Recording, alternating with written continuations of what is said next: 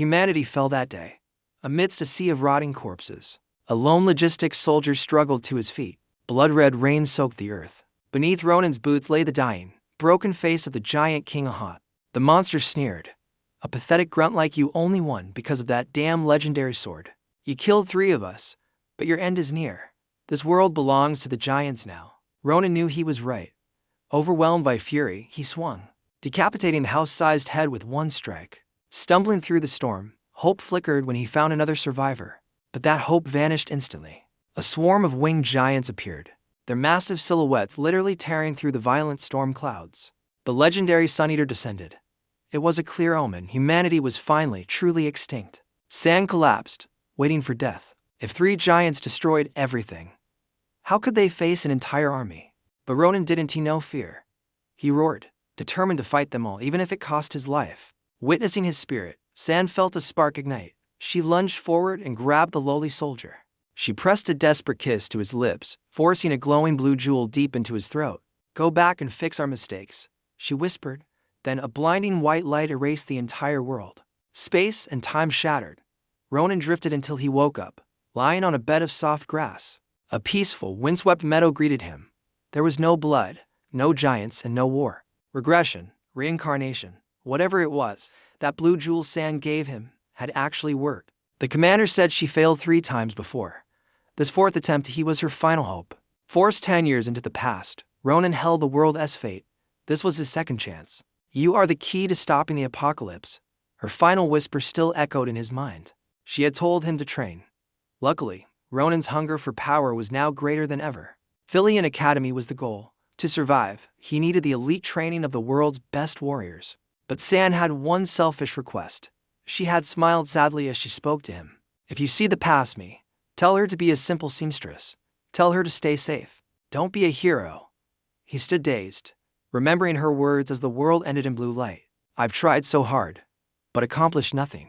Ronin clutched his head, the weight of her mission crushing him. He slammed his head against a tree. Wake up. If this is a dream, let it end.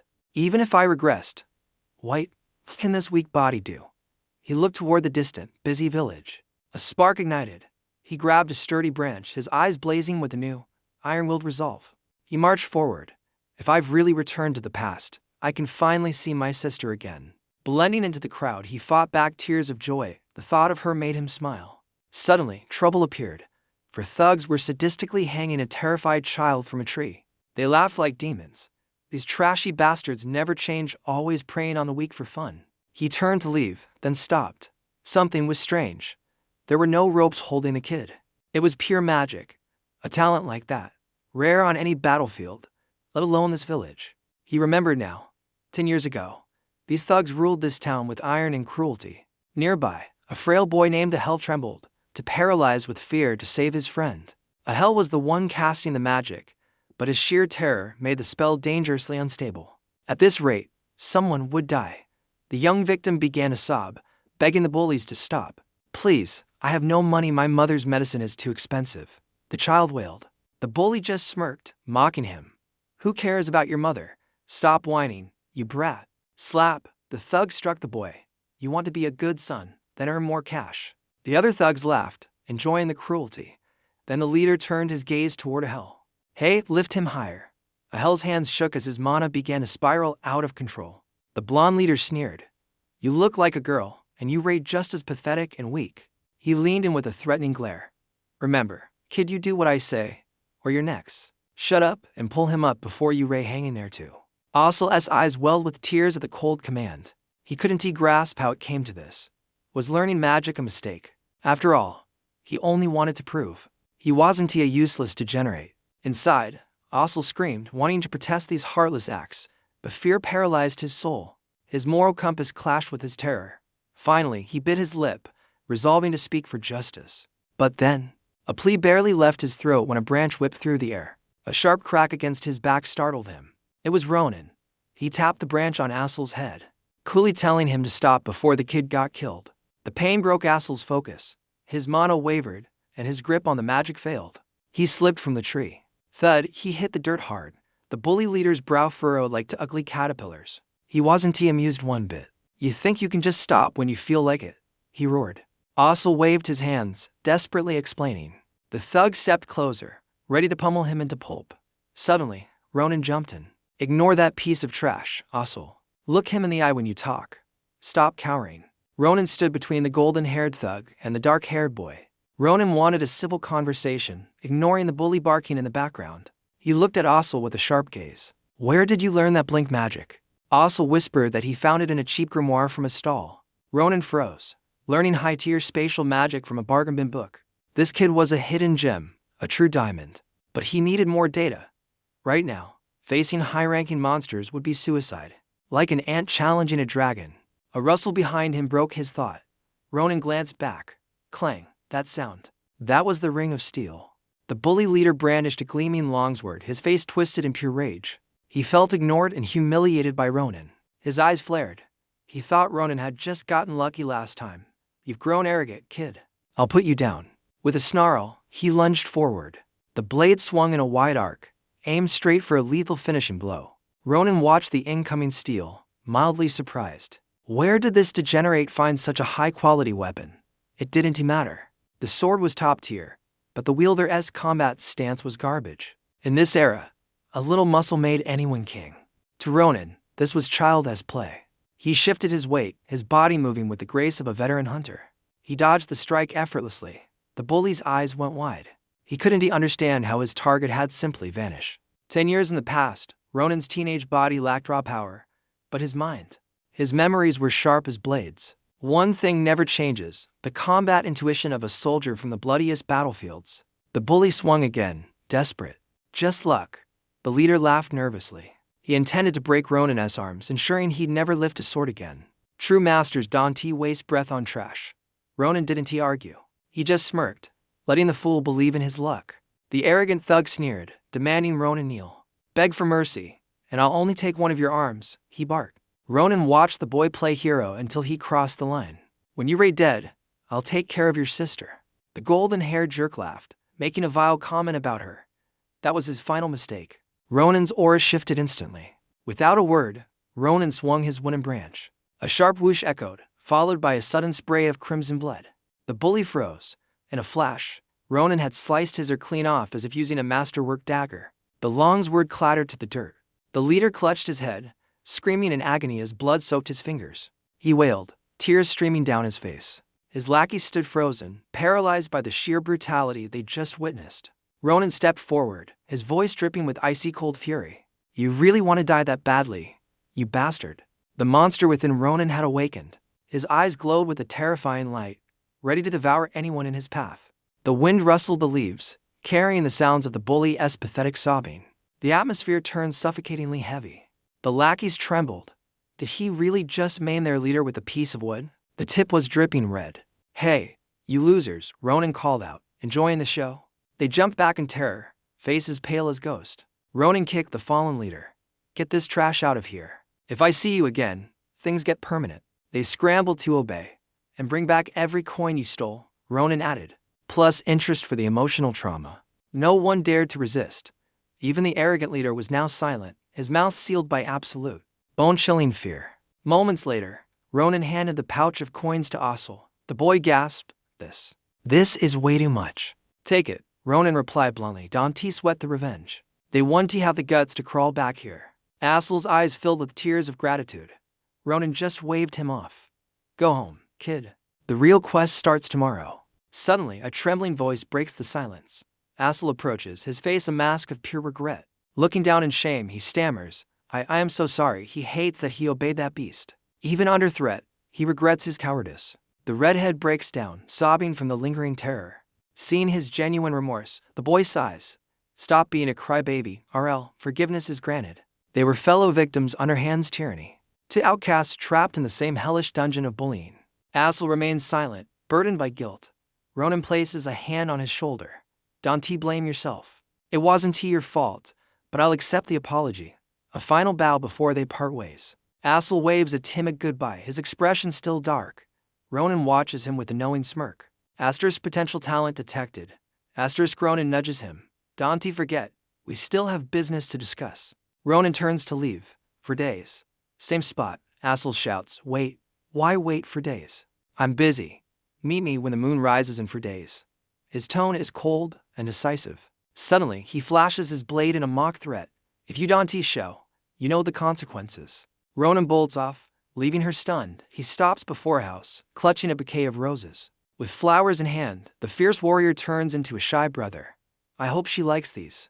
He picked every bloom he could find, unsure of her favorite. Is he being too dramatic? As he turns to flee in embarrassment, a voice calls out, Ronan, is that you, little brother? I wondered who was hovering outside. Her cheerful voice makes him freeze. He looks up slowly. Memories flood back, a cinematic rewind of his past life's failures and the sister he left behind. How do you apologize for a lifetime of absence? He missed her every night on the battlefield. Words fail him now that she is actually here. His sister appears, her silver hair glowing radiantly. Home early today, she beams. He wants to pour his soul out, but his throat tightens. A lump forms as he finally speaks. I am home, sister. Inside, a lavish feast is waiting. Iru clutches the roses, her eyes sparkling with joy. She never expected a gift from him. Seeing her happiness, he whispers, as long as you like them. He hides his blushing face. He devours the meal like a starving beast. Iru laughs, heading back to the kitchen for more. How old are you? He asks suddenly. She blinks. 22. Did you forget your own sister's age? 10 years. In 10 years, the giants arrive. The great degeneration. The end of all humanity. She touches his forehead, worried he has a fever. In every timeline, she is his warmth. He wishes this moment lasted forever. But he has a mission, a reincarnator's heavy burden. He takes her hand, his expression turning grim. Iru pales, sensing the sudden shift in gravity. I'm joining the academy. The words drop like a legendary quest notification. It's time to awaken. Her eyes ignite like stars. She grabs his hands, terrified he'll take it back. Finally. He always refused before, but today he's taking charge. Iru scrambles away to find something. She tears the house apart, searching frantically. I knew this day would come, my genius brother. You'll be the top-ranked student. She slams a massive, heavy jar onto the wooden table. Ronan stares, confused. He looks inside. A hidden stash, thousands of gold coins glimmer brightly. Her secret life savings. For your tuition. My brother will be the world's greatest master hunter. In his past life, he never knew. She had been sacrificing everything in the shadows. When did you start this? He pauses. But this one be enough for my target school. Iru is stunned. Not enough. Where are you going? 𝐓𝐫𝐴𝐿 Imperial Academy. He replies coolly. A shocked scream echoes through the house. 𝐓𝐫𝐴𝐿, the peak of the empire. The hero factory. 𝐓𝐵𝐴𝐿 Academy, the continent's premier training ground. Home to S-rank professors and elite hidden stats. Backed by the great guilds and royal bloodlines, it provides the ultimate path to power. Its reputation is legendary. A prestigious hero factory that mass-produces the world's most elite warriors. It birthed legends like Grand General San and Swordmaster Huan, and the world's worst villains. Ronan recalled the legendary 𝐓𝐫𝐴𝐿, a name that once shook the entire continent. General San had praised 𝐓𝐵𝐴𝐿 Academy's utility, urging Ronan to seek power within its walls. High tuition and elite standards loomed, reminding Ronan of his sister Iru's worried, supportive gaze. Even Iru doubted his potential. Ronan stopped, his eyes burning with a sudden, fierce determination. He would prove his growth to her. Suddenly, he spotted a familiar, trembling figure waiting. 𝐓𝐫𝐿 actually showed up. Despite his cowardice, the timid boy arrived exactly as promised. Fidgeting nervously, 𝐓𝐿𝐿 admitted he only came because he feared Ronan's relentless pursuit. Dropping his pack, Ronan declared a sudden quest, a special test for the red-headed midge. 𝐓𝐿𝐿 flinched. Midnight training? Ronan simply gestured, preparing the boy for a potential awakening. Lift me up with your magic, Ronan commanded, evaluating the boy's hidden mana stats. 𝐓𝐿𝐿's voice shook. He couldn't fathom why Ronan would attempt such a dangerous maneuver. Relax, Ronan sighed. Nobody's dying today. Yet 𝐓𝐿𝐿's fear remained at an all-time high. Pushed by Ronan's confidence, 𝐓𝐿𝐿 finally decided to release his suppressed mana pool. He channeled energy, manifesting an invisible hand trait that gripped Ronan's entire body. Ronan was stunned. 𝐓𝐿𝐿's mana control had evolved significantly since their last encounter. Though his balance wavered, the sensation of flight mirrored Ronan's final battle before his reincarnation. That rare magic was his only edge against the monsters before his life was reset. Mana manipulation like this was a legendary trait, rare even among high-ranking guild mages. This timid boy was the key of vital support for the coming war against the 𝐴𝐷𝐿. Smirking, Ronan felt his revenge plan unfolding. But 𝐓𝐿𝐿's stamina was reaching its limit. 𝐓𝐫𝐚𝐬𝐡's hands trembled violently. His mana output was hitting a critical breaking point. Can't you hold it? 𝐓𝐫𝐚𝐬𝐡 whimpered, begging Ronan to let him end the spell immediately. Just a bit longer, Ronan replied, planning a cinematic landing to finish the test. Before 𝐓𝐫𝐚𝐬𝐡 could react, Ronan drew his blade, cutting through the mana stream with ease. He landed perfectly, leaving 𝐓𝐫𝐚𝐬𝐡 in total shock. How did you just slice through mana? Just a basic move, Ronan lied, hiding his true combat level from the bewildered boy. 𝐓𝐶𝐚𝐬𝐡 pressed for answers. Cutting through pure mana was a feat for elite hunters only. Ronan silenced him with a flick. He wasn't ready to reveal his reincarnation secrets yet. Sheathing his sword, he wondered why the blade possessed such overwhelming anti-demon power. Its ability to strike the 𝐷𝐷𝐿 remained a mystery. He turned toward their gear. Secrets could wait. Ronan tossed a bag to 𝐓𝐶𝐚𝐬𝐡, commanding the boy to follow him. Move out. We have business to finish before the moon sets, Ronan ordered. Unlike the terrified 𝐓𝐶𝐚𝐬𝐡, Ronan's eyes glowed with the thrill of a new adventure. Under the moonlight, they ventured into the forest, beginning their long trek toward destiny. When 𝐓𝐶𝐚𝐬𝐡 heard their destination was 𝐓𝐫𝐚 Academy, he nearly collapsed in disbelief. Only the Empire's top-tier elites gathered there. To 𝐓𝐶𝐚𝐬𝐡, their current ranks seemed pathetic. Ronan snapped at the whining. It's a real quest, so shut up and keep moving. You're a genius, 𝐓𝐶𝐚𝐬𝐡 stammered. But what could a coward like me possibly contribute? Between his fear and lack of skill, 𝐓𝐶𝐚𝐬𝐡 felt like a degenerate among true hunters. Ronan stopped. Do you really plan on living as a bottom-tier failure forever? The question pierced 𝐓𝐶𝐚𝐬𝐡's heart. Was he content being a joke to the entire world? Silence fell. Ronan sighed, mocking the boy's fear of failure to trigger a mental awakening. He called 𝐓𝐶𝐚𝐬𝐡 a giant child hiding from reality. Every word was a critical psychological hit. After crushing his spirit, Ronan offered hope. You can still change your fate, 𝐓𝐶𝐚𝐬𝐡. Time was the only thing they couldn't reclaim. Ronan believed 𝐓𝐶𝐚𝐬𝐡's evolution was finally beginning. Ronan felt the heavy weight of regret for everything he failed to do in his previous life. He masked his inner turmoil, simply patting 𝐓𝐶𝐚𝐬𝐡's shoulder and asking if he was finally ready. 𝐓𝐶𝐚𝐬𝐡's eyes shimmered with hope, deeply moved by what he perceived as Ronan's genuine worry for him. It was time to play the final card. Ronan wouldn't force a path on anyone. He preached personal freedom, telling 𝐓𝐶𝐚𝐬𝐡 he could return to his old life if he truly wished. As Ronan turned to walk away, the timid boy grabbed him, stuttering his desperate desire for change. 𝐓𝐶𝐚𝐬𝐡 vowed to join him at 𝐓𝐫𝐚. Internally, Ronan celebrated while maintaining a cold, calm exterior. He praised 𝐓𝐶𝐚𝐬𝐡's newfound courage, marking this as the boy's first real step toward becoming a man. They set off for their destiny, but behind 𝐓𝐶𝐚𝐬𝐡's back, Ronan flashed a sinister, manipulative smirk.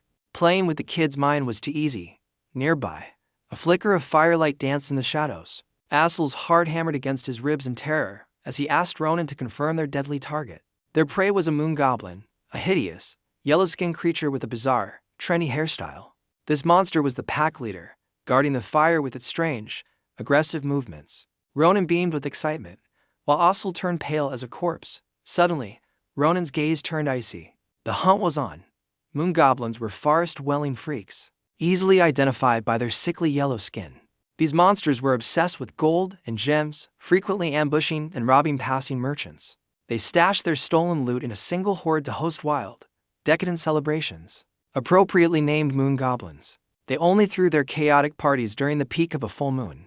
𝐓𝐶𝐚𝐬𝐡 was on the verge of tears, terrified of facing these golden-skinned monsters tonight. With a devious grin, Ronan confirmed the mission: kill the goblins and seize every last coin. Confused, 𝐓𝐶𝐚𝐬𝐡 wondered how Ronan knew about the goblins' secret hoard and their moon festivals. Ronan couldn't admit he'd seen it while wandering in his past life, so he dodged the question. He claimed success required a unique path, then pulled the shivering 𝐓𝐶𝐚𝐬𝐡 close to whisper the plan. He ordered 𝐓𝐶𝐚𝐬𝐡 to use telekinesis while they slept, levitating the loot directly into his bag. Ronan called it easy, but 𝐓𝐶𝐚𝐬𝐡 knew one mistake meant they were both dead meat. If a single coin dropped, the entire pack of psychotic goblins would wake up and slaughter them. Overwhelmed by fear, 𝐓𝐶𝐚𝐬𝐡 begged Ronan to reconsider, insisting this mission was pure suicide. Ronan stood firm, explaining that entering 𝐓𝐫𝐚 required two things: massive wealth and combat experience. While money mattered, real-world experience was the only thing that would separate them from the elite. To defeat the high-born nobles trained since birth, they had to gamble their very lives. These goblins were the perfect target, a gold mine of riches and experience points in one location. 𝐓𝐶𝐚𝐬𝐡 wanted to scream, but he was already in too deep to turn back now. Ronan opened the bag and gave 𝐓𝐶𝐚𝐬𝐡 a final push. Under the bright moonlight, the heist began. The moon illuminated their path of crime as priceless jewelry began floating through the air. Monopulsed as the empty bag slowly filled with stolen treasures, one piece at a time. Ronan's constant whispers pushed 𝐻𝐿𝐿 to find a rhythm, steadying his trembling magical control. With every gold piece successfully retrieved, Ronan's grin grew more predatory and satisfied. Once the final bag was stuffed, Ronan ruffled 𝐻𝐿𝐿's hair, impressed by the boy's hidden potential. Ronan realized 𝐻𝐿𝐿 was far more talented than his past life memories had ever suggested. He chuckled, envisioning his perfect pawn. Now it was time to make a quiet escape with the loot. Ronan had no intention of staying. He wanted to vanish into the night with their new fortune. Suddenly, the forest air turned cold. A black crow streaked across the dark, vast canopy. Two bandits in red chased the bird, their loud shouting echoing right toward the duo's position. The noise was a death sentence. If those goblins woke up now, everything would go to hell. It was too late. The goblin leader's eyes snapped open, roaring in fury at its empty treasure chest. Those greedy bastards smelled the treasure and came charging. A chorus of guttural growls echoed through the dark trees. A scream pierced the air right where the two youths were hauling the loot. Damn it. Talk about bad timing, Ronan hissed. He cursed under his breath while 𝐻𝐿𝐿 turned pale. A horde of moon goblins bared their jagged fangs, lunging forward. 𝐻𝐿𝐿, always the coward, crumbled in sheer terror. Ronan knew this crisis was inevitable in a world this cruel. You can just walk away with a legendary horde without a fight. Should we drop the bags and run? 𝐻𝐿𝐿 cried. Ronan wasn't having it. Without this gold, there was no way he would afford the academy tuition fees now. To anyone else, the treasure was a death trap, but for this regressor, survival was just the bare minimum. The frenzied monsters closed in. 𝐻𝐿𝐿 was hysterical, but the main character remained cold and focused on the threat. He drew his blade, assessing the durability of the cheap steel, a basic longsword. Low rank, poor hardening. 15 swings, he calculated. Enough for 30 of these degenerates. The goblins lunged with razor-sharp claws. Watch out, those claws will leave permanent scars. 𝐻𝐿𝐿 shrieked from the back, paralyzed by fear. Ronan ignored the noise, dropping into a low combat stance. As the lead monster entered his range, he gripped the hilt. One fluid motion, 3 goblin heads soared into the air. The kill count was already exceeding his expectations. Blood sprayed across the grass. 𝐻𝐿𝐿 stood paralyzed, staring at Ronan's blade, now slick with fresh crimson. A predatory glint lit up Ronan's eyes. 14 swings left, he whispered. Above, crows shrieked for the coming feast. The skirmish turned into a slaughter. With one final, decisive strike, he hurled his long sword like a spear. It split the moon goblin's skull in two. The metallic scent of blood filled the air. Ronan checked his hidden stats. He pulled the steel from the corpse, his expression chillingly calm. 𝐻𝐿𝐿 could not process the carnage before him. Escaping death was one thing, but this. In an instant, Ronan had decapitated 3 monsters with a single strike. He was a blur of motion, flickering in and out of sight.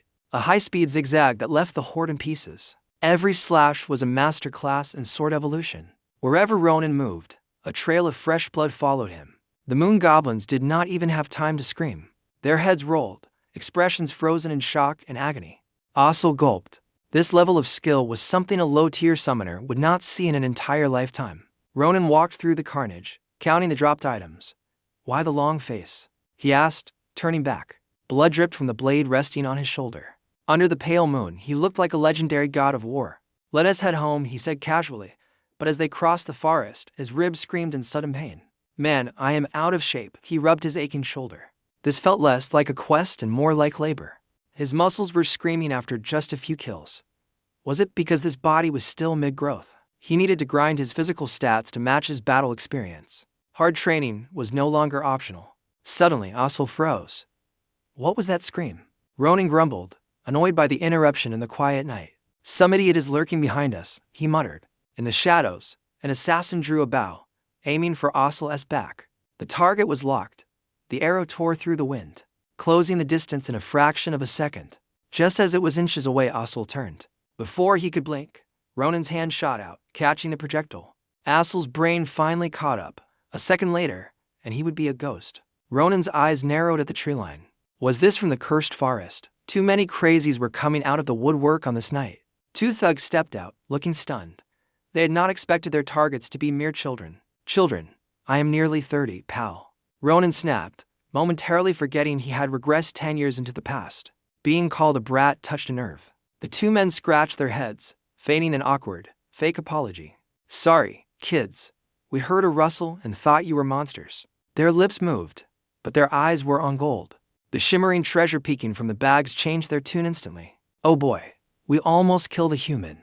Ronan scoffed at the fake act. Their blatant greed was pathetic. These degenerates were not even worth his time. Standing tall with the aura of a veteran hunter, Ronan demanded the truth. No more games or lies. His gaze was like a system warning.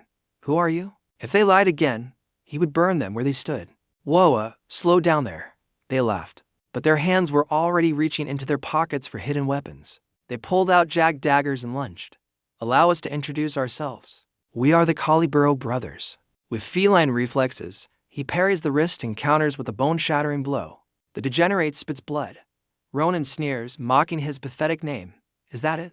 The blonde hunter rages, charging blindly with a foul mouth. 𝐊𝐿𝐴 ducks for cover. A blade flashes near Ronan. He stays calm, focusing his internal mana flow. Mana surge. He seals the attacker's arm instantly with overwhelming raw power. The hunter is paralyzed. Ronan smirks, kicking the blade right out of his hand. The knife spins. He catches it midair before it even grazes the dirt. Skill activation. In a blur of steel, he delivers a flurry of invisible slashes. The hunter freezes. Blood seeps from his clothes. He's been shredded in seconds. Ronan's gaze is cold. 𝐊𝐴 watches the carnage, fighting the urge to vomit. No mercy for trash. These poachers crossed the line the moment they attacked. They're 𝐊𝐴 notorious kidnappers and human traffickers, the absolute worst scum. This guild commits the Empire's darkest crimes. They deal in lives for gold. Ronan warns 𝐊𝐴 without his intervention. She'd be sold for parts in some alley. Letting them live is a mistake. Suddenly, a sack nearby begins to thump. Something is trapped. A rhythmic, frantic struggle echoes from inside the heavy cloth. Ronan approaches. The mysterious bag jumps and tumbles with a strange, magical energy. They loosen the binds.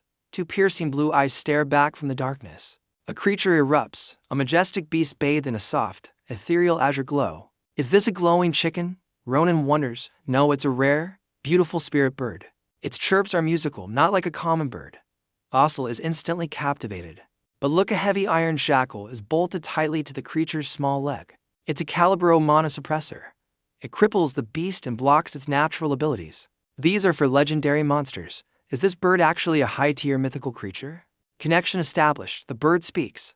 𝐊𝐴 falls back, thinking it's a ghost. It's just a communication trait. Ronan sighs, tired of his friend's constant panicking. The sack was a mana shield. Now the link is live. A voice emerges. It's Varan, a guardian of 𝐓𝐵𝐴 and a researcher of legendary mythical creatures. He's been trying to reach his partner. Ronan explains he just finished the poachers. Varan is stunned. He was about to report a total loss to 𝐓𝐵𝐴. Who are you? He asks. Ronan just plays it off as a passerby. He skips the bloody details. He just took care of the low-life hunters. Direct to the happy ending. The poachers are down, and the bird is safe. Varan is beyond grateful. He promises to repay this massive debt to Ronan. The bird is weak. The mana seal is slowly draining its life force away. Break the chain. Varan urges them to let the creature fly back home. These beasts always find their way. Ronan draws his sword for one strike. Shattered, the shackle breaks, the bird hovers, stunned by its sudden freedom. Ronan stands there, looking like a legendary hero in the creature's glowing eyes. Go home. The bird circles him, chirping a final song of deep gratitude. Wait, Varan calls out. The bird wants him to take a special feather. He plucks it, and a faint, shimmering compass appears in his palm. Use that to find the research center later. It's a permanent quest marker. Like a blue bullet, it streaks into the sky. I will repay you, Varan shouts. 𝐊𝐴 watches it vanish. Hey, Ronan, what exactly are you holding in your hand? Ronan noticed the feather had vanished, replaced by a mysterious orb. Days later, he hit the capital. He arrived to liquidate a mountain of loot, bringing chests of treasure to exchange for hard currency. 𝐷𝐴, the merchant leader, was stunned. He scrutinized the jewelry with a sharp, professional gaze. He offered 20 gold for one high-tier necklace. Most of Ronan's haul consisted of top-tier treasures. 𝐷𝐴 felt like he'd hit the jackpot today. Ronan and 𝐿𝐴 finally found an honest merchant guild. They'd encountered scammers all over the city who tried to lowball them for a measly 5 gold. Thankfully, they met a sharp-eyed pro like 𝐷𝐴. After the deal, Ronan pulled out one last item. It shimmered like a fragment of the galaxy. Ronan admitted he didn't really want to sell this egg. He just wanted an appraisal. A mysterious bird had left it, and he'd nearly thrown it away. Thinking it was just a useless rock, He previously hurled it at a massive boulder in frustration. Surprisingly, the egg stayed intact while the boulder exploded. Both boys were left in absolute shock. Nothing should be that durable. Ronan watched Doon's every move, his heart pounding with intense anticipation. He expected a revelation about a legendary treasure. Doon analyzed the texture with a very serious face. Ronan leaned in, heart racing. Then the merchant spoke. "Don't tell me, is this horse dung?" Ronan froze like a statue.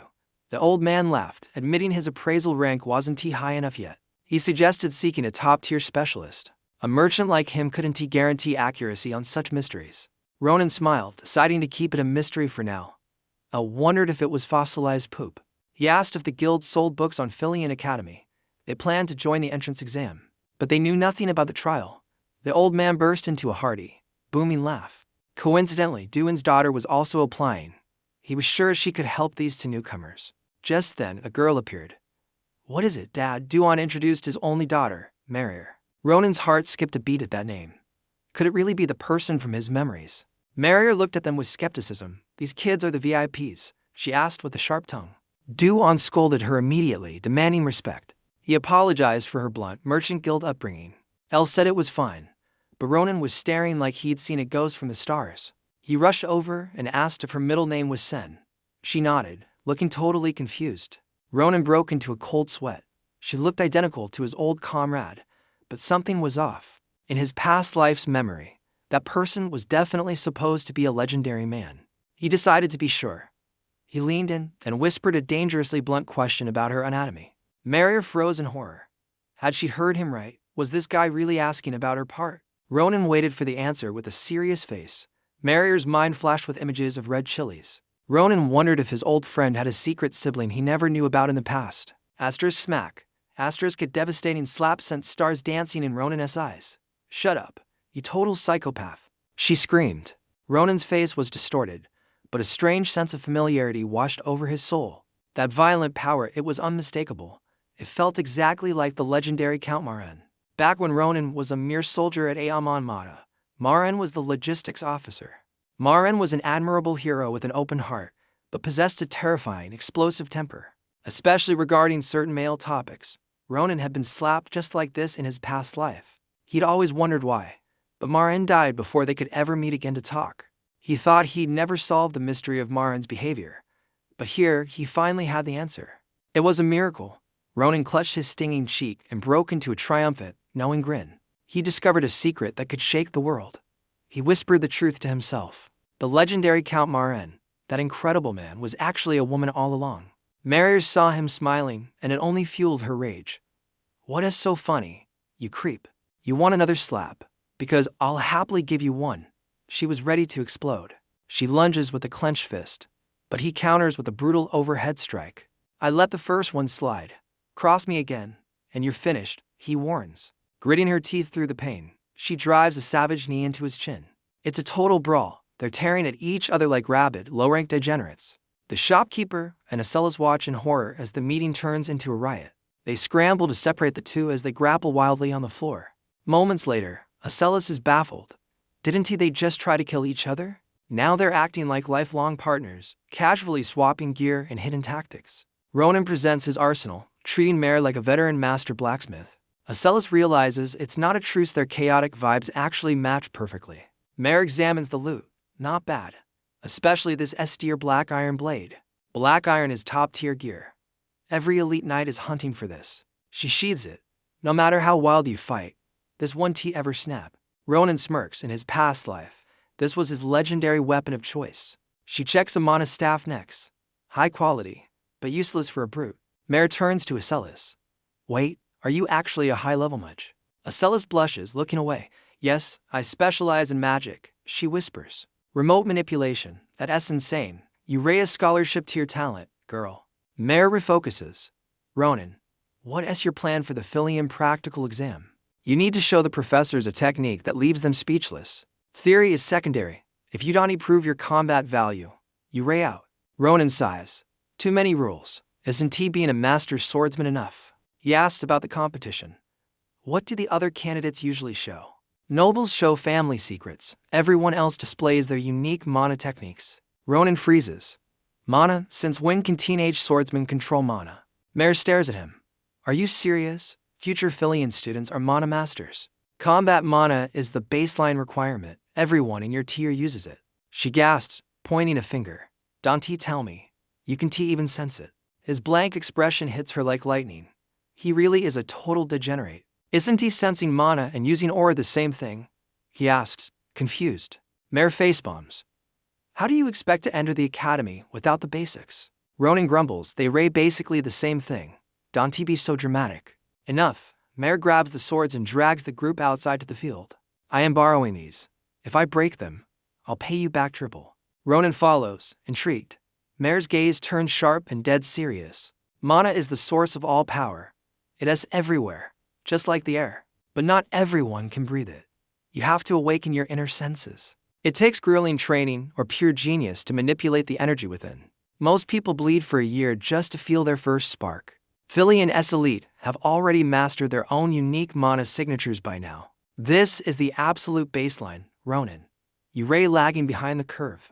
Under the bright moonlight, Mare tries to bridge the gap in his understanding. Aura is a specialized evolution of mana. The difference is like night and day. To understand the truth, he needs a complete mental system reboot. Even legendary geniuses spend 10 years of blood and sweat to awaken it. Mana, or aura, he still didn't care for the terminology. He only recalled those strange hunters from his past. On the battlefield, they bragged about possessing extraordinary power. But to Ronan, those mana users were just loudmouth targets.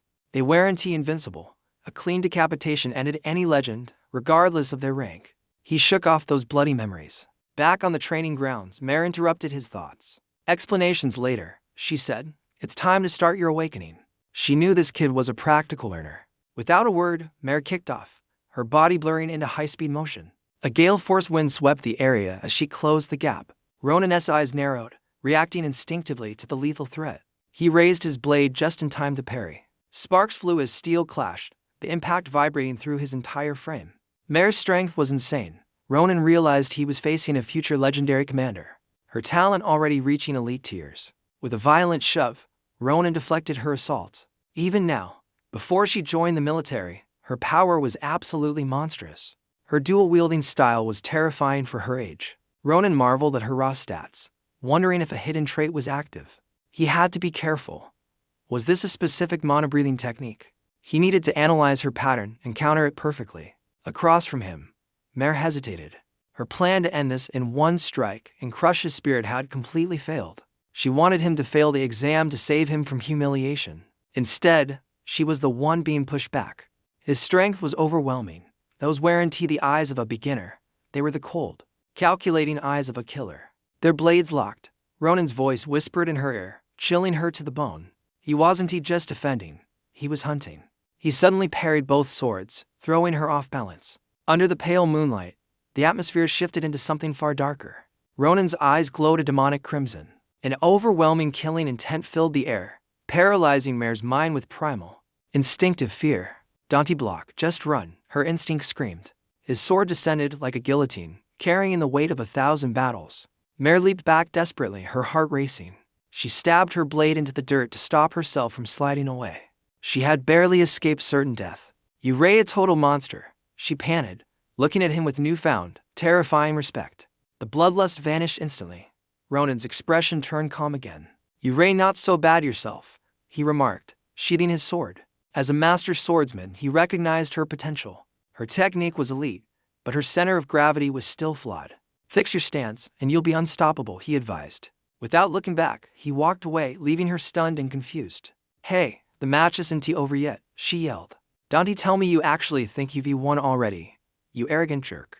Ronan didn't turn around.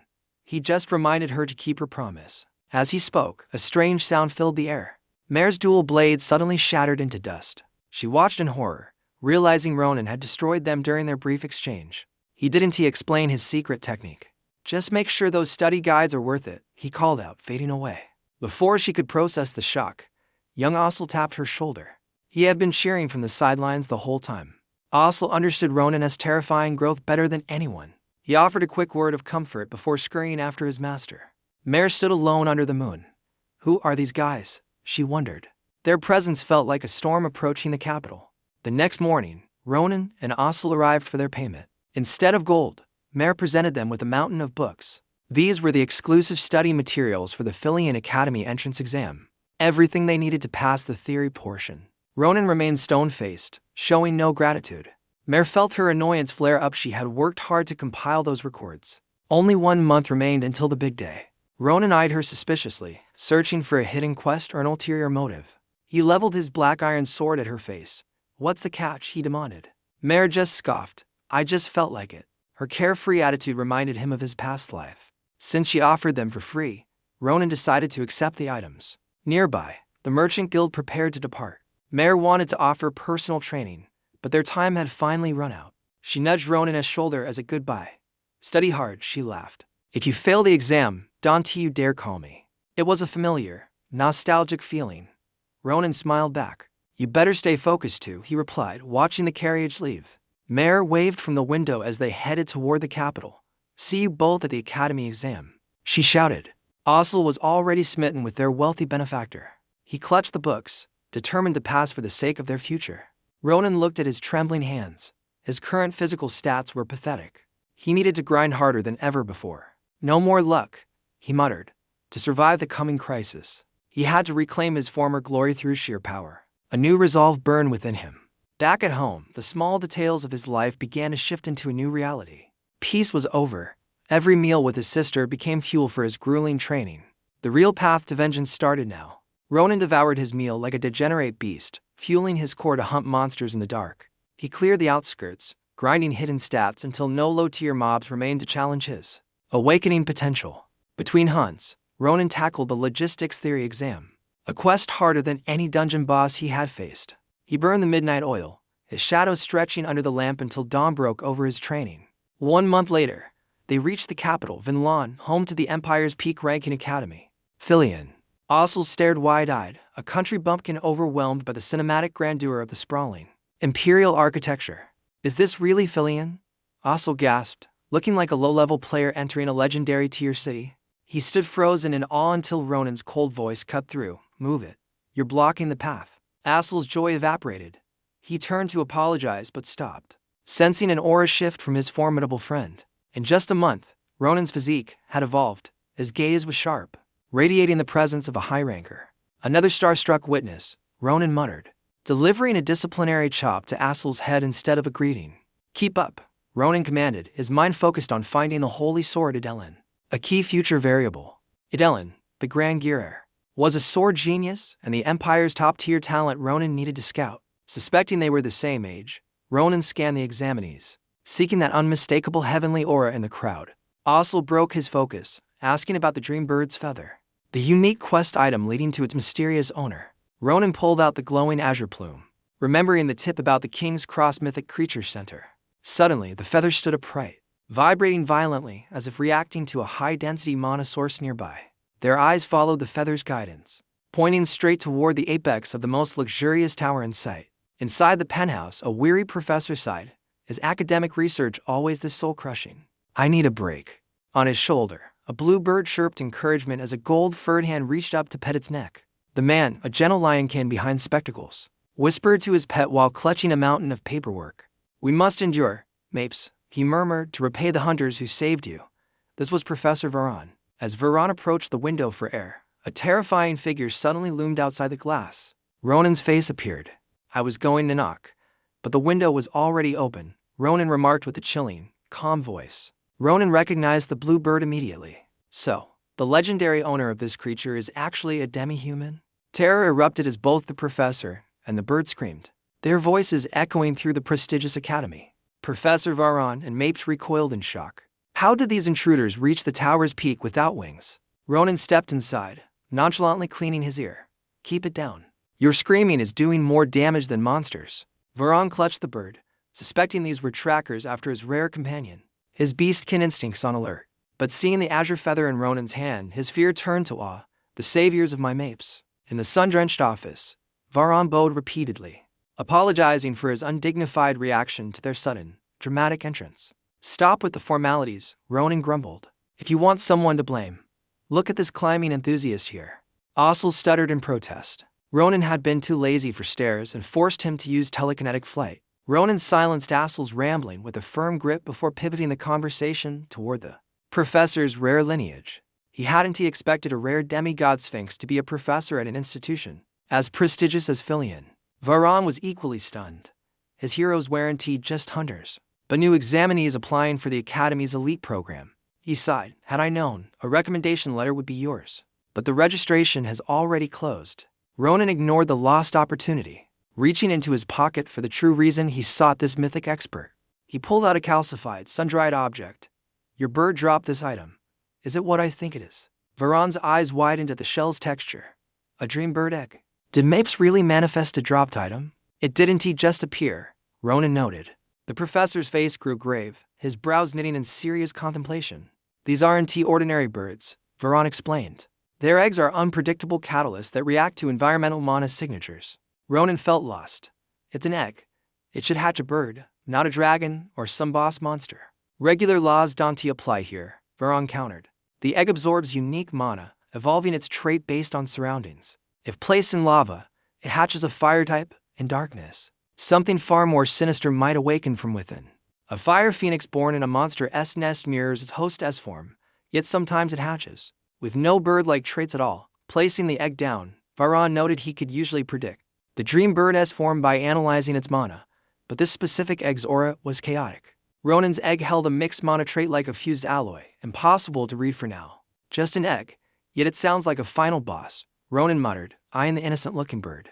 The creature just gave a blank stare. Varan turned serious, entrusting the quest to him.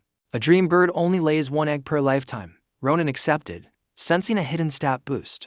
Varan smiled at the bird on his shoulder. Since it laid the egg before its benefactor, it meant the creature sensed Ronan's overwhelming potential or perhaps a past life's aura. Varan respected his old friend's choice, officially handing a rare dropped item to the boy. Ronan tucked it away, his system interface likely buzzing with curiosity about the creature inside. As they prepared to leave, Professor Varan stopped them, rushing to grab a parting gift. He handed over an artifact scroll designed to accelerate the egg's hatching process. Soon after, they arrived at 𝐓𝐫𝐚𝐬𝐡 Academy's Gainlion Hall for the high-stakes practical exam. The waiting room was a sea of degenerates and elites, all praying for a successful awakening. Candidate 111, finished. Number 112. Step up, the announcement echoed. Maria stood up instantly, heading toward the gate that led to her trial or triumph. Ronan sat cross-legged, bored of the wait. This ranking tier exam is taking forever, he grumbled. Maria, looking sharp in her combat gear, didn't seem bothered. She was used to high society pressure. To her, the wait was just part of the quest. She looked surprisingly comfortable in her skin.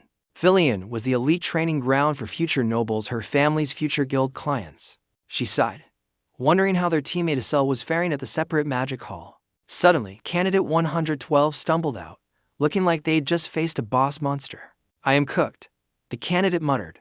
Ronan stood up, his battle intent flaring instantly. Maria shouted encouragement, reminding him to use the skills she'd helped him evolve. Yeah, I got it. Ronan waved her off, his eyes turning cold and determined. Inside the hall, royal banners hung low. Ronan faced the panel of 5 S-rank professors. Even for a reincarnated warrior, the pressure from these high-level hunters was undeniably heavy. In the center sat Headmaster 𝐓𝐫𝐚𝐬𝐡, a legendary great mage with a beard as white as snow. Beside him was Professor Nabos, a swordmaster whose aura felt like a sharpened blade. Ronan bowed deeply, introducing himself before the headmaster explained the combat trial rules. Show us your power-up, 𝐓𝐫𝐚𝐬𝐡 said. The target was a high-tier magic dummy. Ronan unsheathed his blade, his gaze locked onto the target like a predator. One strike, he replied calmly. One Godspeed slash is all I'll need. The professors scoffed. A simple physical strike without a mana system. Impossible, they thought. The blonde examiner whispered to his colleague, mocking Ronan's lack of a visible aura. Probably some backwater degenerate who doesn't know this dummy's hidden stats, he sneered. This dummy boasted insane defense and regeneration, the peak of academy magic engineering. Not even the genius top rankers could leave a scratch on its enchanted armor plating. They waited for a flashy skill, but Ronan's stance remained deceptively simple. Headmaster 𝐓𝐫𝐚𝐬𝐡, however, narrowed his eyes. He sensed something terrifying beneath the surface. Was this boy a hidden master? The air around Ronan began to distort with pressure. This wasn't the stance of a 15-year-old. It was the posture of a war-torn veteran. Bloodlust and experience radiated from him. With a sudden burst of speed, Ronan lunged. His blade flashed a horizontal strike so fast it cleaved through the very atmosphere. Standing before the legendary 𝐓𝐵𝐻𝐻, Ronin finishes his display, leaving the stone-faced professor in a state of absolute shock. He sheathes his blade with flawless discipline, calmly signaling to the panel of examiners that his second form is complete. The two professors who had been mocking his talent are silenced, though they still cast arrogant glances toward the headmaster. His technique, it is too fast, the headmaster mutters, his jaw practically hitting the floor as he witnesses Ronin's monstrous potential. Before a word can be uttered, a thunderous boom echoes. Professor 𝐓𝐵𝐻𝐻 launches herself off the desk like a predator. She charges with lethal intent, her eyes burning crimson as she closes the distance in a blur, shocking every faculty member. Her long sword is drawn and pressed against his throat in an instant, a gale-force wind whipping Ronin's hair like a storm. Yet, Ronin doesn't flinch. He simply stares into her eyes with icy composure, asking why she's trying to scare her junior. Ignoring his wit, 𝐓𝐵𝐻𝐻's expression darkens. She demands to know the origin of his mysterious, god-tier swordsmanship immediately. Dust clouds the arena from her explosive movement. Even with the blade at his neck, Ronin remains unbothered and silent. "Did you track my movement?" she snarls. Ronin nods, honestly detecting 3 lightning-fast strikes that no ordinary hunter could ever see. Startled by his perception, she confirms the 3 swings. Ronin's arrogant display has clearly struck a nerve with the elite professor. Her fury is visible in the reflection of her polished steel. But Ronin maintains his poker face amidst the escalating tension. She accuses him of playing a dangerous game, intentionally slowing his final strike to hide his true, hidden stats from them. "You think you rate clever, boy," she spits, realizing his mastery far exceeds anyone else in this low-ranking tier. Headmaster 𝐓𝐵𝐻𝐻 watches silently as the other professors tremble. Ronin, however, is merely frustrated that his restraint was misinterpreted as arrogance. He had only held back to prevent the sword from shattering under his raw power. Now, he's stuck in a misunderstanding. Looking at the professor's murderous gaze, Ronin realizes she won't listen to logic. So he decides to just stay quiet. Just as he prepares for another lecture, 𝐓𝐵𝐻𝐻 sheathes her weapon and turns away, throwing a sharp warning over her shoulder. "Don't forget this face," she growls. It seems Ronin has officially piqued the interest of the Academy's most dangerous instructor. She declares she will personally forge him into a weapon, a forced apprenticeship. This turn of fate is escalating fast. 𝐓𝐵𝐻𝐻 watches her sit down, sighing at her bluntness. To her, teaching means breaking him down and rebuilding him. The old man wonders why she can just be kind. At his age, these dramatic outbursts are bad for his heart. Clearing his throat, 𝐓𝐵𝐻𝐻 commends Ronin's performance. He then asks the one question that defines every Philian Academy student. "Why have you come here?" This open-ended question triggers a flood of dark, suppressed memories within Ronin's soul. Scenes of his past life, the betrayal, the piles of corpses, and the overwhelming loss flash before his eyes like a system window. He remembers everything he failed to protect. He's here to rewrite history and ensure he never has to mourn again. "I want to learn how to live without regrets," he answers. His words carry the heavy weight of a reincarnated warrior. The headmaster is visibly moved by the depth of his conviction. He grants Ronin leave, sensing a legendary fate unfolding. As the doors close, 𝐓𝐵𝐻𝐻 chuckles. He has no idea how they are going to handle a monster like him. A blonde professor asks if Ronin used some trick, but the answer lies with the shattered training dummy on the floor. The magical golem didn't just break, it was obliterated. Its head lies across the room, beyond any hope of magical repair. Even high-tier recovery magic can't fix what Ronin's blade did. He truly is a degenerate genius of the highest order. Outside, Ronin reflects on 𝐓𝐵𝐻𝐻's speed. He admits that even in his past life, she would be a formidable foe. The thrill of finding a worthy rival excites him. His path to the top of the tower will be long indeed. He smiles, confident that Philian is the right place to awaken his true power. Next up, the final written exam. He spent a month memorizing everything. In his mind, he's already the top-ranked student of this new generation.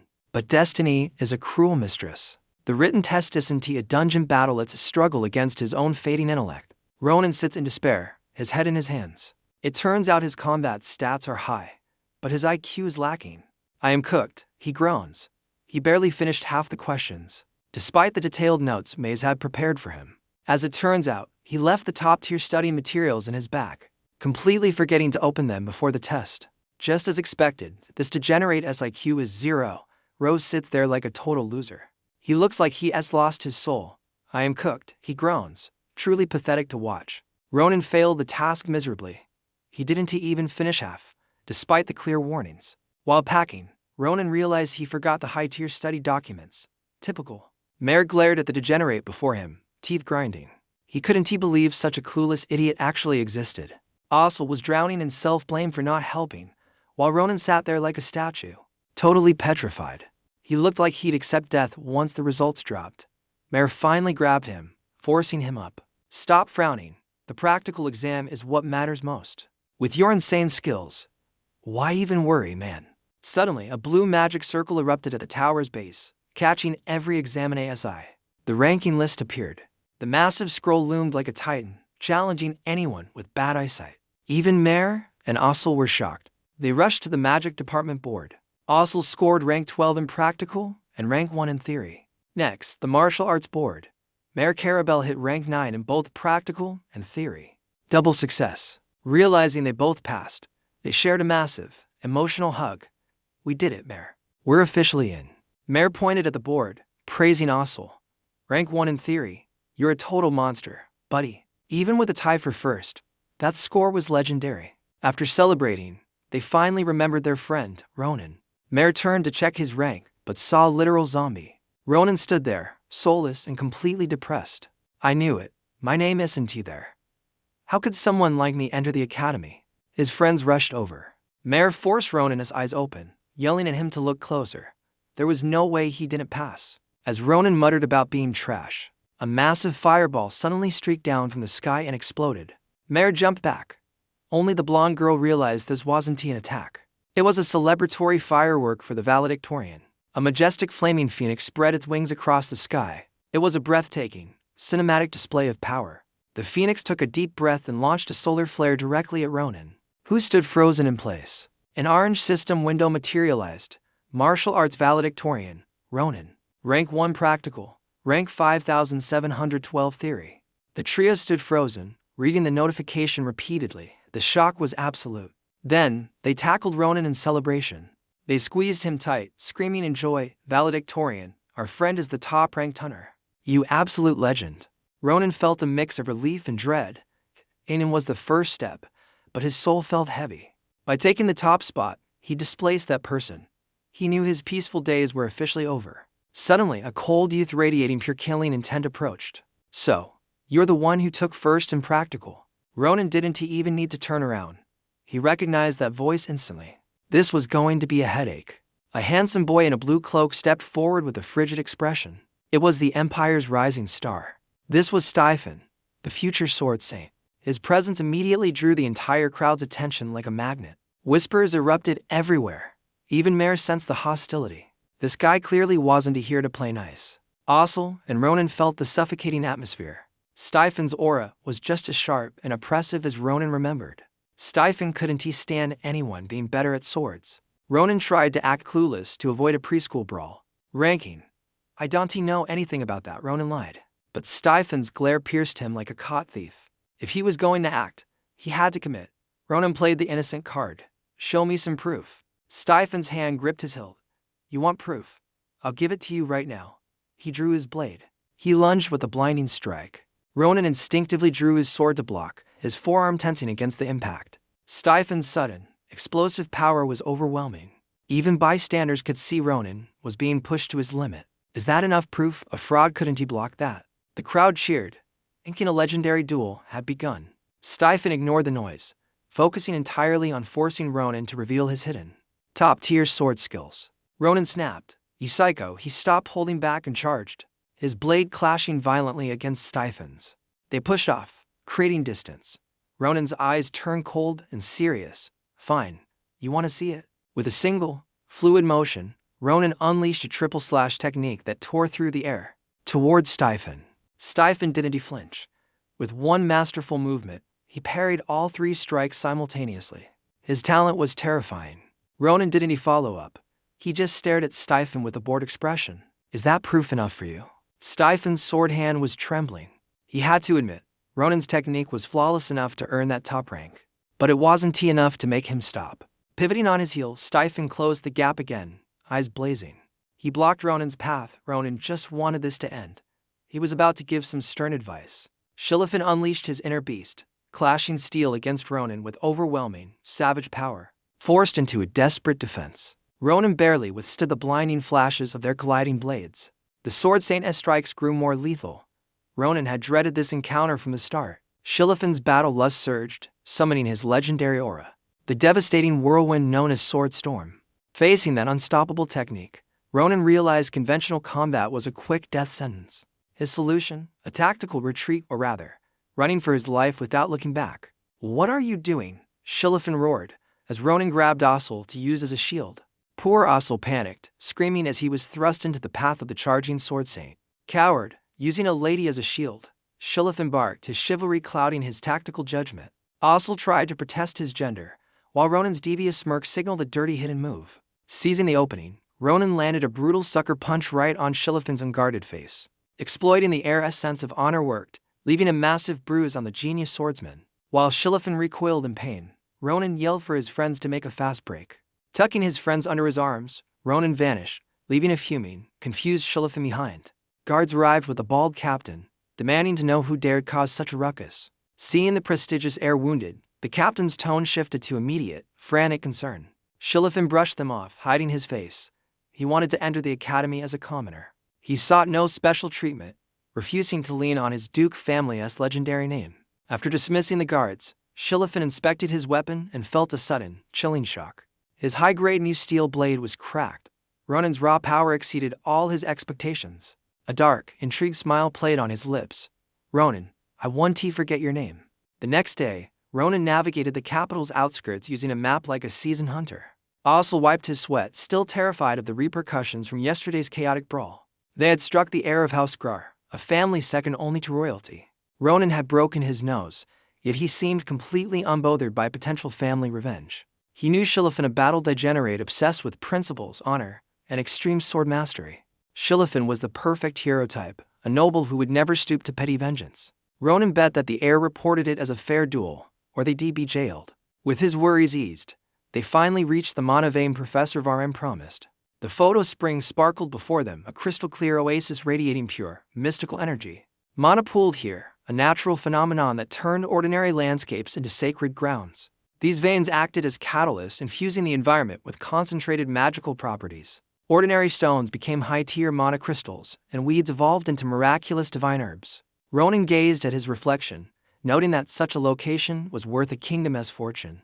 𝐉𝐴𝐿 was incredibly generous, granting them access to hatch the mysterious dream bird egg. 𝐿𝐴𝐿 felt the heavy mana pressure, his magical circuits humming with newfound power. His casting potential soared as the egg in Ronin's pouch began to twitch hungrily. It was feasting on the atmosphere, absorbing the surrounding mana like a bottomless void. Ronin let it feed.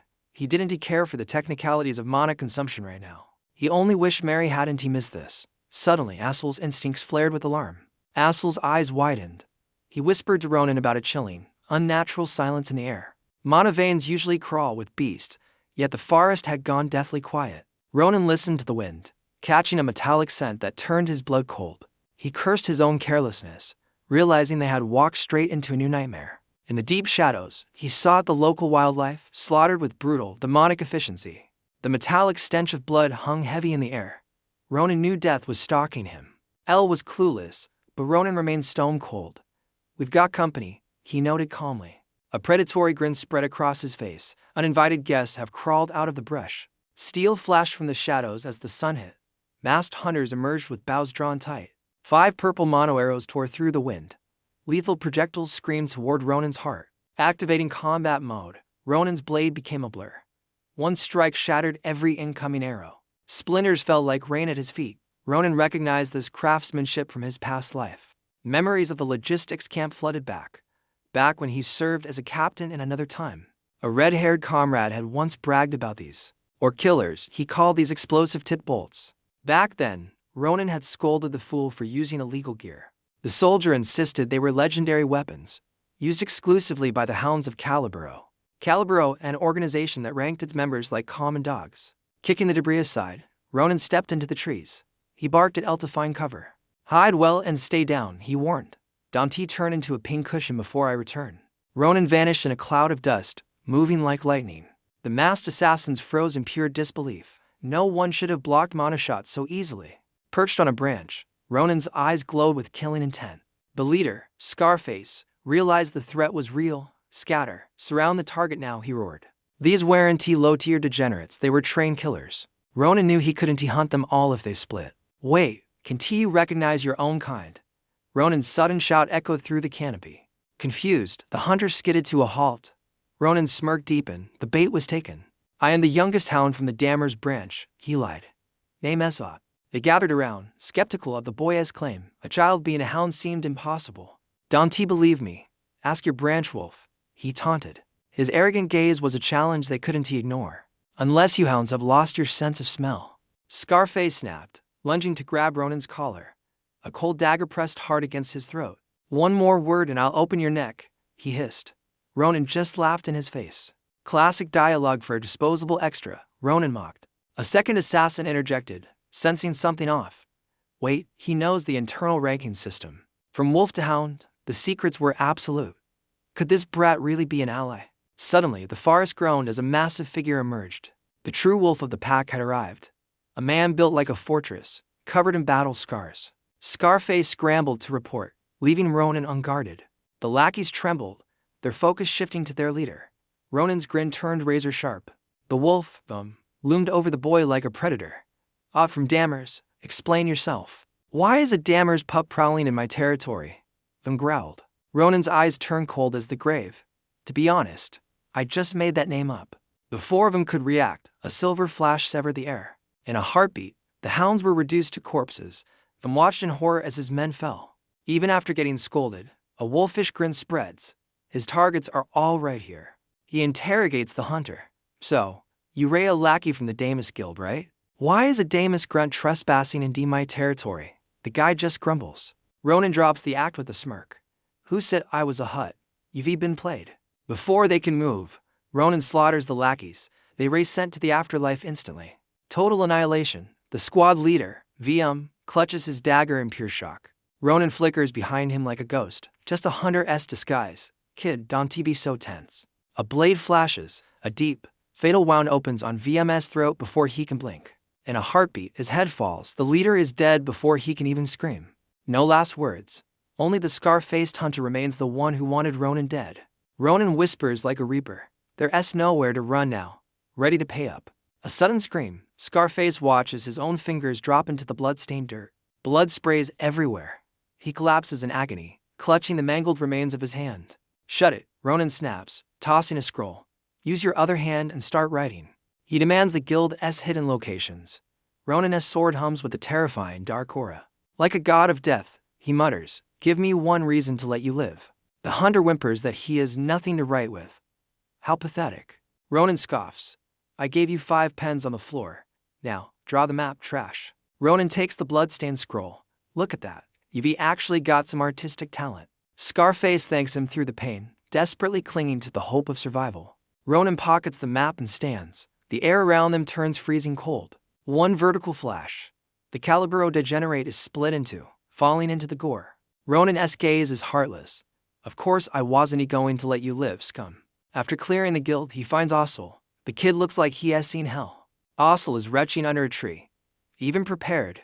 This much gore is too much. He never expected to see something this horrific. A literal graveyard of innocent creatures. The 𝐓𝐫𝐚𝐬𝐡 guild's greed is sickening.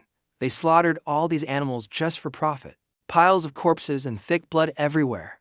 Ronan sighs. Killing them was a mercy. He explains they were high-rank wanted criminals. 𝐓𝐿 is still trembling with shock. Ronan looks at the bodies, thinking of Professor Varan and the poor dream birds. Suddenly, the egg at his waist begins to pulse. Something is waking up inside. He pulls it out, but 𝐓𝐿 freezes, pointing ahead with a terrified, shaking hand. Ronan looks up, and his pupils dilate. The animal blood is rising from the ground.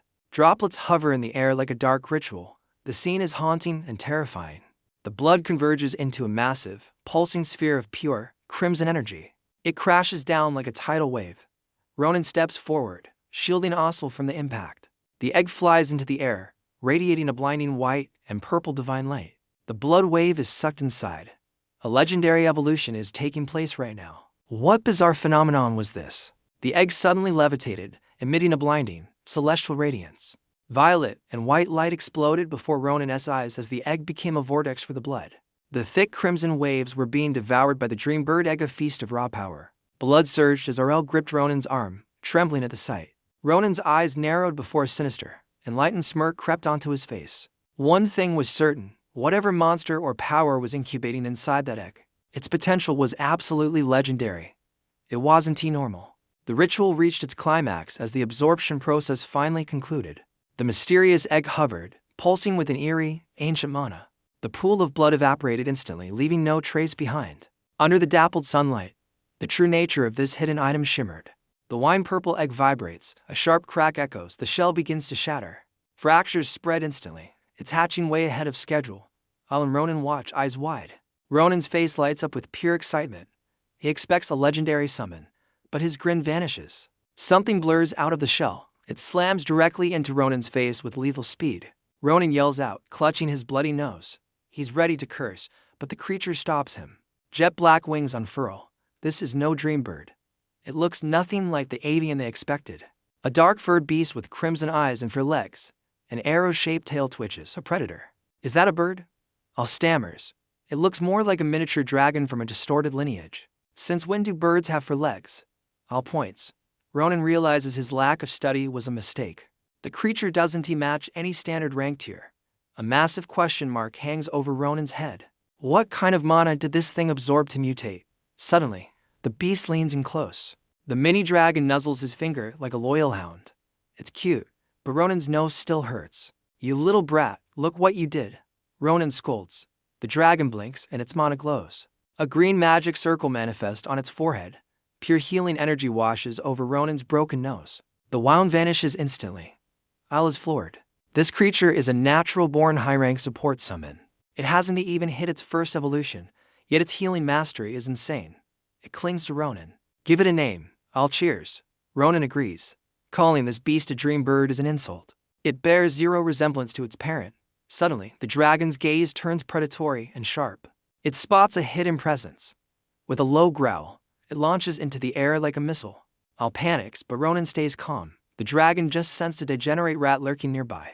A scouting 𝐓𝐫𝐷𝐾 gear bolts for his life. He screams, scrambling through the trees in terror. The messenger from the Ray Division gasps. He can't believe the carnage he just witnessed. His entire squad was wiped out. Their blood was siphoned into a cursed orb, a total nightmare. Something tears through the wind behind him. A shadow looms over the messenger's trembling form. He spins to see the black dragon's jaws.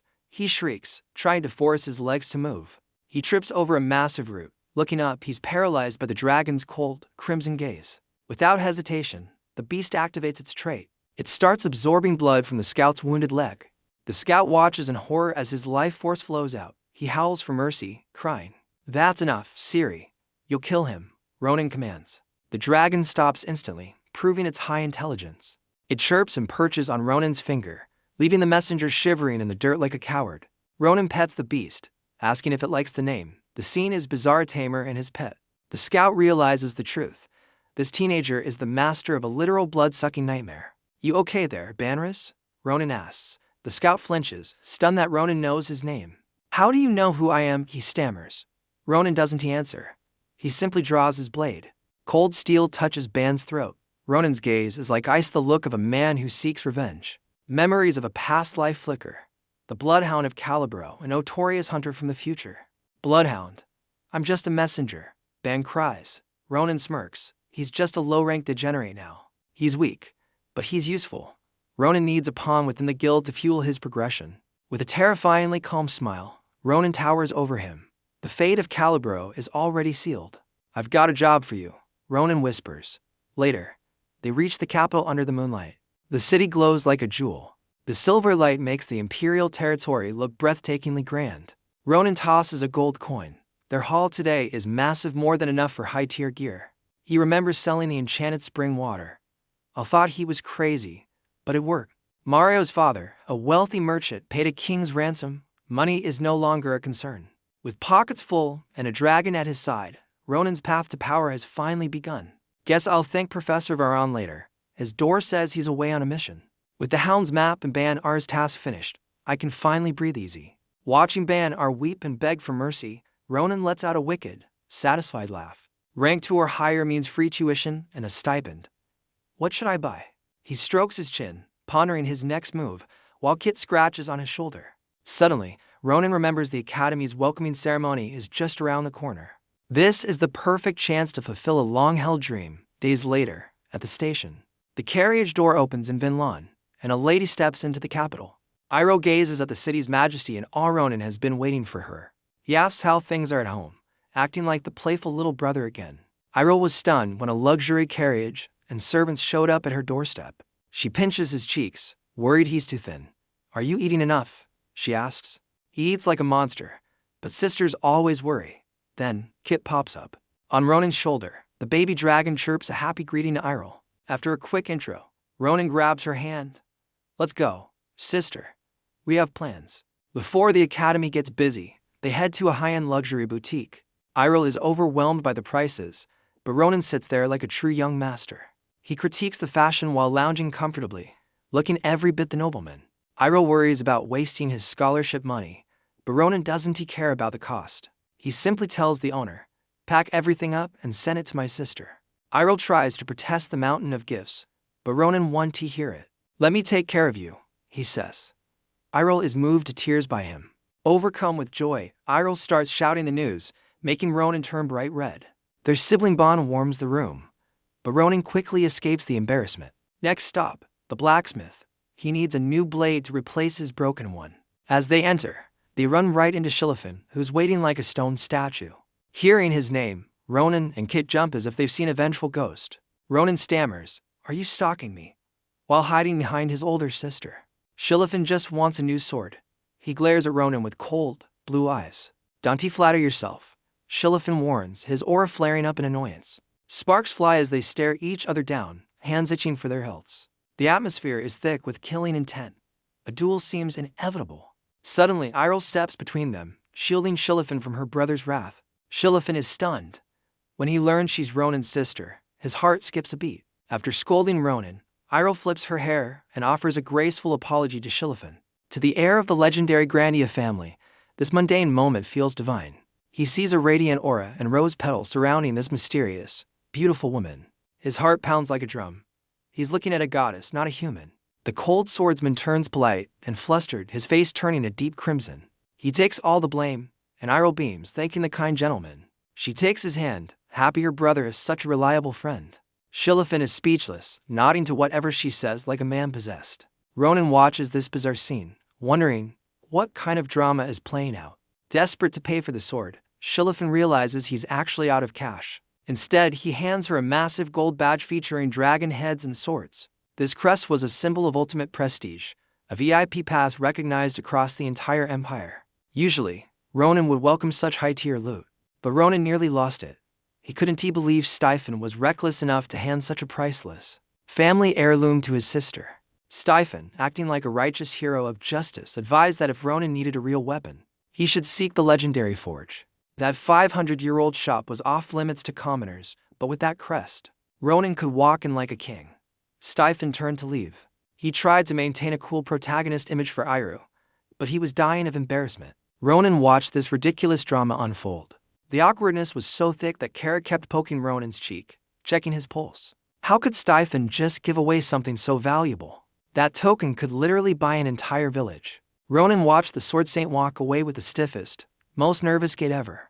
Kara wondered if this awkward man was really the legendary hero. The next day, the Grand Filian Academy opening ceremony finally began. Thousands of elite students lined the square in perfect formation. On the speaker's podium stood the formidable Principal Kravit and his staff. Behind him stood the 4 grand professors who proctored the entrance exams. The air was heavy with the scent of budding power. The principal welcomed the 787th class, praising the grueling trials every student had overcome to prove their worth. He spoke of awakening their hidden stats and potential through Filian's elite system, hoping they would one day become legends of the Empire. As the formal speech dragged on, Ronan couldn't stop yawning like a bored degenerate. But then, he caught sight of his sister. She was in the stands, teary-eyed and overflowing with pride. Seeing her so moved instantly filled Ronan's heart with genuine joy. The principal's smile never wavered as the speech ended. With a casual snap of his fingers, the fabric of reality began to warp. Sudden burst of purple and blue mana erupted, enveloping every freshman in a dazzling display of high-tier teleportation magic. Arel immediately sensed the spatial distortion. Everyone watched in awe as the world around them began to crack and shift. The sky shattered like glass before their very eyes. A blinding flash of light erupted from the spatial rift, forcing everyone to look away. When they opened their eyes, the scenery had completely changed. They had been instantly transported to a massive, ancient combat arena. Thousands of senior students roared in greeting from the stands. Ronan looked up, stunned by the sheer scale of this magical feat. He never imagined the principal possessed enough mana to teleport an entire stadium with one snap. Now, the real ceremony began. "It's time for the highlight of our greeting," the principal announced. "Let the inter-class battle between the years commence."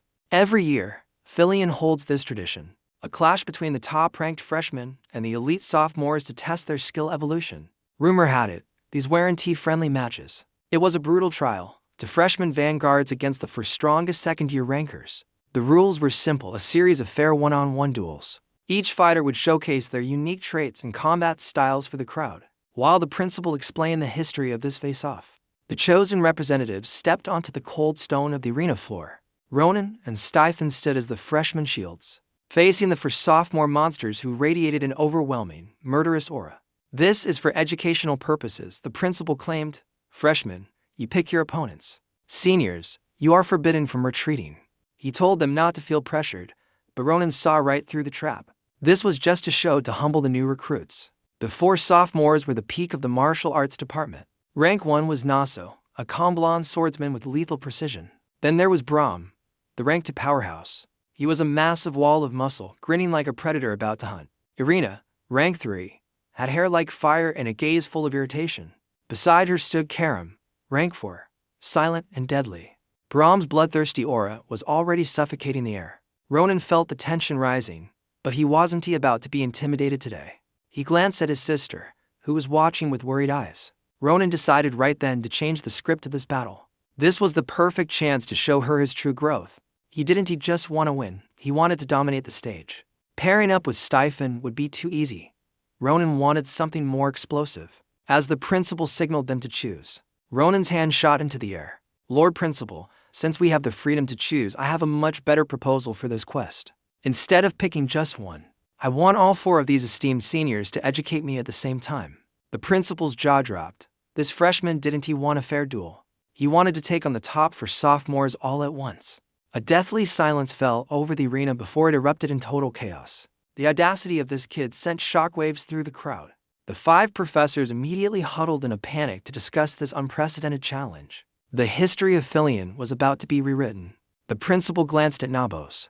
A battle maniac like her wouldn't refuse this first-year's daring proposal. At 𝐓𝐫𝐴𝐴 Academy, talent is absolute law. If you have skill, you have total freedom. 𝐷 agreed, certain this duel would serve as a legendary lesson for every student watching. Besides, the professors were on standby, ready to intervene if the situation turned fatal. The principal yields. Ronan's reckless duel request is officially authorized for battle. Elite sophomores glare. They view this freshman as easy, low-rank prey. Pride burns. They won't let a mere brat ruin their reputation. Kong grips his spear, cursing Ronan's arrogance. He prepares a thrust. Seniors are enraged. They see Ronan's confidence as a direct insult. 𝐷 commands them. They'll teach the freshman a lesson never forgotten. Stefan steps back. The stage is set for a high-stakes clash. Coordination begins. Sophomores plan a synchronized ambush to end it fast. Mana surges. The atmosphere on the field turns heavy and tense. Erwin screams. She begs her brother to retreat from the danger. Ronan waves her off. He's ready to trigger his power-up now. Arena narrows. One lone freshman faces for high-ranking elite hunters. Signal drops. 𝐷 lunges instantly, blade aimed at Ronan's face. Purple mana charge strike pierces the air with terrifying, lethal velocity. Ronan dodges. He realizes these seniors are true mid-tier boss monsters. Reaction speeds are elite. This isn't a basic dungeon crawl anymore. Irina strikes next. Twin daggers weave a deadly web of steel. Tactical diversion. She masks Khan's devastating spear charge from the shadows. Trajectory is perfect. Ronan's hidden stats allow him to perceive everything. Clang, huge impact. Ronan is blasted back, skidding across the dirt. Teamwork is flawless, but the threat is 𝐵𝐺's incoming massive greatsword. 𝐵𝐺 leaps high. He intends to crush Ronan like a bug. Know your place. 𝐵𝐺 roars, unleashing a heavy-tier physical skill. Earth trembles. 𝐵𝐺 moves to end this duel with one strike. Ronan analyzes patterns. Coordination is high, but his awakening beckons. Formidable foes. Yet, Ronan's evolution has only just begun to peak. Flicker. Ronan vanishes. Brahm's massive blade finds only shattered floor. Dust explodes. The sophomores lose sight of his swift movement trajectory. Panic sets in. How can a freshman possess god-tier movement speed? Precision strike. Ronan glides through, a blur of silver and death. Sparks fly. Breaking steel echoes as weapons shatter into useless fragments. Ronan lands gracefully. Brahm remains standing with a ferocious, wild spirit. Ronan smiles. He admires the senior's grit and true warrior's soul. The climax, two warriors facing off in a final epic showdown. Ronan enters stance. He'll finish this with the respect he owes. Brahm lunges.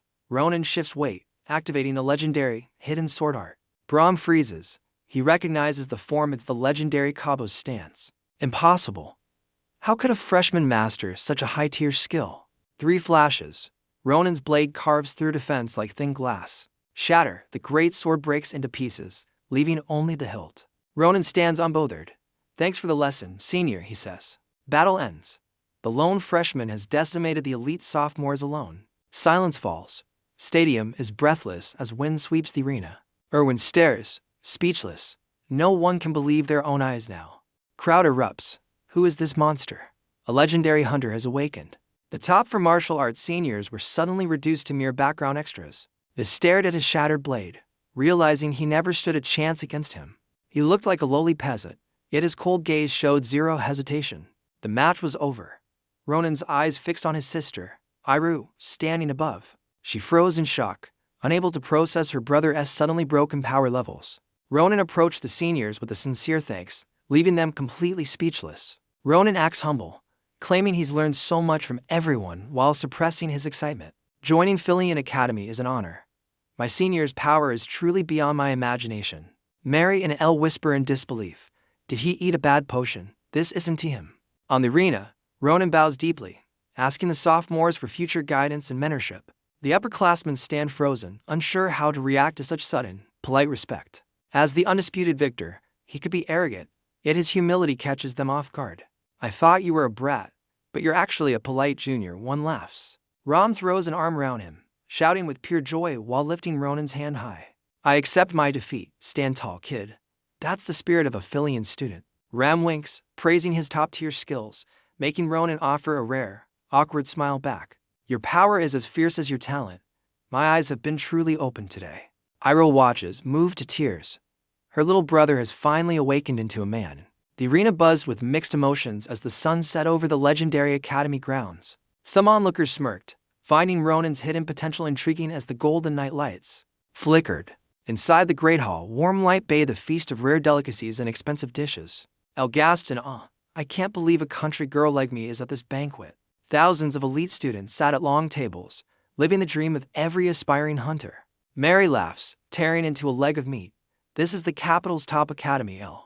While Mary eats like a beast, Elle wonders why Ronan's sister isn't at the party. Ronan had to spend hours convincing 𝐈 to take the carriage home for her safety. Despite seeing his insane power, she still scolded him to avoid fighting with classmates. To ensure her safety, Ronan gave the dragon key to some cool shades to act as bodyguard. A dragon is more than enough to handle any low-tier mobs playing the villain. Protecting 𝐈 was his main quest ever since he returned through his reincarnation. Suddenly, the annoying Shillifin appears, whispering like a ghost. Can you really eat right now? Ronan slams his meat down, shattering the plate. Don't ruin my meal, you creep. Shillifin remains indifferent. I'm not here to fight. I'm just gathering vital intel. Intel on what? Ronan scowls as the rival pulls out a serious-looking notebook and pen. Where does Lady 𝐈 live? Is there security? Is the area crawling with bandits? Ronan stares in confusion. Why is this guy suddenly asking about his sister's daily life? Shillifin's gaze turns sharp. Have you arranged an escort unit for the young lady yet? You need high-rank mercenaries at least. Otherwise, you're failing as a brother and a hunter. Ronan snaps. I've handled all of that already. Leave my family out of this. Unless a wyvern spawns, she's safe at that word. Shillifin's face turns deathly pale. He snaps his pen in a panic. A wyvern? If one appears, she'll be in danger. She's my sister. Why are you more worried than me, you total psycho? Shillifin stammers, unable to confess his secret crush on the fierce sister of his rival. Their shouting match drowns out the arrival of a new, powerful presence at the door. Every student turns to look as a group of elites glides through the hall. A purple-haired girl leads them, smirking at the noisy duo. How amusingly loud, she mocks. Why is the gray wolf barking so much? Shillifin cowers as Ronan turns to look. Why are you here, 𝐓𝐵𝐴? Shillifin asks, his annoyance flaring back up. The magic department's top ranker suppresses her threatening mono aura and offers a chilling smile. Her eyes lock onto her new target. I'm only here for one person, Ronan.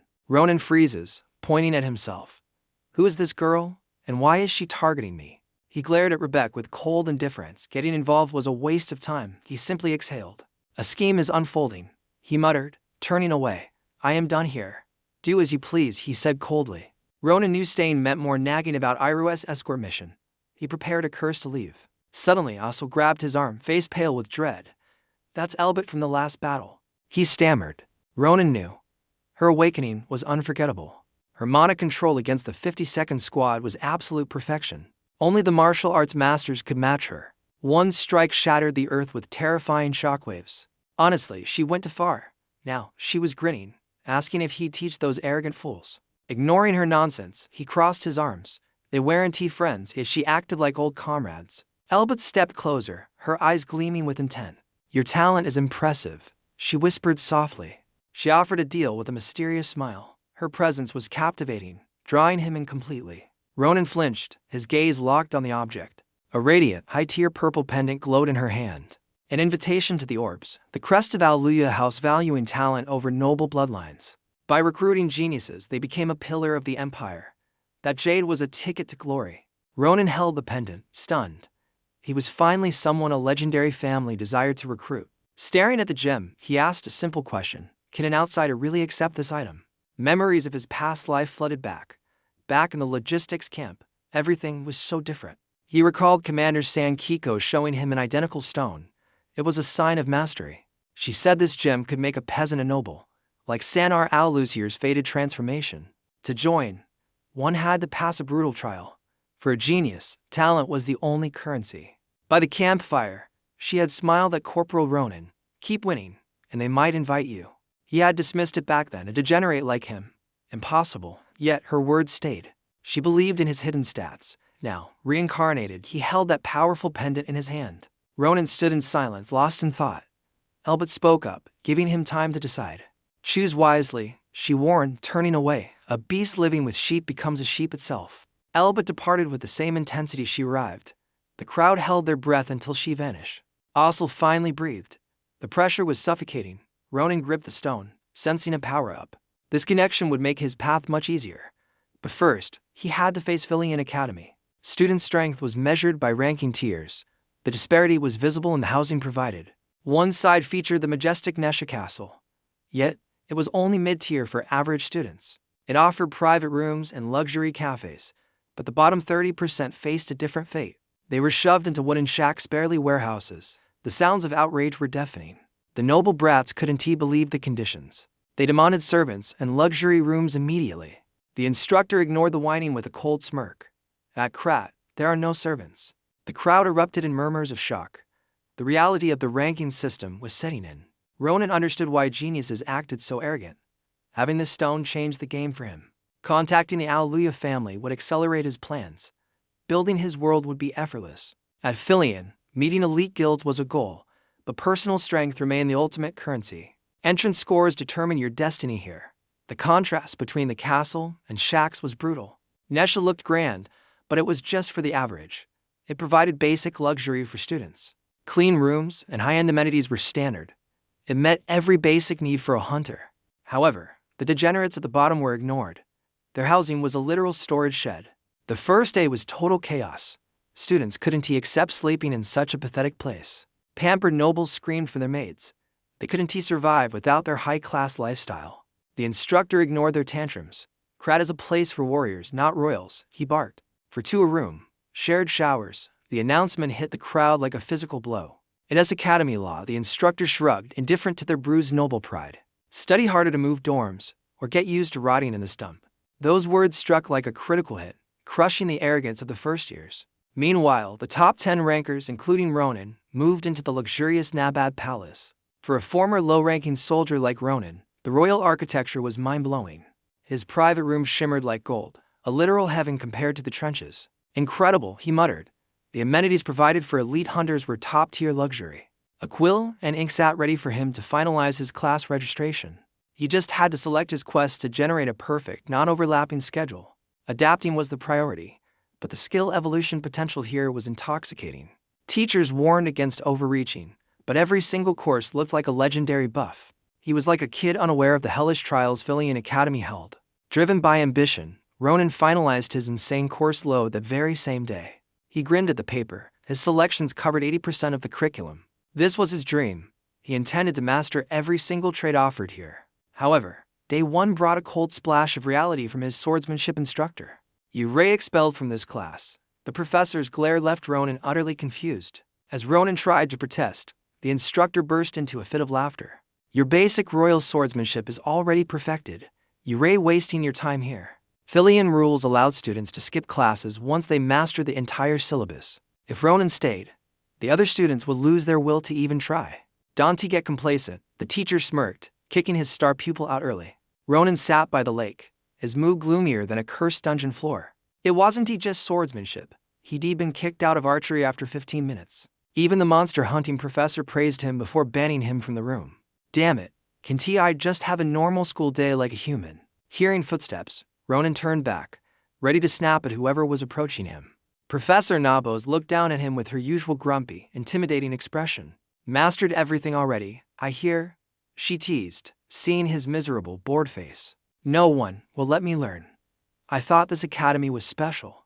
Nabos was secretly shocked. Clearing a year's syllabus early happened. But this, mastering everything on the very first day, was an absolute, unprecedented anomaly. He had perfectly mimicked a legendary technique just by witnessing it once. As a 𝐓𝐫𝐴MN professor, I can't ignore a talent this broken, she said. She snatched his weapon away, promising to teach him a truly vital lesson. Before he could speak, a deafening sonic boom erupted right beside his ear. A surge of blue mana blasted toward the lake, creating a massive explosion. Water drenched his hair as Ronan stared at the devastation in pure shock. This piece of junk is already at its limit, Nabos muttered, unimpressed. That chipped blade is pathetic. To the professor, it's not a weapon, it's just a massive debuff to your power. Watch closely, Nabos whispered. As her fingers brushed the hilt, the atmosphere shifted instantly without a single sound. An explosion of azure mana blinded Ronan. He couldn't even track her movement or the system-defying speed of the strike. A shockwave of pure energy erupted from the blade, carving a violent path through the earth and splitting the air. The surrounding water was cleaved in two, suspended for a moment before falling like a sudden, localized rainstorm. Before he could blink, the cold steel was at his throat. Zero reaction time. Total defeat for the young hunter. Nabos sheathed her blade with a smirk. Do you understand now? Ronan stood there, paralyzed by the massive level gap. Her eyes seemed to scan his hidden stats. She asked again, have you realized what 𝐓𝐫𝐴MN truly missing yet?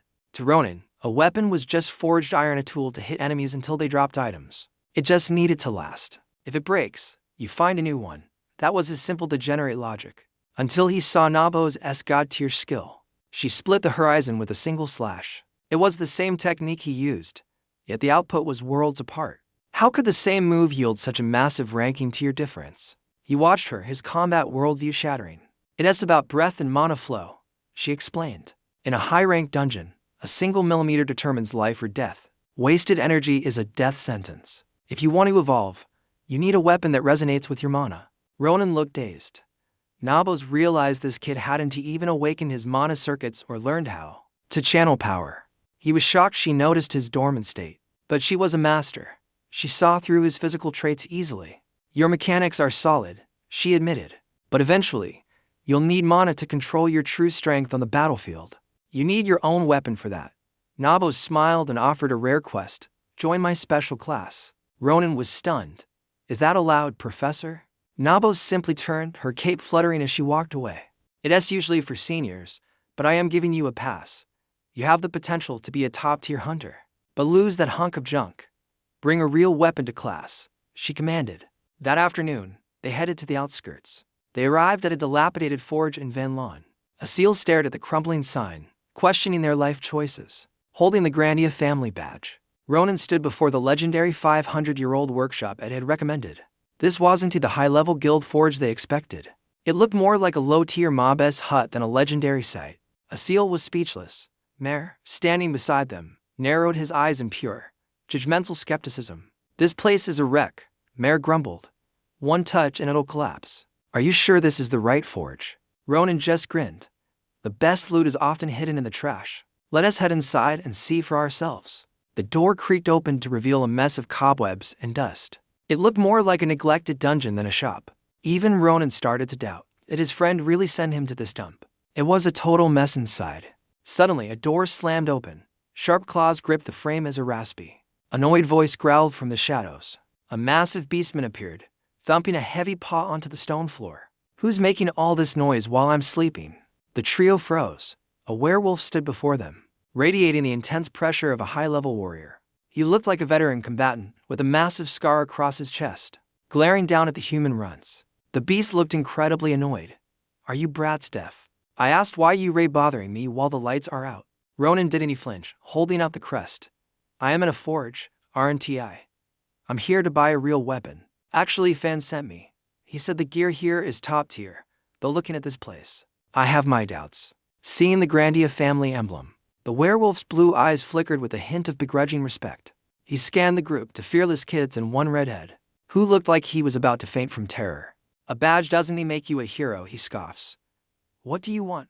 I don't care about your family name." The werewolf yawned, disinterested. "I don't know where you heard the rumors, but get lost. I don't deal with brats." He turned to leave, ignoring Ronan completely. But then he stopped, his predatory instincts kicking in with a grin. He licked his chops, a sinister hunger gleaming in his eyes as he growled a new, terrifying proposition. "Actually, if you let me tear an arm off that scrawny kid over there, I might consider helping you." 𝐓𝐶 turned pale as the werewolf's claw pointed right at his face. He was paralyzed by a fierce status effect. The beast laughed. "I am only being generous because I am starving." 𝐓𝐶 screamed, "I am not on the menu, you monster." The werewolf bared his fangs, but Ronan stood firm, his voice cutting through the beast's growl. "You've crossed the line, beast." Ronan drove his sword hilt deep into the monster's chest. A thunderous impact sent the werewolf flying back to meters, his face contorted in agony. Clutched in pain, the beast retreated. Ronan smirked, his eyes piercing through a hidden deception. "So that's why I felt that irritation." Suddenly, a metallic shimmer appeared over the gray fur. Secret armor now encased the werewolf, a hidden item no one saw him equip until now. Ronan grips his sword, stepping forward with the dark, threatening aura that fills the room. The werewolf panics, howling, "Wait, stop. This was just a necessary test of your skills." "A test?" He looks terrified. "This is the standard procedure in our legendary dwarven forge. I wanted to field test this transparent armor prototype, so I provoked your combat instincts on purpose. I mean no harm." Ronan keeps his hand on the hilt, sensing no immediate kill intent. This excuse is bizarre. Ronan asked if they lack trust in every high-ranking hunter they meet. "The Grand Clan trust us. This vetting process ensures only the strongest warriors enter our halls. Ask it fans if you doubt me." Ronan's gaze softens, he finally sheathes his cold blade. That little stunt almost turned into a massacre. The werewolf scratches his head, laughing it off. "My bad. I went too far." He waves at the startled kid with a bright, goofy grin. "Don't worry, kid. I don't humans." Mar-El hides, forcing a very awkward, nervous smile. "I am 𝐷𝐷, the apprentice and gatekeeper here." He introduces himself with a formal, respectful bow. He asks for Ronan's name and leads them toward the shop's hidden inner sanctum of weapons. This foyer is just the start. The real S-rank items are hidden deep within the mountain. Inside, they find a small room with 3 stone walls. Everyone waits for the next mechanism. 𝐷𝐷 taps a hidden brick. Ancient clockwork gears grind to life with an excited, loud shout. Behold true greatness. Steam hisses and engines roar as the hidden system elevator activates with power. Suddenly, something descends from the ceiling with a strange hum. Ronan is confused by the technology. It's a monostone-powered elevator, the fastest route to the kingdom's greatest forge, the legendary 𝐓𝐫𝐚𝐬𝐡. Welcome to the heart of craftsmanship. The scale of this underground citadel is truly a masterpiece. Ronan gazes through the glass at the massive operation. He is speechless at the sheer scale. 𝐷𝐷 is used to the grandeur, acting like a friendly, veteran guide for the group. "You passed my trial, Ronan. Now, I'll take you to the forge's most talented mastersmith." They head toward the best spot in 𝐓𝐫𝐚𝐬𝐡 as the rhythmic hammer strikes echo loudly. A dwarf strikes a blade with explosive strength. Sparks fly near the roaring, flickering furnace fire. The heat is intense. Mastersmiths work in perfect synchronization. forging high-tier weapons for the kingdom. Ronan can't believe such a massive forge exists beneath the castle. It's like a hidden dungeon. This place serves only royalty and nobles. The items here are on a completely different tier. They pass a female warrior. Here, only skill matters. Traits and talent define your worth here. The true legend, 𝐷𝐷 whispers, is the old dwarf living in that simple stone house. They reach a gloomy, abandoned-looking house. This is the residence of the 400-year-old master blacksmith. He has for centuries of metallurgy experience. He's stubborn, but his divine craft is absolutely unmatched. 𝐷𝐷 respectfully kicks the door open. "Old man, I brought you some interesting new guests." Inside is a mountain of weapons. Swords and shields are piled high, resembling a legendary junkyard. Every corner is packed with spears and helmets. It's a horde of high-tier drop loot items. A narrow path leads through the clutter. The master ignores them, focused solely on his hammering.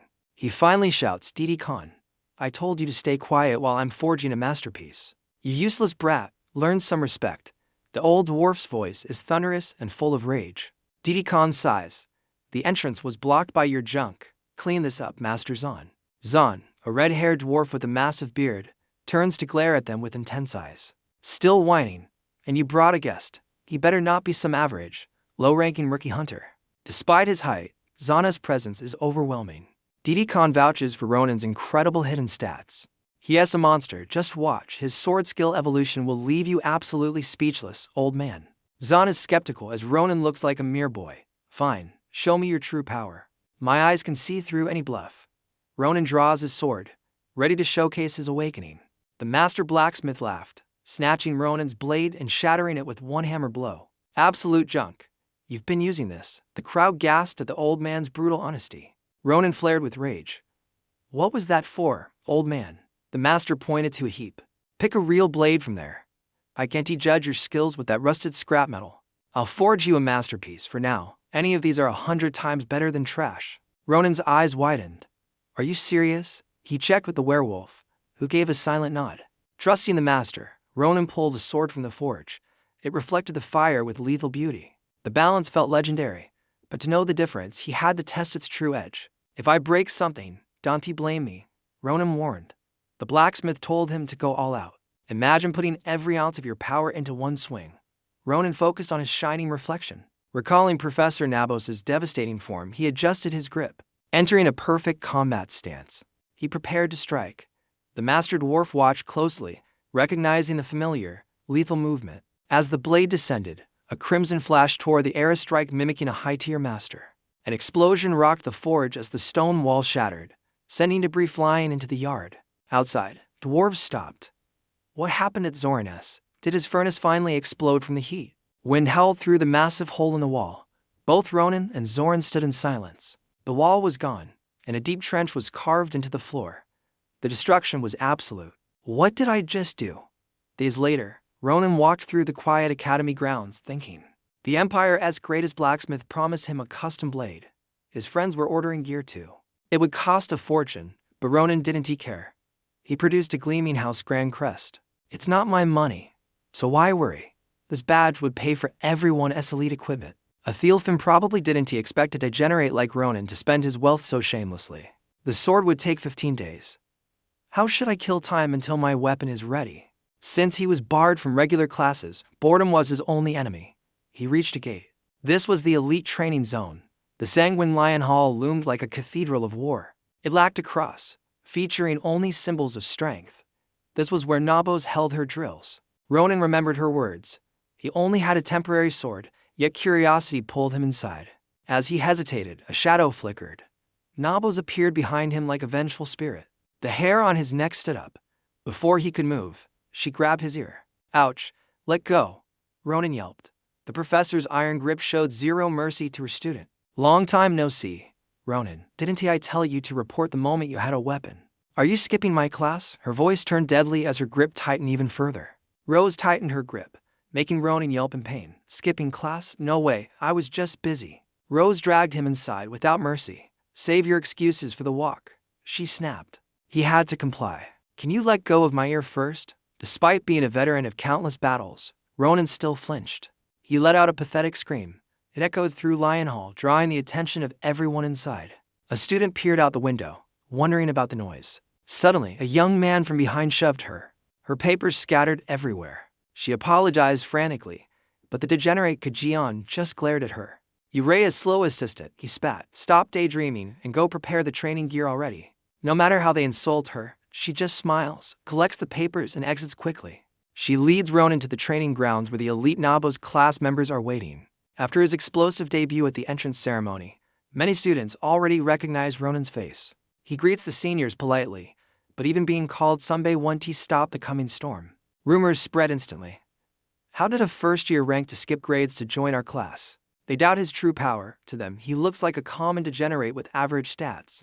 Ronan hears it all, scanning the crowd for familiar friends and enemies from his past. Suddenly, the doors burst open. A girl's frantic voice echoes throughout the entire training hall. She apologizes for being late, citing urgent business.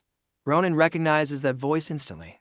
Gasping for breath before Professor Nibiros, she looks exhausted enough to collapse right there. Since class hasn't officially started, the teacher introduces the new assistant to the students. "Nice to meet you, Ronan. I am San, a second-year martial arts major and your assistant." Ronan is speechless. It's her San Asia Lucier, his legendary comrade from his previous life. She's different now, offering a hand that once commanded the world's most powerful armies. In the past, San was the first female commander-in-chief, a leader of unmatched brilliance. She was a titan on the battlefield, known for her absolute composure and tactical mastery. Everyone called her the Iron Lady. Her subordinates followed her with absolute, terrifying loyalty. Men whispered that molten iron flowed through her veins. Now, she stands here, smiling gently. Ronan can't believe the legendary commander could ever look this kind as his academy senior. It is clear she has no memories. He recalls her final words before time reset. "Stop wasting time and keep moving." His mind is a chaotic mess of conflicting emotions. Should he speak the truth? Meanwhile, San is overwhelmed by a mob of demanding students. Arrogant brats bark orders, forcing her to check every stance and fix their dull weapons. They treat her like a common servant. Seeing this hero humiliated makes Ronan's blood boil. Is this really an assistant's job? She's being used as a maid for these entitled fools. A brown-haired senior approaches him. "Hey, freshman. You look bored. Want to spar with me?" Ronan asks who he is. The man laughs, introducing himself as 𝐂𝐿𝐿, a third year. "I heard about your entrance duel. Let us see if those rumors are worth the hype." Ronan refuses, wanting to focus on his thoughts, but the senior 1T take no. 𝐂𝐿𝐿's fake smile twist. He screams at San, "Hey, you idiot, get over here now. Bring my practice spear immediately." Ronan's face darkens. How dare this bastard insult her? Calling the commander-in-chief an idiot. This fool has no idea who he is messing with.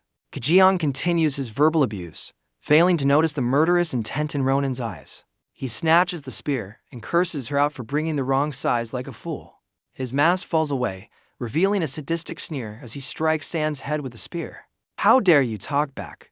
You don't even have the talent to be in this class." He strikes her repeatedly. Each blow fuels the fire of revenge burning inside Ronan's soul. "You only got him by begging. Have you no shame?" Every insult cuts like a blade. San trembles, refusing to fight back. Ronan finally reaches his breaking point and steps forward. He catches the spear shaft midair, stopping the blow before it can strike her again. The senior glares at the freshman, but Ronan doesn't bother explaining his sudden, violent intervention. "If you don't stop now, I'll make sure you regret it." Ronan grips the spear tightly. "You wanted to spar. Let us go, you dog." Ronan's gaze is cold, promising absolute carnage. 𝐂𝐿𝐿 is taken aback by the freshman's dark aura. "Wait, why are you so angry?" He notices Ronan's protective stance and smirks. "Oh, don't tell me, you Ray doing this for her?" He licked his lips with pure disdain. 𝐂𝐿𝐿 looked ready to explode. "Did you low-rankers do something?" Ronan dropped his spear and stepped toward 𝐂𝐿𝐿. "Shut your mouth and focus on the duel." He gripped his wooden sword, eyes burning with a killer instinct. "Unless you Ray actually looking to die." He lunged, aiming his blade right at the brown-haired boy's chest. 𝐂𝐿𝐿 barely managed to block. The impact was monstrous. 𝐂𝐿𝐿 couldn't believe someone with 0 mana possessed such terrifying physical stats. Pushed back 20 meters, Ronan's sword snapped.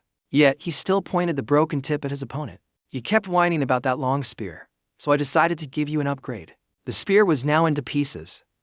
"How do you like it?" Ronan mocked, finally breaking 𝐂𝐿𝐿's composure. 𝐂𝐿𝐿 gripped the broken halves, roaring as mana flared around his hands. He charged with the reinforced tip. "You trash! How dare you treat me like this?" You think you'll leave this place in one piece?" The spear lunged toward Ronan's face like a deadly viper. Ronan stood still, seemingly unfazed by the attack. Suddenly, a flash of movement severed the spearhead clean off. The tip hit the floor before anyone realized. Ronan's hand was a blur. The wooden shaft was sliced into 4 pieces before 𝐂𝐿𝐿 could react. As 𝐂𝐿𝐿 turned pale, Ronan smirked. "I'll be fine. You should worry about your own skin instead." A barrage of strikes whistled through the air. 𝐂𝐿𝐿 was caught in a relentless combo, unable to defend. The wooden sword lashed across his face and ribs. Ronan delivered a brutal upward swing, ending the chain. The blow connected with his chin, instantly knocking him out. 𝐂𝐿𝐿's eyes rolled back as he collapsed. He slumped to the ground unconscious, but Ronan's thirst for revenge hadn't even been quenched just yet. "Be glad this is the academy. If we were outside, you'd be a corpse by now. Got it?" 𝐂𝐿𝐿 lay there foaming at the mouth, his body trembling uncontrollably from the overwhelming trauma. The crowd gasped. 𝐂𝐿𝐿 lost? But he's a top-tier third-year student. How is this possible? Ronan pointed his blade at the noble brat who bullied Sessun. "You. Step out and take your handkerchief. Wash it yourself next time. A teaching assistant isn't your personal slave. You understand me?" Even without mana, Ronan's killing intent was suffocating. Every step he took felt like a death sentence. His gaze pierced through the weak noble brats. The blonde student shrieked in terror as Ronan approached. "Come here. I'll teach you all a lesson you'll never forget." The tension reached a breaking point. Sessun rushed forward, blocking Ronan's path. "Please, stop. I'm really okay, Ronan, don't do this." He didn't look at her, his head bowed low. "Step aside, sister. I can forgive anyone else, but I want to forgive those who dared to look down on you." His golden eyes flashed with danger. He wouldn't let her be humiliated, not in this life.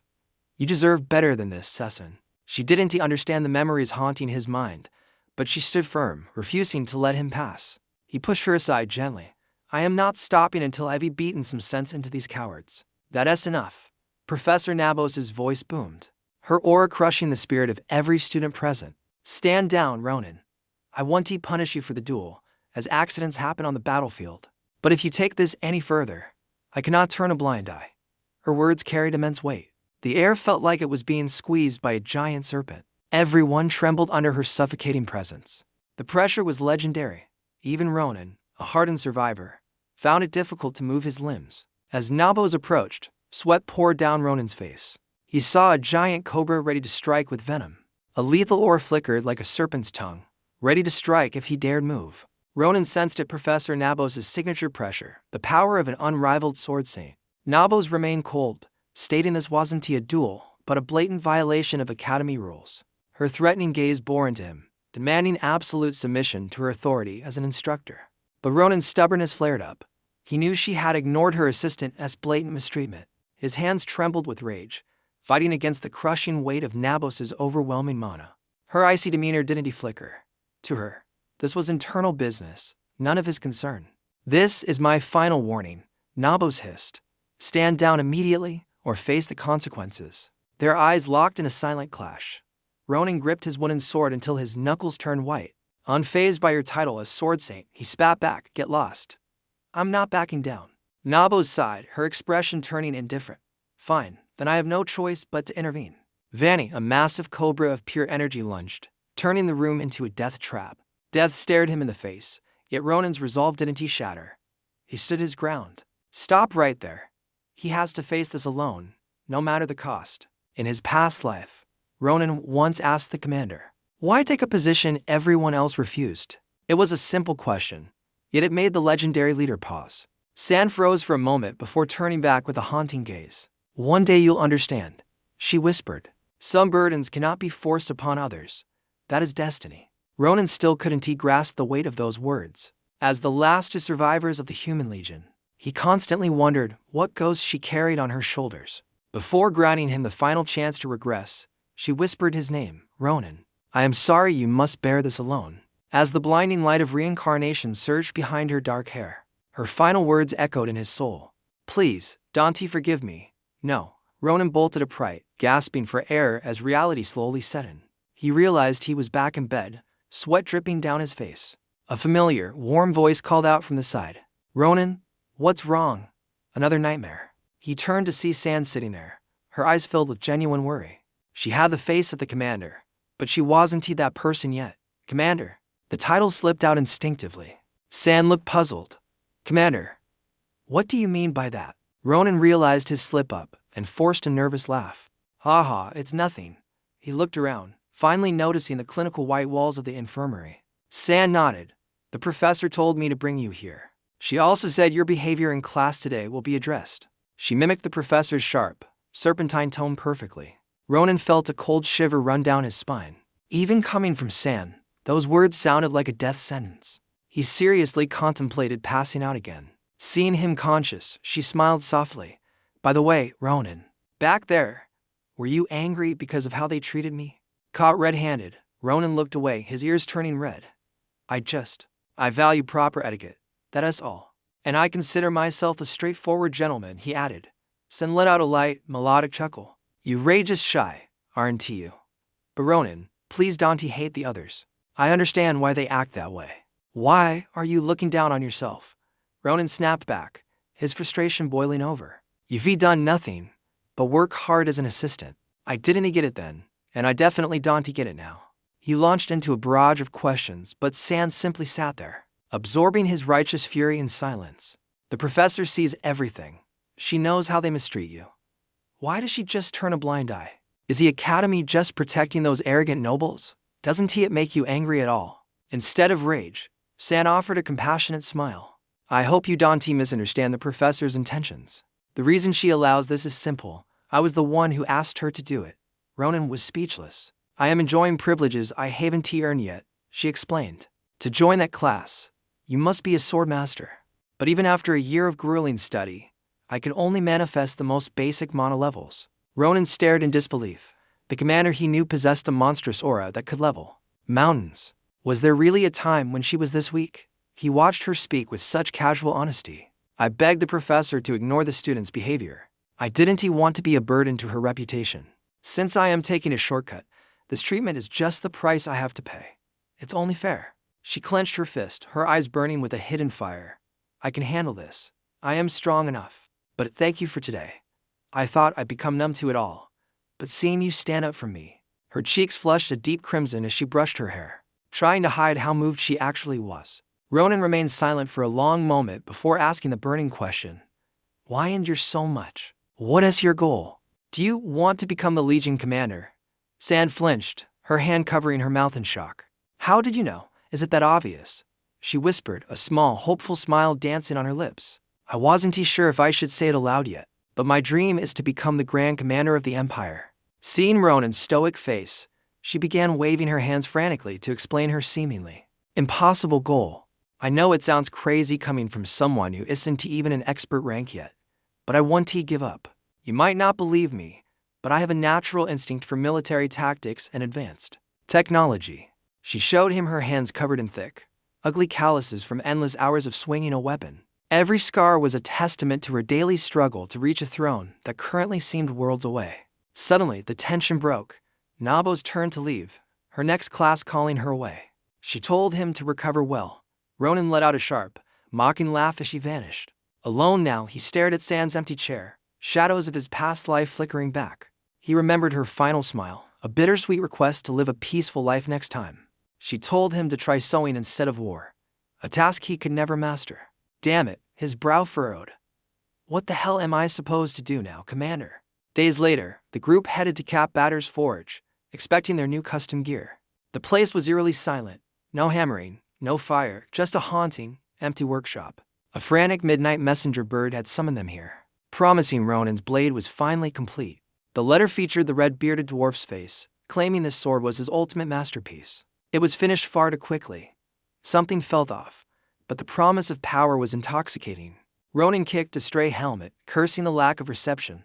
This place is a total mess. He growled at the clutter. Is this how you treat a high-tier customer? Show yourself. Mare whispered to Ossel, wondering why Ronan was so on edge lately. His temper was explosive. Ronan pushed forward toward the inner sanctum. Standing around one to get us our loot, he barked. Mare hesitated, worried about trespassing, but Ronan didn't give a damn about social etiquette. The dwarf invited us, didn't he? Now shut up and follow my lead, he commanded. He searched the stone wall for the hidden brick, the secret trigger for the lift mechanism. Click. The wall shifted as heavy gears groaned, lowering them into the depths of the forge. Ronan kept grumbling about the terrible service. Even a legendary blacksmith needs basic manners, damn it. He planned to chew the old man out, but then he saw the flickering orange glow. His eyes widened. The famous underground forge was engulfed in a sea of raging flames. The noble district of craftsmanship was burning.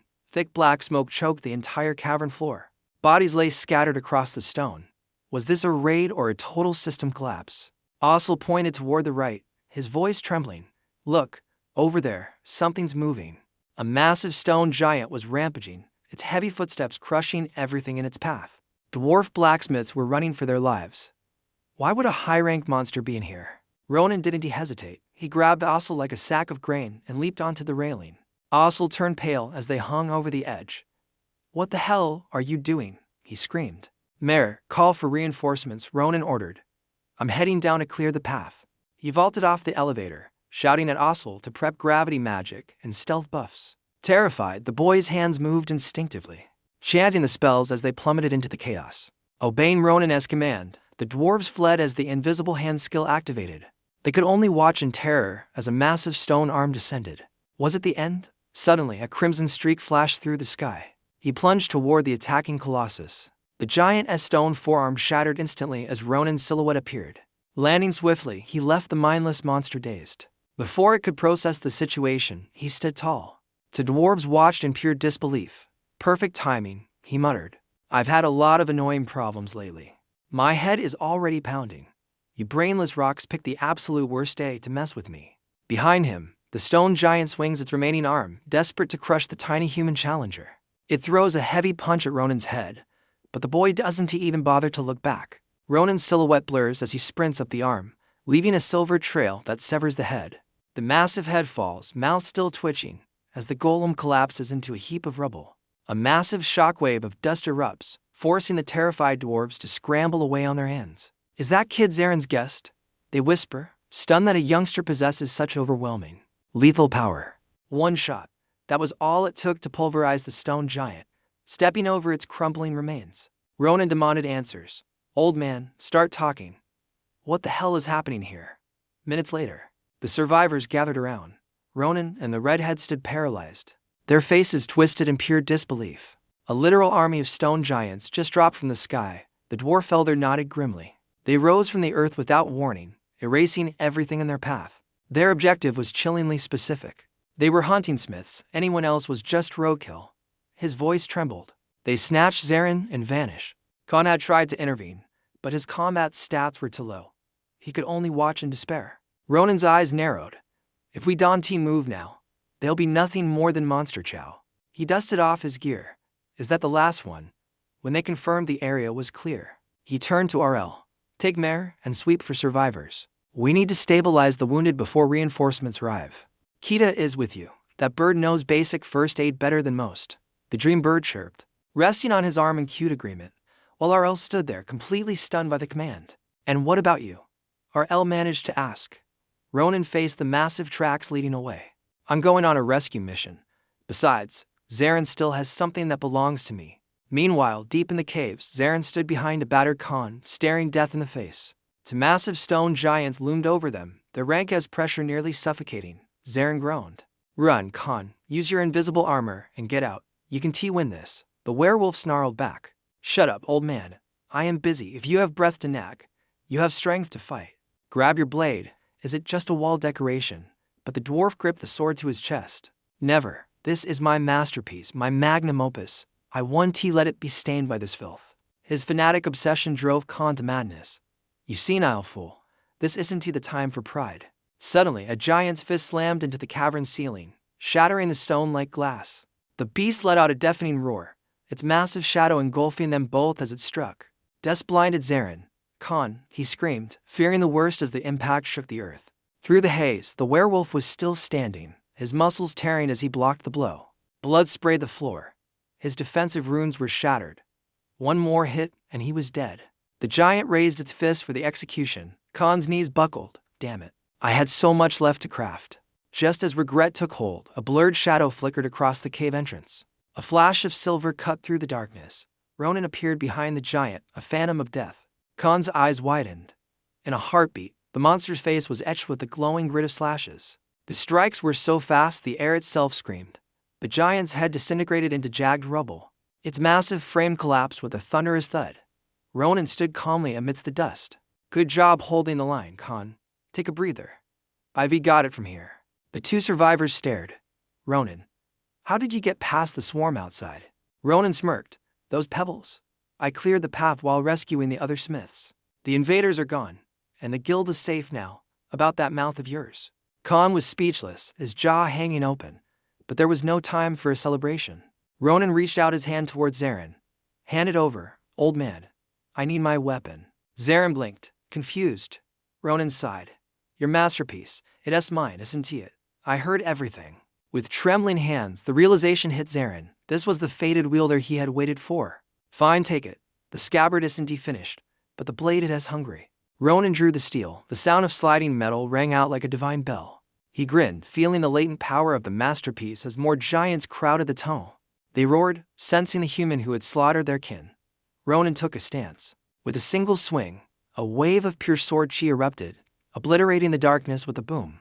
Explosive bangs echoed as they were cleaved in two, the massive giants standing behind them falling like dominoes. A deep rift carved through their ranks. Ronan never imagined such terrifying power. The werewolf's blood boiled in fury. Meanwhile, old Zoran's eyes sparkled with sheer ecstasy. What is this? Ronan muttered, staring at the black blade. The sword remained dark, looking as if it hadn't even left its scabbard.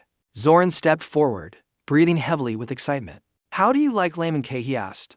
I named it after my beloved stars. Isn't it a masterpiece? The dwarf's twisted, obsessed expression reflected off the blade's mirror-like surface as he hovered over his creation. Incredible, isn't it? It's weightless in your hand, yet its durability far surpasses 𝐊𝐴. It can withstand any sword style. I didn't infuse it with common spells. Instead, I gave it a unique trait.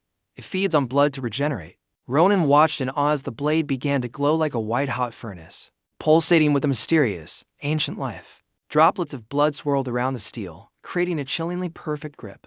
This was no ordinary weapon. It was alive. Ronan wondered if using the K-shell as a base granted it this blood-absorbing trait. He had to admit it. This old man was a genius beyond his wildest expectations. Zoran just stood there, cackling with pride at his work. Hey, stop gossiping. Khan barked from behind. We need to move. Once we cross this point, we ray in the clear. Ronan lowered the sword and nodded. Khan, take the old man out first. I have something I need to investigate. It's nothing major, he lied. I just think I smell a few rats hiding in the shadows of this cave.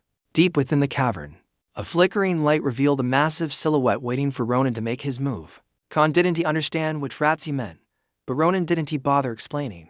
They're just pests blocking my path. I know how these stone giants act. They aren't pack hunters, they stay dormant unless someone provokes them directly.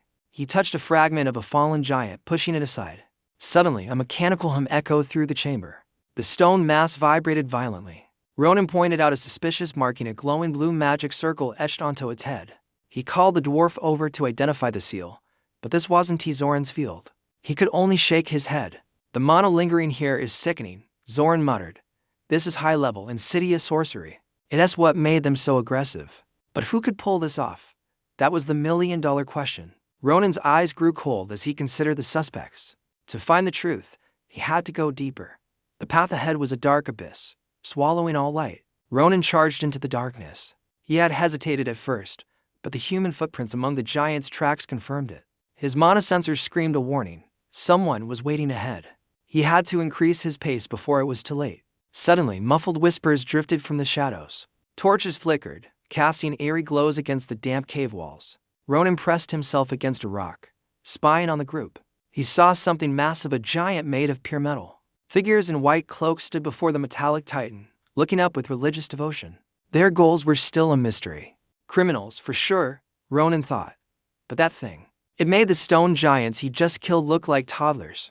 The metallic beast was motionless, likely sealed. But if it ever awakened, it would be a literal walking disaster. So, we have intruders. A woman's voice cut through the air. She was speaking to a man standing beside her. I'm certain, the man replied. The way our brainwashed giants were sliced.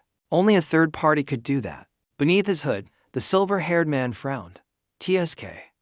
How did these pests find us so quickly? This is annoying. What now? You said we're out of mana stones. How are we supposed to wake this thing up? A sinister grin spread across his face. Maybe I should just go out there and slaughter them all myself. The blonde woman shook her head. Forget it, Dawn. Since our main facilities were raided, our tech has degenerated. If our identities are leaked now, that person will never forgive us. We need to retreat while we can. A small flame ignited in the man's palm as he chuckled. Why are you always so cautious, my dear? Beneath his hood, the silver-haired Eden scowls, his brow furrowing in deep, murderous frustration. How did these pests arrive so fast? Kriller, you said the mana stones were completely depleted. A sinister grin twisted Eden's face. Should I just slaughter every single one of them right here? Kriller shakes her head. Since the facilities were destroyed, the Empire's weapon technology has degenerated significantly. If our identities leak, he won't be merciful. We need to retreat before things get worse. A small flame ignites in Eden's palm as he mocks her. Why are you always so serious? Fine, we'll go. But first, let me dispose of that little rat, Eden sneers, flicking his wrist. Lethal fire spirals around him, while the pungent scent of sulfur fills the entire cavern. Ronan, watching from the shadows, wonders what kind of twisted magic this hooded freak is channeling. The flames roar with intensity, illuminating Eden's sadistic face. Now die like the vermin you are. For massive fireballs streak across the wall, exploding directly where Ronan is currently standing. Eden chuckles at the rising smoke, satisfied. An uninvited guest meets a very fiery end. But his smile vanishes instantly when he meets Ronan's icy, unwavering gaze through the thick haze. Ronan is completely untouched. His sword, Lamanka, has absorbed every drop of that devastating fire. You survived my flame pillar. Impressive, Eden admits, though he has far deadlier tricks ready. He flexes his fingers, launching a barrage of searing fire needles at the kneeling Ronan. This level of power proves that these aren't typical thugs. They're high-tier, dangerous enemies. How did you get in here? This place isn't meant for commoners, Eden demands, maintaining his fire. Ronan doesn't flinch. He stands tall, using his sword as a brace, his voice dripping with venom. Who are you people? Your fate was sealed the moment you set foot in this place. Eden burst into a manic laugh. Now that's the kind of attitude that makes killing worthwhile. Kriller wants to end this quickly, but Eden is just beginning his twisted, sadistic game. Enjoy your life. Soon, this entire kingdom will be buried forever under the falling stars. Those cryptic words hit Ronan like a thunderbolt as a prophecy he has heard once before. The haunting warning from the giant dude echoes in his mind with terrifying, absolute clarity. Buried under stars, Ronan stands straight, his eyes burning with a sudden, murderous intensity. What did you say? Do you understand the weight of those words? You trash rats. Eden's laughter dies instantly. He feels a crushing, suffocating aura of pure danger radiating from Ronan. Ronan steps forward, his sword gleaming with lethal light. Both of you are coming with me. I have many questions for you. Eden sneers, refusing to believe this kid is a threat. He conjures a brilliant, blinding flame, far more powerful than before, preparing for a final strike.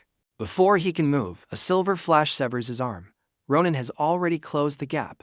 The fire flickers out as Eden's limb hits the floor. Ronan stands there, cold and calm. He levels his blade at the man's throat. Stay down if you want to keep your head. Eden collapses, face pale as he stares at his missing arm, the reality of defeat sinking in. Kriller freezes, sweat pouring down her face as Eden's agonized scream fills the dark cavern.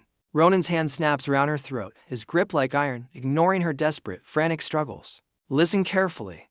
Answer my questions truthfully, or I'll carve you up just like your friend. Ronan's eyes are like frozen shards of glass. There is no mercy here.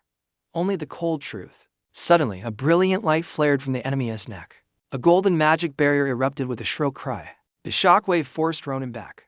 I see. So you're not planning to give up that easily, are you? His hands stung from the vibration. That defensive shield was actually solid. But even so, it wouldn't matter. With two rapid slashes from his new laner blade, he shattered the barrier. He lunged forward like a bullet. Kirill stood there, eyes wide in shock. How could he possibly slice through a high-tier defensive spell?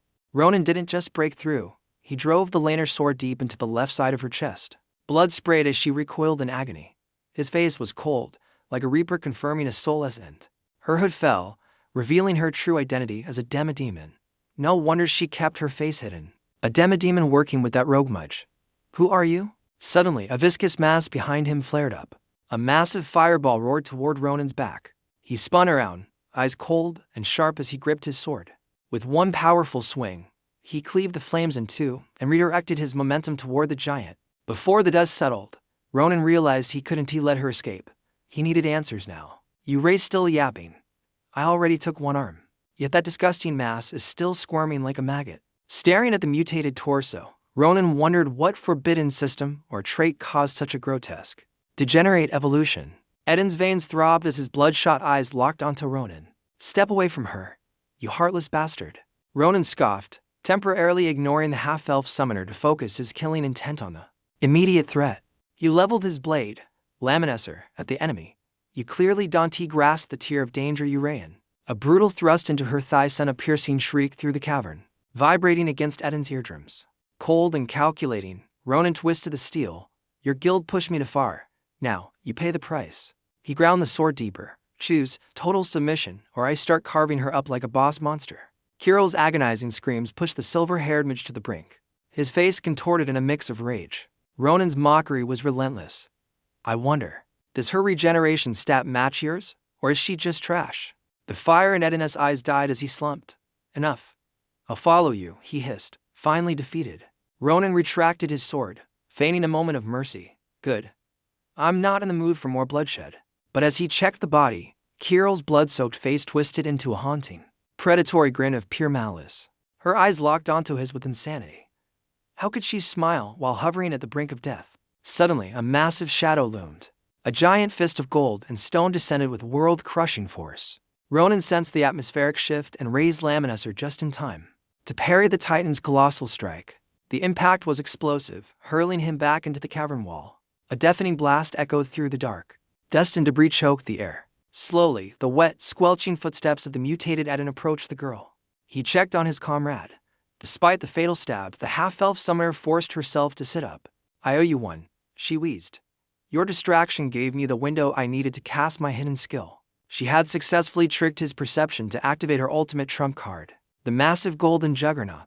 The construct knelt like a loyal servant, awaiting Kirill's command. She spat blood, glaring at the rubble. Only one arm is active, but that kid is definitely dead meat, she claimed, breathing heavily from the monodrain. Eden ordered her to report to the church immediately. Go. I'll finish this pest and clear the area. Gripping her chest wound, she nodded. Be careful, he's a beast wearing the skin of a human child. Eden's confidence returned. I won't underestimate him again. One lesson in survival was more than enough. He realized this wasn't some rookie hunter. Ronan possessed the cold instincts of a high-ranking awakened warrior. If he didn't end this now, Ronan would become a Calamity-level threat. As the smoke cleared, the silhouette emerged. Ronan stood tall, leaning on his sword. The bastard was still breathing, his eyes glowing with dark intent. Suddenly, Ronan vanished. Before Eden could blink, a sharp, searing agony exploded through his entire body. This time, Ronan showed no mercy. He moved like a blur, severing the majestic limbs with surgical precision. He hacked the monster into pieces, ensuring its regeneration trait couldn't bridge the gaps. Blood rained down. Covered in gore, Ronan tightened his grip on Laminesser. Where do you think you're going, half-elf? His eyes were cold voids. I told you. I have a lot of questions for degenerates like you. Kirill froze, paralyzed by a primitive fear. She desperately began chanting a golden defensive magic circle. She stumbled back, trembling. Impossible. How are you still standing after taking a hit from that Titan? Ronan's voice was like ice. I'm not letting a single one of you bastards escape this dungeon alive. Suddenly, a backlash of pain surged through his brain, nearly forcing his body to collapse from the strain. He jammed his sword into the ground to stay upright. Damn it. My body is reaching its absolute limit. Seeing him falter, Kirill seized the moment. The power balance was shifting as she desperately looked for an exit. Realizing she couldn't win, she prioritized the mission and activated a high-tier spatial warp gate. The portal hummed with energy. She stepped inside, casting one last hateful, vengeful glare at Ronan. Enjoy your life while it lasts. I'll find everyone you love and slaughter them all, she screamed. She shrieked her curse with a twisted face as the portal closed, leaving Ronan staring into the void. Ronan's mind raced as the darkness closed in. No, I can't let her go. Not when I'm this close. It won't end like that again. He reached out, determined to change the fate he once knew. Stay right there, he roared. But the spatial portal was already beginning to flicker and fade away. I told you to stop. Ronan lunged forward. Suddenly, a familiar, chilling voice echoed through the cavern. Yes, stay right there. A venomous, snake-like aura surged through the air, feeling hauntingly familiar. The pressure instantly paralyzed Kirill's movements. Ronan turned his gaze toward the source of that voice. I have plenty of questions for you. First, let me confirm something. 𝐓𝐫𝐚𝐬𝐡, isn't it? The words were as cold as a serpent's breath against the back of her neck. 𝐊𝐫𝐚𝐬𝐡 felt her breathing stop. Nabras's voice rang out, merciless. Are you the one who touched my student? Heavy footsteps echoed through the stone hall. Ivy heard everything, she said as she approached Ronan. Blood covered his face, but Ronan turned and smirked. You're just in time, Professor Nabros. She gave a slight, cold nod to his greeting. Ronan's grin widened despite the dire situation. It's good to see you here. With the formalities done, she turned her predatory gaze toward the enemy. Still acting tough. At least you're healthy. Nabros opened her emerald eyes, glowing like a hunting cobra. She stared down her prey. Now then, I suppose we should deal with this little problem first. 𝐊𝐵 trembled, her entire body numb under that terrifying gaze. Is she really the one? As Nabros reached out, 𝐊𝐵 screamed internally to flee. But her body was completely locked in place. A hand gripped her swollen face, tightening like a vice. You've committed many sins you shouldn't have. But your fatal mistake was laying a finger on my disciple. She forced the girl to look at her. An overwhelming killing intent surged forth, sounding like a chorus of screams rising from the depths of hell. Nabros lifted her effortlessly. You really expect to have a future after what you've done today? The thick murderous aura made the demi-demon choke on her own fear. The more she struggled, the weaker she felt. I am sorry, she whispered before her body went limp and collapsed to the floor. She lay motionless. Ronan watched, stunned by whatever terrifying technique Nabros had just used. The professor turned back to him. Good work, Ronan. Once we patched up, we'll report this to the principal. Ronan interrupted her immediately. That future you mentioned, was that a reference to Relin prison? Nabros raised a silver eyebrow, barely surprised. And why would a brat like you know about that? He didn't answer, his face darkening with heavy thoughts.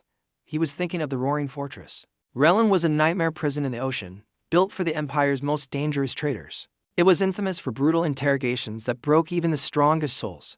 If that was the plan. Ronan's voice was firm. Professor, let me join the interrogation. He gripped the man's arm, refusing to be ignored. The student's eyes burned with desperation. Just once, please. This is personal. I have to be there. His intense gaze made Nabros hesitate. Nearby, the battlefield lay in ruins after the stone giant raid. Though casualties were high, the defense had held. Mayor wiped sweat from his brow, exhaling a heavy sigh. He turned to Ossel. Is it finally over? Ossel nodded, his hands still trembling from mana exhaustion. 𝐷𝐾𝐃 was fast asleep in his arms. Had the battle lasted longer, they would have perished from fatigue. Where is Ronan? Mayor muttered. He should be back. Suddenly, a familiar, arrogant voice echoed through the air. Both jumped as Ronan appeared. He was battered and filthy, yet a triumphant smirk danced on his face. I heard my name, Ronan laughed. You three did great. I caught wind of your heroics on my way. Mayor's reinforcements arrived just as Ossel and 𝐷𝐾𝐃 rescued the blacksmiths. Buried under the heavy rubble, they rushed to him, shocked by his state. 𝐷𝐾𝐃 covered in wounds. What happened out there, Ronan? Ossel was near tears, while the dream bird chirped frantically, demanding that Ronan tend to his injuries immediately. Ronan ignored them, watching rescuers carry to stretchers from the cave. The half-elf and the wizard were unconscious. The wizard was bound in monosuppression cuffs. Ronan's expression darkened as he glared at the captured degenerates. I have business to settle, Ronan said coldly. Hours later, they reached the drop-off point at Grand Cliffs. 10 silent figures stood against the howling wind, their eyes fixed on the prisoners kneeling in the dirt. Standing side by side, they watched in silence. They've arrived, Nabros muttered, pointing toward the horizon as shadows loomed. A dark shape blotted out the sun. The road in transport, a carriage forged from mythical beast, descended like a nightmare. The driver, hidden behind a grotesque avian mask, landed the creature just 3 meters from the bound convicts. The heavy wooden door creaked open. A cold figure stepped out with a sharp greeting.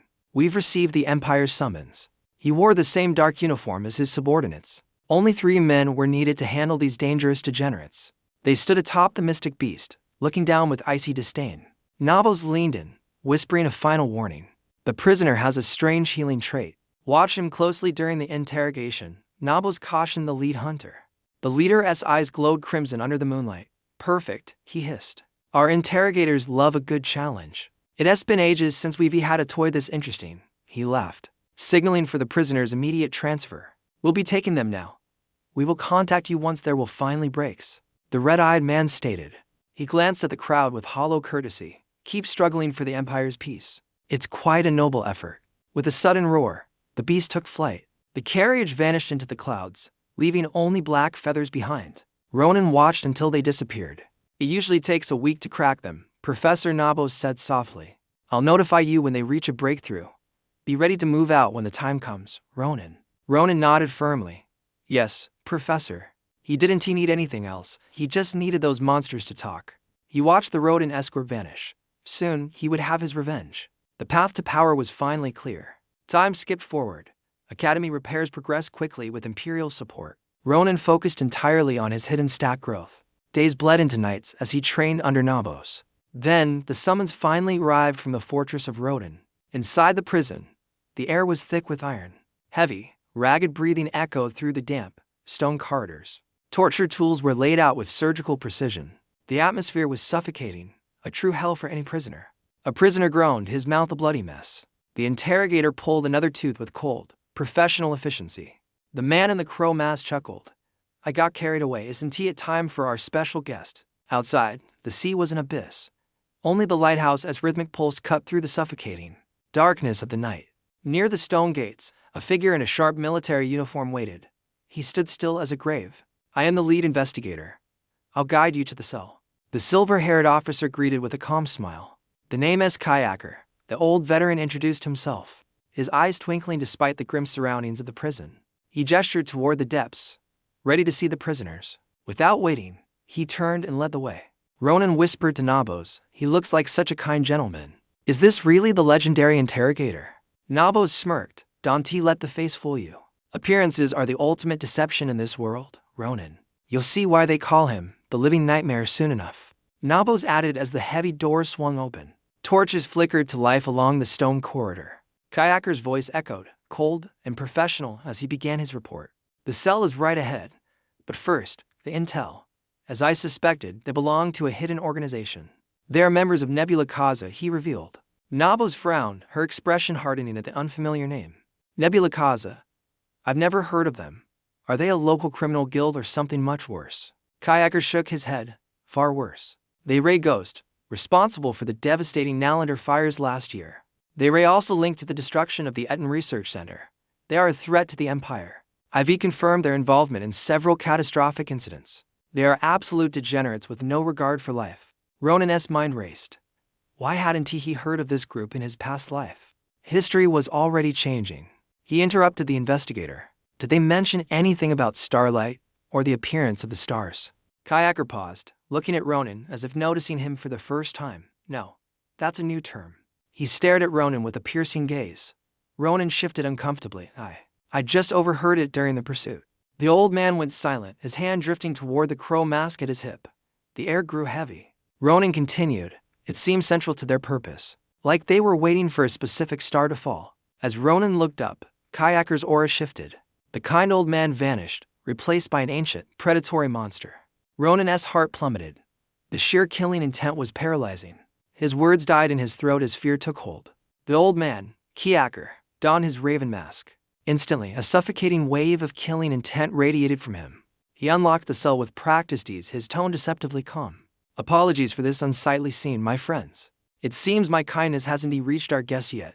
I suppose I must show them true sincerity now. Ronan watched as 𝐊𝐴𝐿𝐴𝐿 stepped inside. He remembered catching the wizard and the half-elf during the ambush.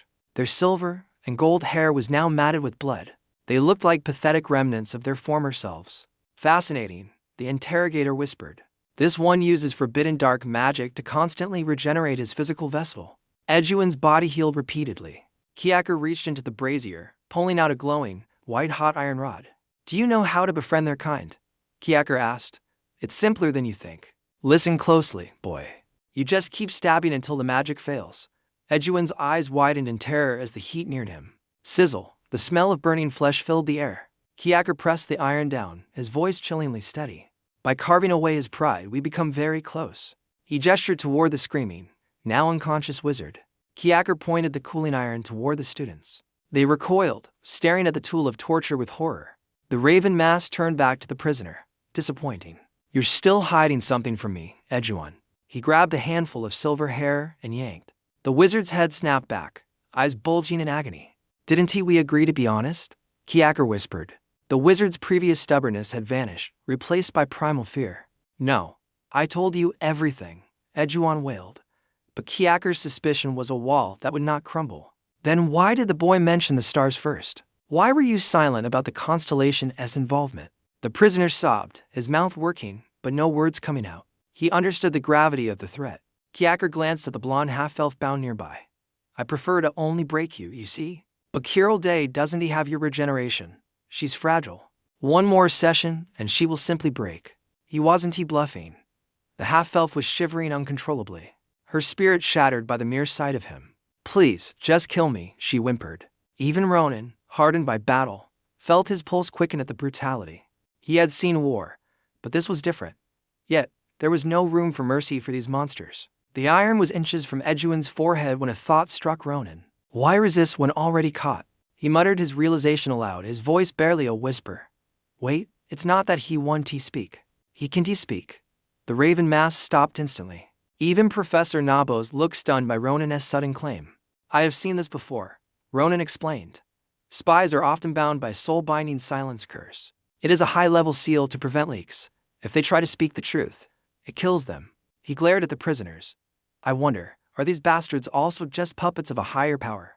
The appraiser froze, releasing the controls. He sighed heavily, suddenly struck by a wave of crushing, unexpected shame. Betrayal made me forget my duty, he whispered.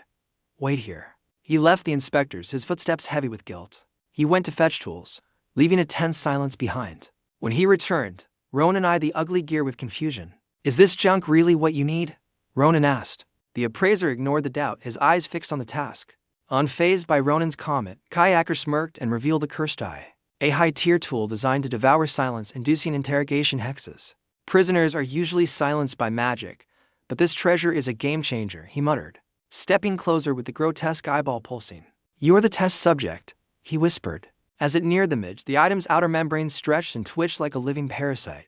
It looked like a harmless slime, but upon contact, it bored massive holes to crawl directly into the mage's brain. As the creature invaded his skull, 𝐊𝐴𝐃's voice remained chillingly calm. I'll release you soon, so eat your fill, little one. The eye latched onto the silver-haired mage's forehead, radiating a dark power that forced his jaw open in a silent scream. Dark energy surged through the prisoner, making him thrash in agony, while the creature's massive pupil began to dilate and scan. The cursed eye stared intensely, as if analyzing his soul. Moments later, acrid smoke began hissing from the mage's twitching skin. It's done, 𝐊𝐴𝐃 announced. Now, answer me again. What is the true significance behind the arrival of the stars? Gasping like he'd run for miles, the mage's lips finally moved.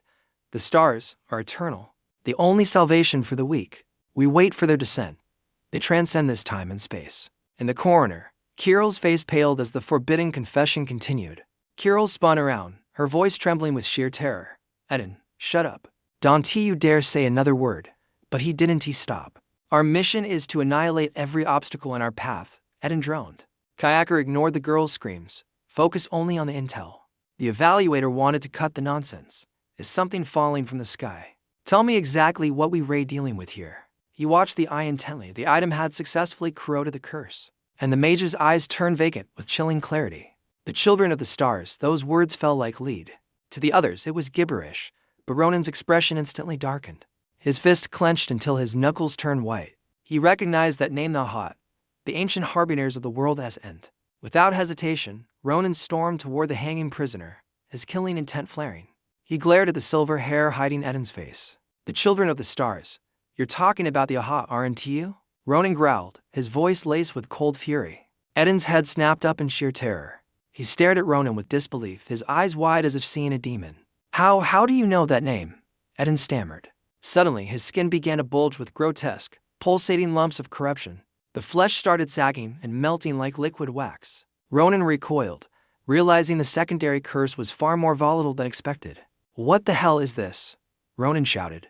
Before he could move, 𝐊𝐴𝐃's gloved hand gripped his shoulder and shoved him back. Get back, now. 𝐊𝐴𝐃 barked. He threw his hand forward, manifesting a complex crimson magic circle to serve as a shield. The barrier hummed as it stabilized between them and the rotting midge. Eden let out one final, agonizing groan before collapsing. Asterisk boom. Asterisk his body detonated in a shower of gore. Blood and shredded meat splattered against the magic shield with sickening force. Behind the shield, Ronin and Kayaka remained untouched. Neither expected the seal to be this lethal even after the eye's intervention. Even with the eye absorbing the hex, the failsafe still triggered, Kayaka muttered, looking at the steaming remains on the floor. Damn it, is every high-rank curse like this? The evaluator's eyes remained fixed on the mess, his mind calculating the risks. We see this often, but this is extreme. It seems they are forbidden from two things, revealing the stars to outsiders. In the shadows, Kirill began to shake uncontrollably. Kayaka continued, and second, mentioning anything related to asterisk that name asterisk results in explosion. The crow-masked man turned his gaze toward Ronin, his red pupils glowing with predatory intensity. Now, it's my turn to ask. How does a kid like you know about the 𝐓𝐿𝐿? That information is classified at the highest level within the nebula. Ronin stood paralyzed as a red aura began to flare around Kayaka's hand. As the lead investigator, I need a clear answer. Can you explain yourself, Ronin? The young hunter bit his lip, searching for a way to hide his past life knowledge. He knew a simple lie wouldn't work on someone this sharp. I don't know much. It was just a coincidence. As you know, I was the one who found the cave incident. I managed to overhear a few words from their leaders. I heard them mention the name from a distance. At first, I didn't think it was important, but now I am sure. Ronin slowly removed Kayaka's hand from his shoulder, meeting his gaze with feigned calm. I am sorry for acting so impulsively. I realize now that my sudden intervention was uncalled for. I was just startled by the mention of the stars. I was the first to find the scene at the cave. During the chaos, I overheard them whispering that specific name. I assumed it was just cultist nonsense, so I didn't report it. But my gut told me it was a vital clue. He looked the masked man straight in the eyes, trying to maintain his poker face. I just wanted to confirm my suspicions. I apologize for stepping out of line and interrupting your interrogation. It won't happen again, investigator. Does that explanation satisfy your curiosity? Or is there something else you want to know about my coincidental discovery? The veteran evaluator's mind raced. This kid had info, but he was definitely hiding a darker secret. Yet, 𝐊𝐿𝐿 sensed no malice toward the Empire. Something about the boy's presence felt strangely honorable. He stared into Ronin's eyes. Was that raw guilt? Or an unyielding resolve for revenge burning within? 𝐊𝐿𝐿 couldn't tell, but the pressure was suffocating. Suddenly, a cold presence shifted the entire atmosphere. A flash of azure steel, Sand's blade rested against 𝐊𝐿𝐿's jugular, halting his interrogation instantly. Lower your hand, 𝐊𝐿𝐿, Sand commanded. Are you really auditing my disciple right in front of me? 𝐊𝐿𝐿 froze, then slowly released his grip. The former sword saint's killing intent was no joke. My apologies, he stammered, bowing. I was merely confirming details. Safety first, right, Master Ronin? Ronin scratched his head, playing the innocent student. He looked harmless, but his mind remained razor-sharp. That was close. One wrong word, and this old man would have started a brutal torture session. He glanced at the remains. The absolute eye had vanished during the explosion. A rare drop gone forever. Phantoms, Ronin muttered. In his past life, these were nightmares. Was this eye really that powerful? 𝐊𝐿𝐿 smiled warmly, his eyes crinkling. But deep down, he was observing the all-seeing eye carefully. Suddenly, he froze. The creature on his arm was reacting violently. Something was very wrong. It trembled after absorbing a heavy curse. But where did it come from? It hadn't even touched the target. 𝐊𝐿𝐿's gaze snapped toward Ronin. Could it be? When he placed the eye on his shoulder earlier, was that brief moment enough to trigger this? He quickly hid his arm and turned to apologize. Excuse me for a second, he said. Suddenly, he dropped the all-seeing eye onto Ronin's hand. The parasite burrowed into his skin, swelling rapidly. A mechanical whirring sound echoed as it grew larger. What are you doing? Ronin panicked. 𝐊𝐿𝐿 didn't explain. He watched the creature pulse with dark energy. It started gurgling like a boiling kettle. Then boom, it exploded violently right on Ronin's palm. Ink-like fluid sprayed everywhere. Ronin yelped, covered in the mess. What the hell? Why did it explode? The appraiser stared at Ronin's hand with intense focus. The eye couldn't even contain it. Don't be alarmed, 𝐊𝐿𝐿 warned. But it seems you've been carrying a devastating curse, Ronin. Ronin stepped back, eyes wide. A curse? Why are you saying that so suddenly? Have you ever felt restricted? 𝐊𝐿𝐿 asked. Like your body fails you during specific movements? Unable to jump high or lift heavy iron? Tasks that should be easy, yet impossible for you alone. Ronin froze. The man had hit the bullseye. His hidden stats were being suppressed by something dark. Nabos and 𝐊𝐿𝐿 watched his reaction. The appraiser didn't push further, respecting the young man's secrets. I won't pry, he said. But the power behind this curse, it is beyond anything I've ever seen.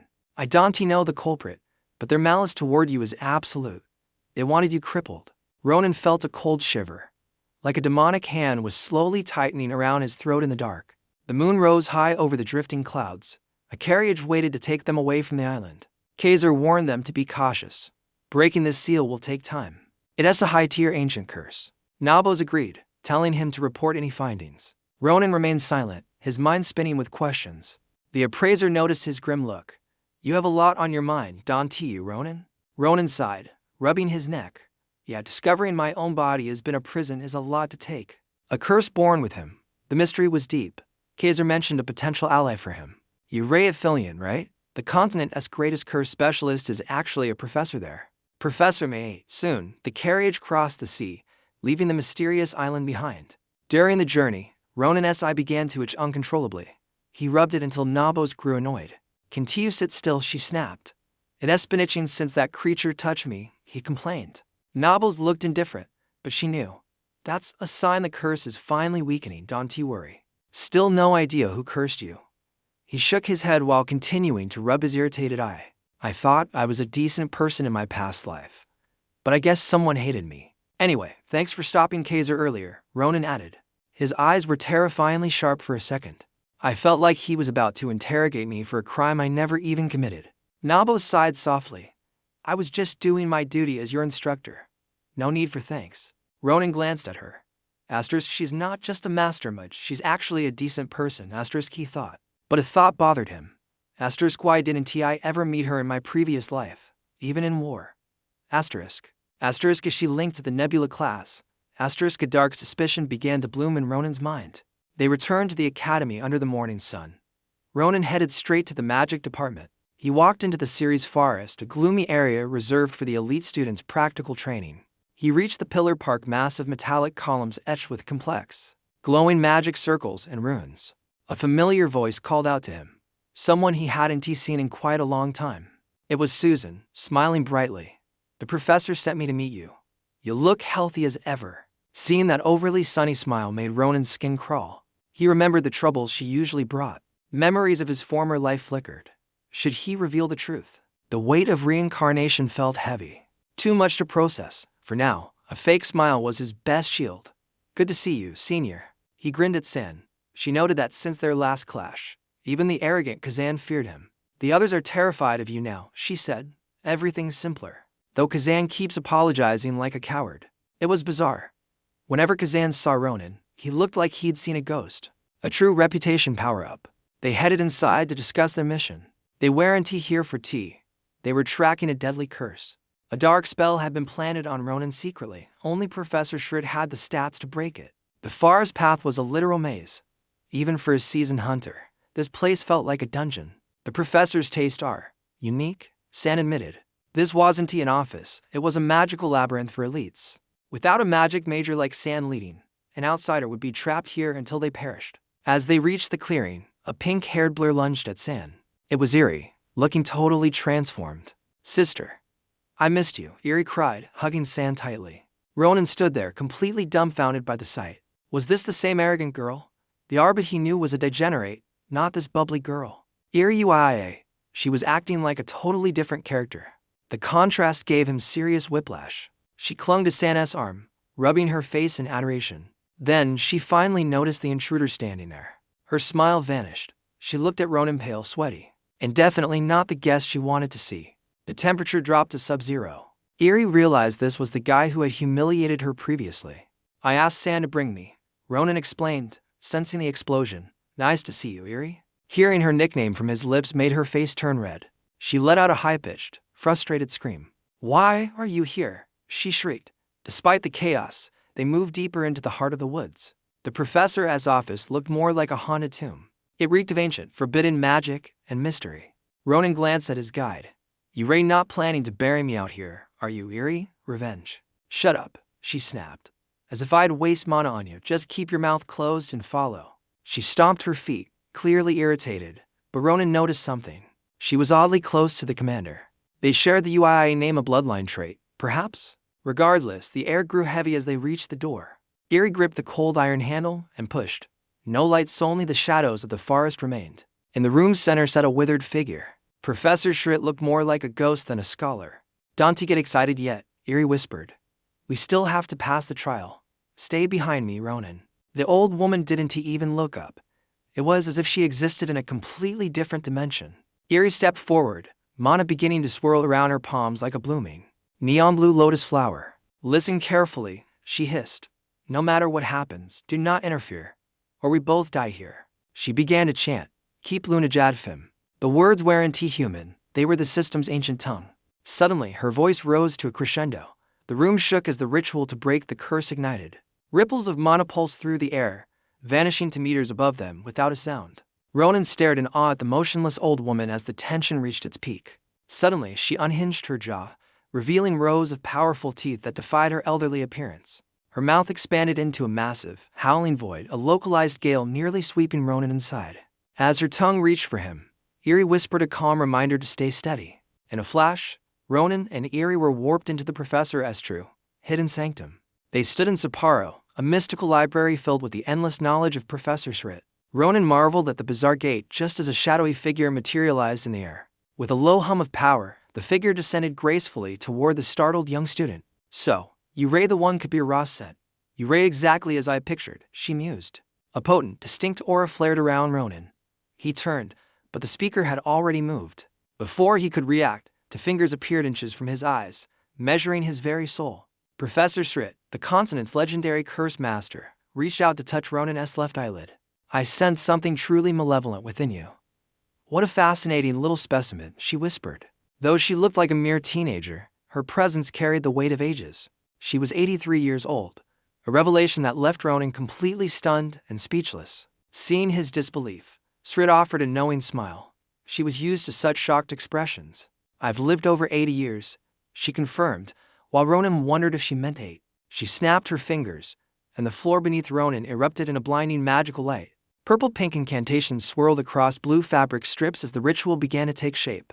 Now then, shall we get to work on breaking that nasty curse of yours? Shrit ignored his confusion, focusing intensely on the dark energy coiling around his feet. You're riddled with overlapping hexes, including an ancient primal curse. This is incredibly dangerous. Normal skills 1T suffice. Suddenly, the curses manifested like black serpents binding his limbs. Can it even be broken? Ronan asked. Shrit shook her head, her preparations already complete. A brilliant blue magic circle flared to life, illuminating the entire hidden office. I'm materializing your curse within your subconscious world, the professor explained calmly. Your task is simple. Find the root of the curse and shatter it yourself. Ronan was stunned. You want me to break the root of the curse, but how? Shrit simply pointed to his forehead, her eyes gleaming with a mysterious, playful light. You'll know what to do when you see it. Good luck in there, kid. A surge of blue energy erupted from her finger, sending Ronan tumbling into a dark void. He fell through the abyss, a spectral leaf swirled around him in a chaotic storm. This was the mental realm, an imaginary world forged by the dark power inside him. Ronan suddenly found himself standing in a peaceful, sun-drenched forest, gasping for air. The soil crunched beneath his boots as he realized he was standing before his childhood home. Confusion gripped him. Could the root of his curse really be tied to his past? A young girl with silver hair dashed past, shouting for her mother in a joyful voice. It was his sister, Iru, as a child, running toward the house with a smile. Inside the house, Iru hurried to a small cradle, peering down at the infant inside. Why is baby Ronan always sleeping? Is he sick? Mommy, she asked with concern. The mother explained that babies need sleep to grow strong, just like she did. I'll protect him forever, 10-year-old Iru promised, her voice filled with pure determination. Ronan watched in silence, realizing he was witnessing the very moment of his own birth. He stared at his tiny self in the cradle, wondering what dark fate awaited them. This is insane. I was actually a tiny infant. I thought I'd been born a full-grown monster already. Confusion floods his mind. Ronan frantically searches for clues within this fragmented, fading past. How could a baby remember this? Suddenly, the world turns pitch black, then the door slams open. A man storms in with heavy footsteps, his presence radiating an overwhelming and oppressive aura. Ronan's eyes burn. He's paralyzed, a forced restraint status effect. He can't move an inch. That bastard looks just like me. He ignores Iru, walking past her like she's absolutely nothing. He asks about the infant in the cradle. The mother smiles, oblivious to the coming nightmare. Look at him, she says. He's your spitting image. Ronan watches, trapped in this twisted memory. As she laughs, his hand glows with dark mana. He begins chanting a forbidden high-tier spell. Danger, she gasps before her consciousness fades. She collapses like a puppet with cut strings. It happened too fast. Little Iroh stands there, trembling, unable to process the escalating horror. The murderous intent radiating from the man chills Ronan to the bone, even across time. The man's massive hand descends. A wave of mana washes over her, snuffing out her awareness. She falls beside the mother. Ronan screams for his sister, but his voice reaches no one. He bellows in rage, but the world remains deaf. He's just a ghost in his own past. The bastard approaches the cradle. Magic circuits wrap around his arm like glowing, venomous serpents. These runes, they're exactly like the ones Professor Secret showed me. High-level curse manipulation. Mana ribbons coil around the man's arm. A blinding light erupts from the cradle ascender. The light is searing. Ronan grits his teeth. This is it. The origin of my curse. He's planting the seed of my destruction. I'll tear this memory apart to stop him. Outside, Professor Secret gasps. My mana is hitting zero. This curse is a literal abyss. Eri rushes forward. Even you're struggling. Just how many curses are stacked inside him? The professor frowns. Aside from the core, there must be at least 10 sublayers. 10. Eri's heart sinks. How could anyone survive 10 layers of legendary grade curse power? Secret stays calm. It's not the number. It's the fact they act as one entity. I am only dealing with one source. Back in the memory, the man finishes his dark ritual. The man's mana pins Ronan down. He watches helplessly as the shadow looms over the baby. The man mutters a chilling incantation. Task complete, he turns to leave his broken family behind. He walks right past his wife and daughter. Ronan's fists tremble as the restriction finally breaks. The door slams shut. Ronan's body is free. Damn it, the debuff is finally gone. He rushes to his mother and sister, fearing the worst. His heart pounds against his ribs. They're breathing, just a forced sleep spell. Ronan exhales, trying to suppress his murderous rage. Stay calm, this is just a mental world. Ronan stands, gripping his blade with killing intent. I'll rip that bastard to shreds. He glares at the wooden door blocking his path forward. Ronan draws his sword, slashing through the obstacle like paper before sprinting after his target. He bursts outside, only to find a blood-red sky. The man stands waiting, like a boss. You have some nerve, Ronan snarls.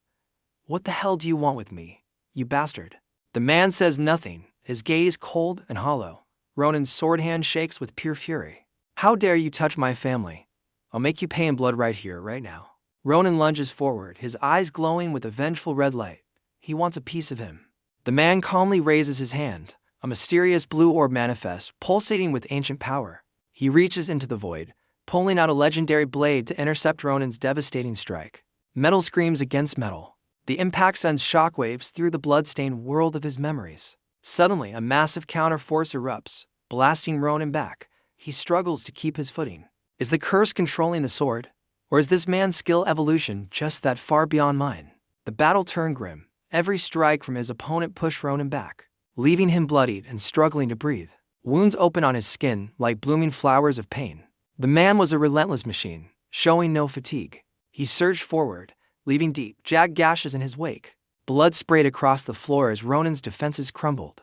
Pain flared white-hot. Ronan collapsed, using his sword as a makeshift crutch to keep from falling onto the ground. Blood was everywhere, yet his own blade hadn't even grazed the man. Bitterness burned in his throat like lead. The man turned to leave, dismissing him entirely. That arrogance sparked a dark, vengeful fire in Ronan's shattered spirit. He gripped the dirt, his heart pounding with hatred. This couldn't be the end. He refused to let it end here. Get up, he snarled at himself. He had too many questions for that bastard to let him just walk away. We aren't finished, he roared, forcing his broken body upright. His lungs burned, but his resolve was absolute steel. Why did you do it? He screamed. He needed to know why that man betrayed the family that loved him. The memory of those warm smiles made the betrayal even more poisonous. Ronan forced words out through gritted teeth. It was you, wasn't it? He demanded. The man didn't answer, his silence fueling Ronan's escalating, murderous rage. The silence was a physical weight, crushing his heart. Desperate fury boiled over, leaving Ronan with nothing but his blade. He gripped his sword until his veins bulged. After what he did to them, after that god-cursed hex he cast? Explain yourself. He lunged. In a flash of steel, Ronan's blade tore through the man's throat with lethal precision. He skidded to a halt, his breathing heavy and ragged. Behind him, blood erupted from the man's severed, dying neck. The head tumbled to the floor, rolling to Ronan's feet. Dark, demonic miasma began to seep from the severed stump. He pinned the head with his sword. "If you want to talk, then vanish," he growled, his voice a cold promise. "Get out of my head," he commanded. Suddenly, the nightmare dissolved, leaving nothing but shadows and fading black ash. Ronan's sword was buried in the floor. There was no head, no body, only the lingering chill of a broken curse. Light flooded his vision. He snapped awake, his heart racing like a cornered beast as he gasped for air. He rubbed his aching head, realizing he was back in Professor Secret's office. A familiar voice called from behind. "You Ray, finally back. How are you feeling, Ronan?" He blinked, the transition from the nightmare making his head spin. He looked at her, stunned. It was the same professor, the same clothes, but her appearance had changed entirely. Was this frail, elderly woman really Secret? Had his new eyes finally pierced through her high-level concealment magic? She smirked at his confusion. "Your perception has evolved nicely. It seems the awakening was more successful than expected." "Why do you look so old?" he stammered. She laughed. "It's not your concern. Focus on your own changes first." "Do you feel the difference?" she asked. Ronan looked around, seeing hidden stats and mana flows he'd never noticed. Before, she seemed strong. Now, through his awakened vision, Professor Secret looked like a literal god of magic. The aura radiating from her was staggering, an overwhelming ocean of power that made the very air feel heavy. The treatment worked, she noted, pouring tea. She began documenting the events of his mental battle for her records. The curse inside him was tied to a core memory, one Ronan didn't even know he possessed until this moment. "You think that man was your father?" she asked. "Even though you claimed you couldn't remember his face?" Ronan nodded. He heard the way his family spoke to him. It was a connection that transcended visual recognition. "When he killed them, I felt the physical bond snap," Ronan whispered, clutching his coat. A heavy, soul-deep sorrow. It was a feeling of pure, unadulterated loss. A realization that the man was indeed his own flesh and blood. That grief turned into a rage that burned hotter than dragon fire. He wondered if those emotions were truly his. "This is a difficult case," Secret admitted, crossing her arms. "You really remember nothing of your early childhood years." It wasn't he just forgetting. Ronan felt as if his entire past had been systematically purged from his mind by force. "It's like those memories were deleted from the world's system," he said. He had been a blank slate until now. He took a slow sip of tea, his mind racing. The professor watched him with dark, calculating intrigue. "So, your mana perception wasn't the only thing sealed. Your very sense of existence was locked away too. It seems your father placed a heavy curse on you, distorting your memories and core identity. During that ritual, some of the caster's own memories leaked into yours. Memory spells often have such side effects. I believe your inner world was constructed from his fragments. That is why you sensed mana early on. You felt that power right before shattering the curse because your interrupted consciousness was momentarily recovering its flow." Ronald looked down at his hands, which were now glowing with iridescent, shimmering threads of pure energy. "Are these threads the mana everyone talks about?" he asked hesitantly, staring at the pulsating aura. The three professors nodded in unison. "Correct. For now, you can only see it, but mastery will follow. That is, if you can shatter to more of the 9 curses currently binding your soul," she warned. "It will take immense time and effort. These seals are of unknown origin and possess terrifyingly high-ranking power." She snapped her notebook shut. "When you are ready, I will contact you. For today, you are dismissed." Ronan flinched, not at her words, but because her skin began to de-age with supernatural speed. It was as if 80 years of life were being rewound in minutes. Professor Secret was becoming a child. She returned to her young form, leaving Ronan stunned. "Does your appearance change like this every single day?" She chuckled. "My body's condition is complex, much like yours, but let us get back to the point." Meanwhile, Delenn was paralyzed with fear. How could Chilifin have gained this much power in such a short time? "Don't let sorrow consume you. Keep your head up. The future holds more weight than the tears of today.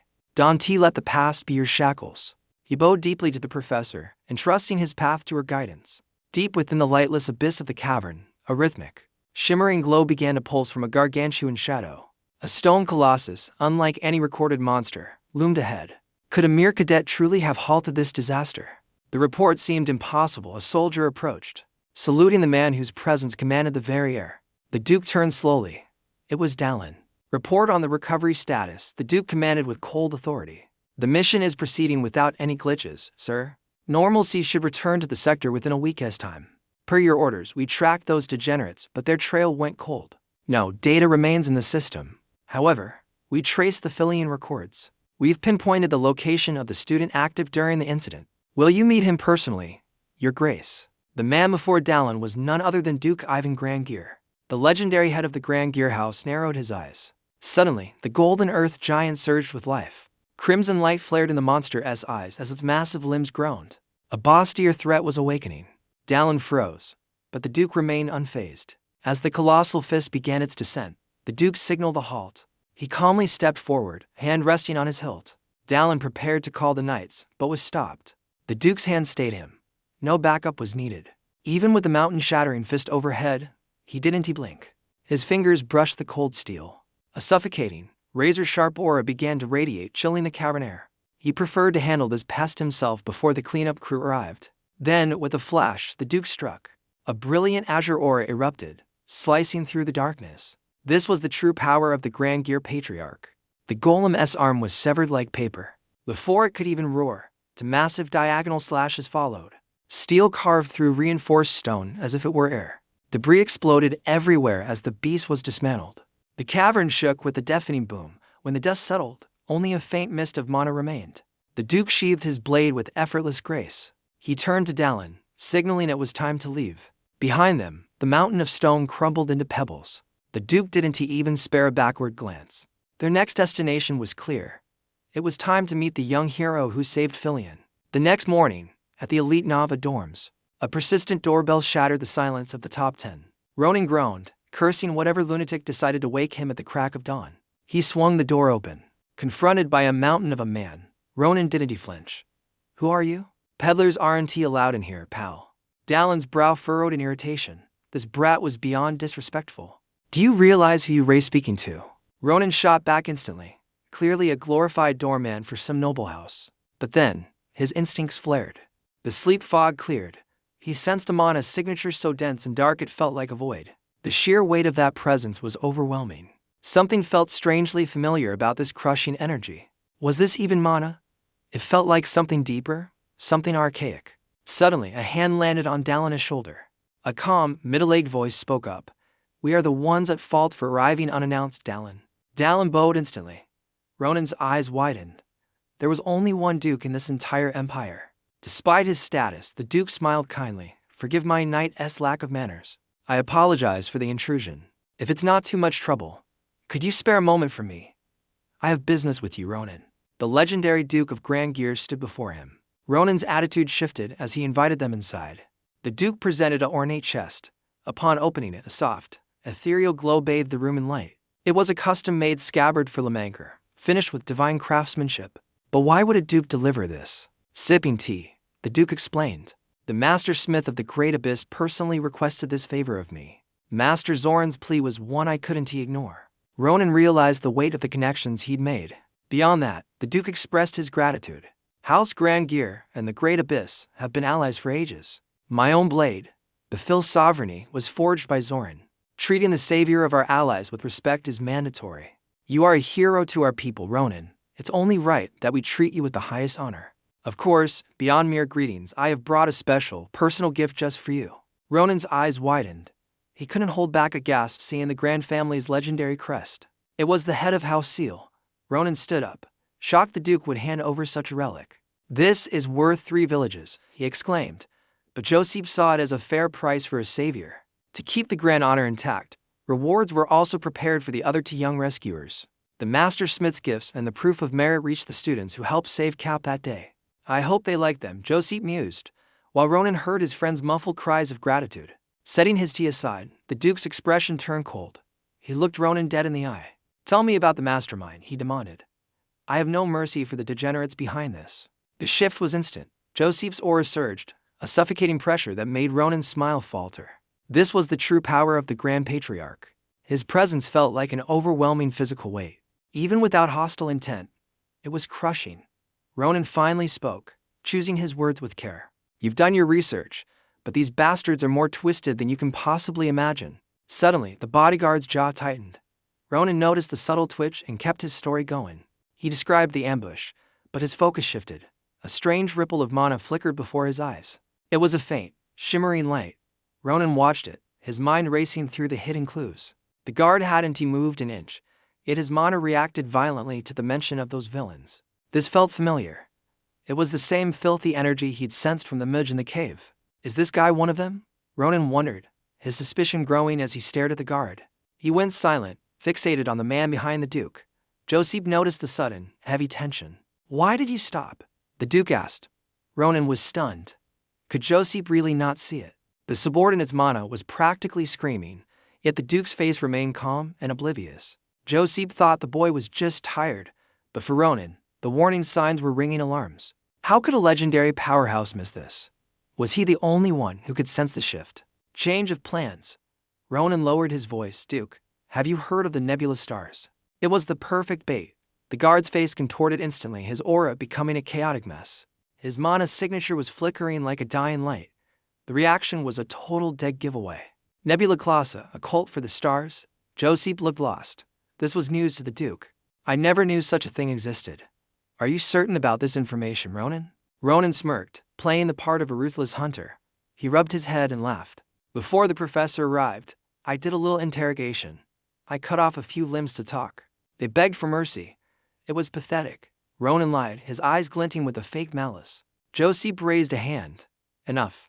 I'll verify the rest through official channels at the academy. I lose my appetite hearing more. The Duke sighed. Ronan leaned back, his mission accomplished. He had his proof. The guard's killing intent had leaked out, impossible to hide any longer. One simple question had exposed the rat. As the Duke stood to leave, Ronan's mind whirred. The enemy wasn't just out there, they were already inside the Grand Estate, hiding in plain sight. Ronan stood up quickly. There's one more thing you should know about those bastards, Your Grace. But you're busy. I'll organize my notes and send you a private letter tonight instead. His words were a trap. He promised the Duke would find the contents very interesting.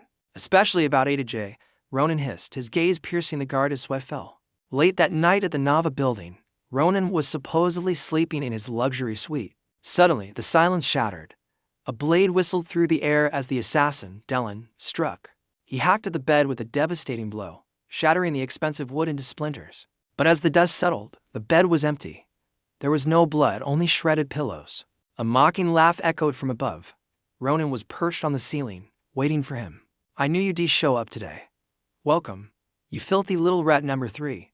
The traitor had already predicted his arrival. Lurking in the rafters, Ronan glared down at his prey before dropping silently to the floor just a few feet away. Shut it, loudmouth. Why don't you look in the corner? Ronan pointed toward a figure that made 𝐷 turn pale. Standing in the shadows was Schlieffen. Even without light, his crisp Philian Academy uniform looked perfect and unmistakable.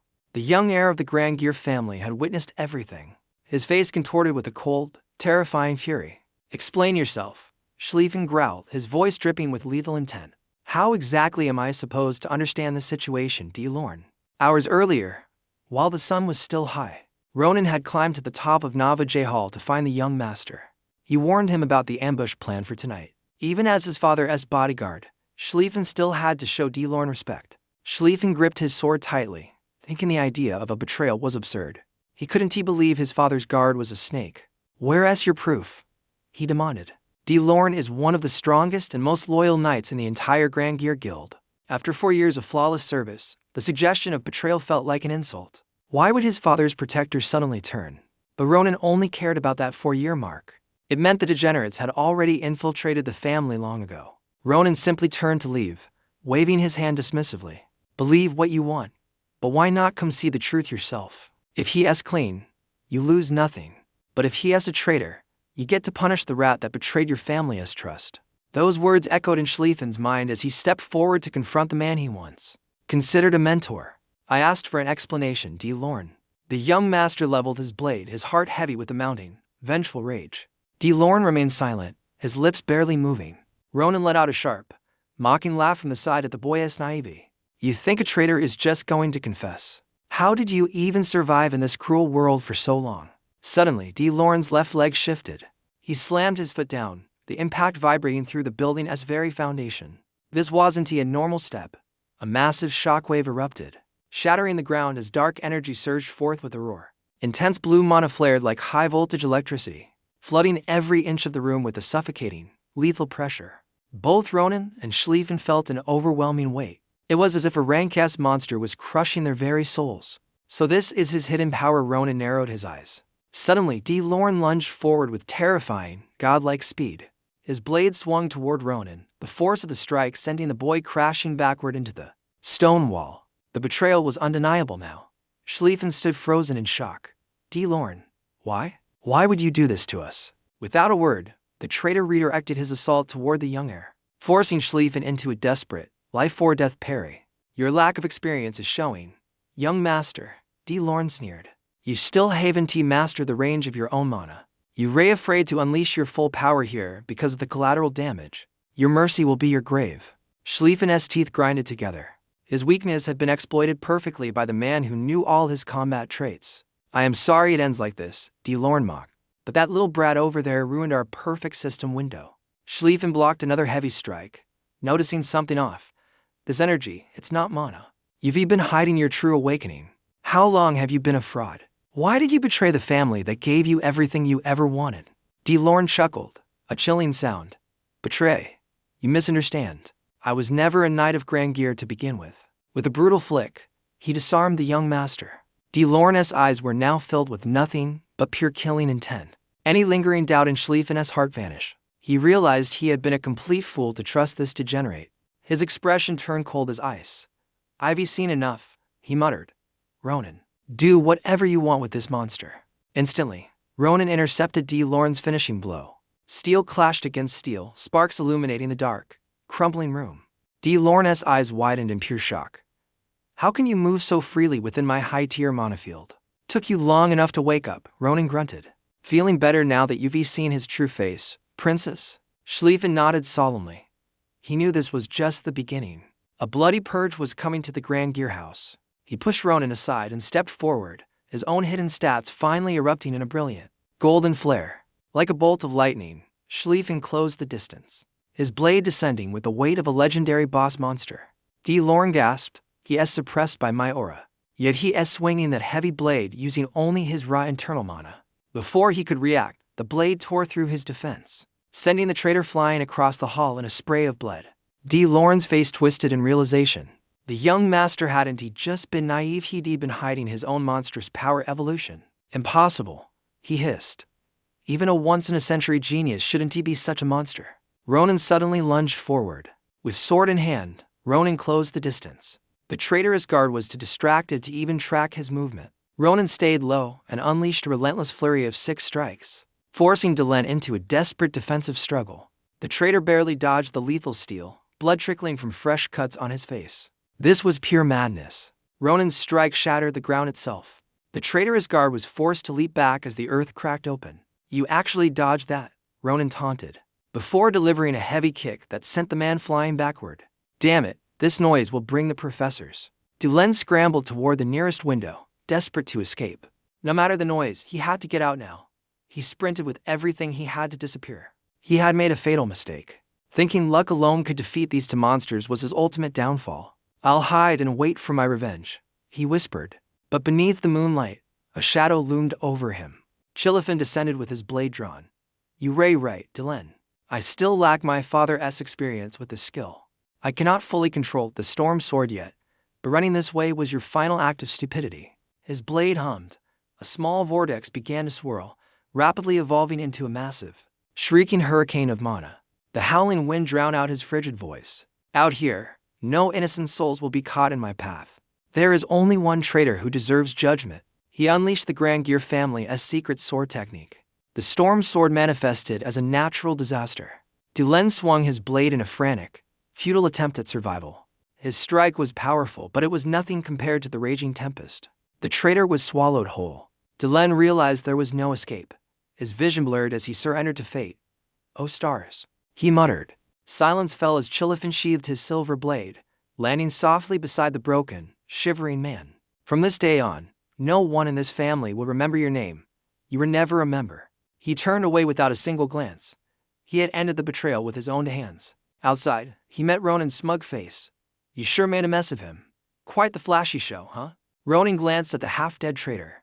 Can we even drag him to the dungeon in this pathetic state? Schlieffen replied indifferently. I only severed his tendons. he'll live. Then he added, in theory, anyway. He turned away from the grand family, cold and without a backward glance. Ending it himself felt empty.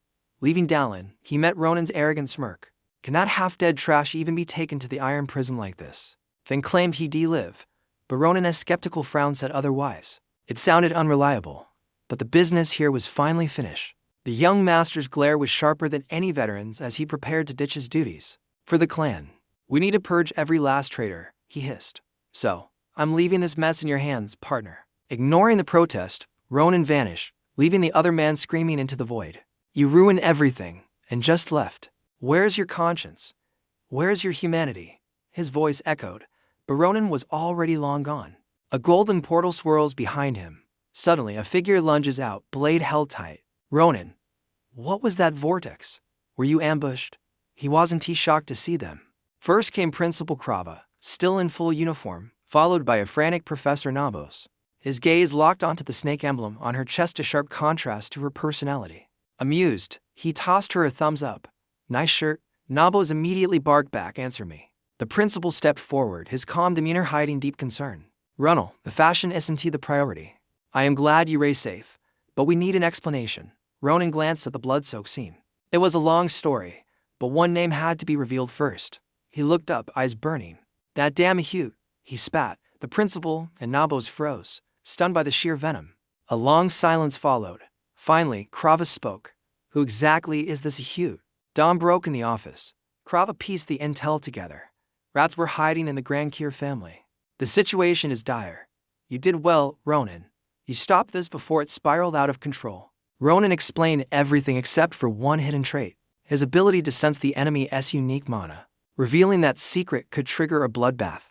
If the enemy knew, everyone he loved would be hunted. 𝐓𝐫𝐚𝐬𝐡 vowed a massive investigation. Don't worry. The Empire owes you once again. From the blacksmith village to this, you've earned a reward. What do you want? Ronan's eyes lit up with mischief. There is one thing I'd like to do at school. 𝐓𝐫𝐚𝐬𝐡 felt a twinge of curiosity. What was this boy planning for his next move? Next day at the Philian Academy Plaza, Ronan stood before the notice board shouting, Are you tired of boring campus life? Don't you want real action? He slammed the board.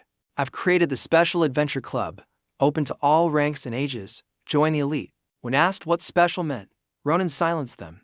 It's about real combat experience and survival. With the principal's blessing, we are the only guild allowed to operate outside these walls.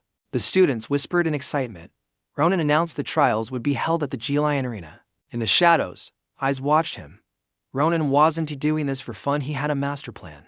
Days later at the arena, Ronan looked frustrated. He gripped his practice sword, scanning the crowd. Where were the new talents? Aside from the usual suspects, no one else remained. Mars chuckled. Don't you get it? You thrashed everyone during the physical interviews yesterday. You turned them to dust. Then you asked if they were ready to die for the club. Who signs a death waiver for a school club? Rumors say you need 10 lives to survive. Ronan scoffed. Real battle requires resolve. If they can't handle a waiver, they ray useless degenerates. But then he saw him, a battered student leaning on a massive greatsword, struggling to stand. Ronan turned. I told you, no more testing. Why do you keep fighting like this? Because I passed, right? Brahm, the martial arts ranker, grinned. But Ronan wasn't finished. Listen up, Ronan warned, his voice turning cold. The real quest hasn't even begun yet. Mar just chuckled. Didn't you realize? Yesterday's interviews were basically a one-man massacre under the guise of a trial. You absolutely pulverized the applicants to test their stats. Only the strongest degenerates survived your relentless assault. For those who passed, you demanded they sign blood contracts, ready to throw their lives away for the guild. Also added nervously, rumors say you need 10 lives just to survive the first day of this club. Real combat is survival of the fittest, Ronan scoffed. Those losers lacked the resolve of true hunters. He glanced back. He had already found what he needed, raw potential hidden amidst the wreckage. A battered student used his colossal blade as a crutch, struggling to stand behind Ronan's retreating back. Feeling better? Ronan asked. I said the test was over. So, why the hell are you still trying to fight? You passed, Brahm. The ranked martial arts sophomore flashed a bloody, radiant grin at his new master. Ronan didn't stop complaining, but his eyes were sharp. Listen up. Your performance was actually adequate. Our club's grueling. Ready? Ronan grinned. Power was his only goal. He dismissed his team. Survival required rest before the real hunt. Ronan stayed behind. He waited for a hidden genius to emerge. Moonlight hit the arena. Exhausted, Ronan slumped over the wooden table. Hours passed in silence. No one appeared. He prepared to leave. He thanked Senior San. Even busy as a TA, she helped. "I'd join if I could," she smiled. Ronan's resolve only hardened. He couldn't let San join. Her dream was far too precious. She had to choose her path, commander or a normal life. A strange voice echoed. "Glad you're still here." Ronan looked up. Surprised by her presence, he masked it with the recruiter's charm. "Joining us from the Red Cloak." A soft mumble drifted out. "A club." She lowered her hood. Short silver hair shimmered brightly. "Can I touch it?" she asked. "The creature on your shoulder." Ronan froze, stunned. Her blunt request caught him completely off guard. "Not you," she clarified. "The dream bird." 𝐊𝐃 stared back intently. Ronan relaxed. "Join the club, and he has all yours to pet." Her eyes sparkled. Yet, Ronan sensed a terrifying, hidden power within. She wasn't ordinary. This girl possessed the talent of a master. "The interview?" Ronan pointed. "Blast that straw dummy with magic." Ophelia Granite, 3rd year. Violent mana suddenly exploded into existence. High-level dark magic. The air turned heavy, chilling everyone nearby. Her control was perfect, but Ronan spotted a faint, blood-red glow. 𝐊𝐃 sensed something familiar. Ronan watched her every calculated move. With a flick, dark claws shredded the target into tiny pieces. A massive explosion followed. Smoke and shockwaves rocked the entire arena. Ronan shielded his face. "Enough. You've already passed the test." The dummy's armor was decimated. Her destructive power was absolute. She turned to leave. A telepathic voice rang in Ronan's head. "So, you saw it." Her icy gaze met his. "Keep it secret." They moved to the shadows. Ronan followed her into the night. She cradled 𝐊𝐃. "A bird made of mana. Truly fascinating," she said. "You ray more interesting," Ronan countered. "I thought your kind left." Her eyes glowed blood-red under the moon, a true vampire-esque gaze. Ophelia stopped. "Not all of us left," she whispered back. 3 deep. Surgical gashes on the training dummy proved his mana control was reaching a terrifying new evolution. Before the recruitment finished, a cold figure turned to leave, forcing Ronan to call out in a hurry. "So, you noticed?" A voice echoed in his mind. It wasn't a speech, but high-tier telepathic magic. Ophelia's expression remained frozen. "Keep the secret. If the faculty finds out, it'll be a total disaster. Follow me to somewhere private. I have questions that only someone like you can answer." Dead of night at 𝐓𝐫𝐚𝐬𝐿 Academy. Ronan trailed behind her, the silence of the empty halls feeling heavy. He poked the creature in his palm, a dream bird born from pure, condensed mana. It giggled at his touch. Born from mana compression. Fascinating. But Ronan found the girl walking ahead of him far more intriguing. "I heard your clan left the Empire ages ago. You're a real-life legend, aren't you?" Under the crimson moonlight, her eyes glowed like fresh blood. She adjusted her stance, looking like a goddess of death. "We are the last survivors, hidden across the Empire. We exist in the shadows by choice." Avoiding trouble meant living in exile, but she had a reason for entering this high-profile club. 𝐊𝐃's mana was the key. "I felt that dark resonance the moment we met in the plaza." It was blood magic, the innate trait of the vampire race. Ronan's suspicions were finally confirmed. 𝐊𝐃's energy was pure vampire. Since his first instinct was to consume blood, the connection was undeniable. Ophelia froze. He manifested vampire magic immediately after birth. Is that even possible? She gripped 𝐊𝐃, thrusting him forward. "Ronan, how long has it been since this creature awakened?" 3 years. 5. Ronan stammered. "Actually, it's only been about 2 months since his birth." Even Aylar was baffled. Only 2 months, yet his blood mana was already this dense and terrifying. A twisted smile crept across the vampire's face, her cheeks flushing with a disturbing, greedy excitement. It was unsettling. She scooped up the nightmare creature, claiming she needed a special favor from him. Ophelia knew this wouldn't be easy. She put on a pathetic face, sensing a difficult hidden quest. "I'll dedicate myself to this research," she promised, "but only if you complete a task for me. The evolution research will be intense for a while, so expect things to get complicated very soon." Ronan cut her off. "What research? Explain yourself." The next day, they gathered at the guild hall. Ronan was assigned a section called the Nest, the official headquarters for their special adventure club, an entire building for a student club. The academy's generosity was truly on another level. Shaking off the awe, Ronan turned to the 2 companions who had stayed by his side. Are those the high-tier weapons the Grand Academy sent from their legendary armory? 𝐻𝐫𝐚𝐬𝐡 beamed. His basic double-edged blade had finally evolved into a massive, high-ranking greatsword. Al received a rare magic bracelet. The kid was practically vibrating with excitement over his new gear. It's crafted with 𝐓𝐫𝐚𝐬𝐡's secret techniques. My mana control is perfect. My stats have practically doubled. Seeing their joy, Ronan nodded. Their new equipment was definitely S-tier material. Why the weapons? They asked. Ronan ignored them, heading inside to discuss their true mission. The interior was fully prepared. Ronan wasted no time, calling an emergency meeting for his guild. I know you, 𝐻𝐫𝐚𝐬𝐡. Our goal is to maximize your hidden stats through high-risk combat. Experience. Experience is the best teacher. Secretly, Ronan was preparing them for the dark calamity yet to come. Tapping a coordinate on the map, he revealed their first destination, an uncharted danger zone. The wider mountain range. A territory yet to be conquered by the Empire. That is our target. The mention of the mountains sent chills through them.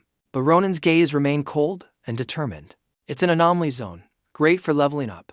Plus, I have some personal scores to settle there. But first, we have a synergy issue. Ronan signaled the others to leave 𝐻𝐫𝐚𝐬𝐡 and RL behind. Flashing a predatory grin, he drew his line. Time for a spar. They moved to the hallway. 𝐓𝐿 and 𝐻𝐫𝐚𝐬𝐡 scrambled after him. Even for Ronan, this was moving way too fast. Complete the entire curriculum ahead of schedule. Ronan just laughed at their shocked expressions. It's a week-long expedition, don't worry. Senior Brahm already proved we can bypass the boring classes. Balancing quest and finals is impossible. The headmaster will never authorize this dungeon run. Seeing their panic, Ronan raised a finger. The solution is simple. We just break the records. Finish early, gain your freedom.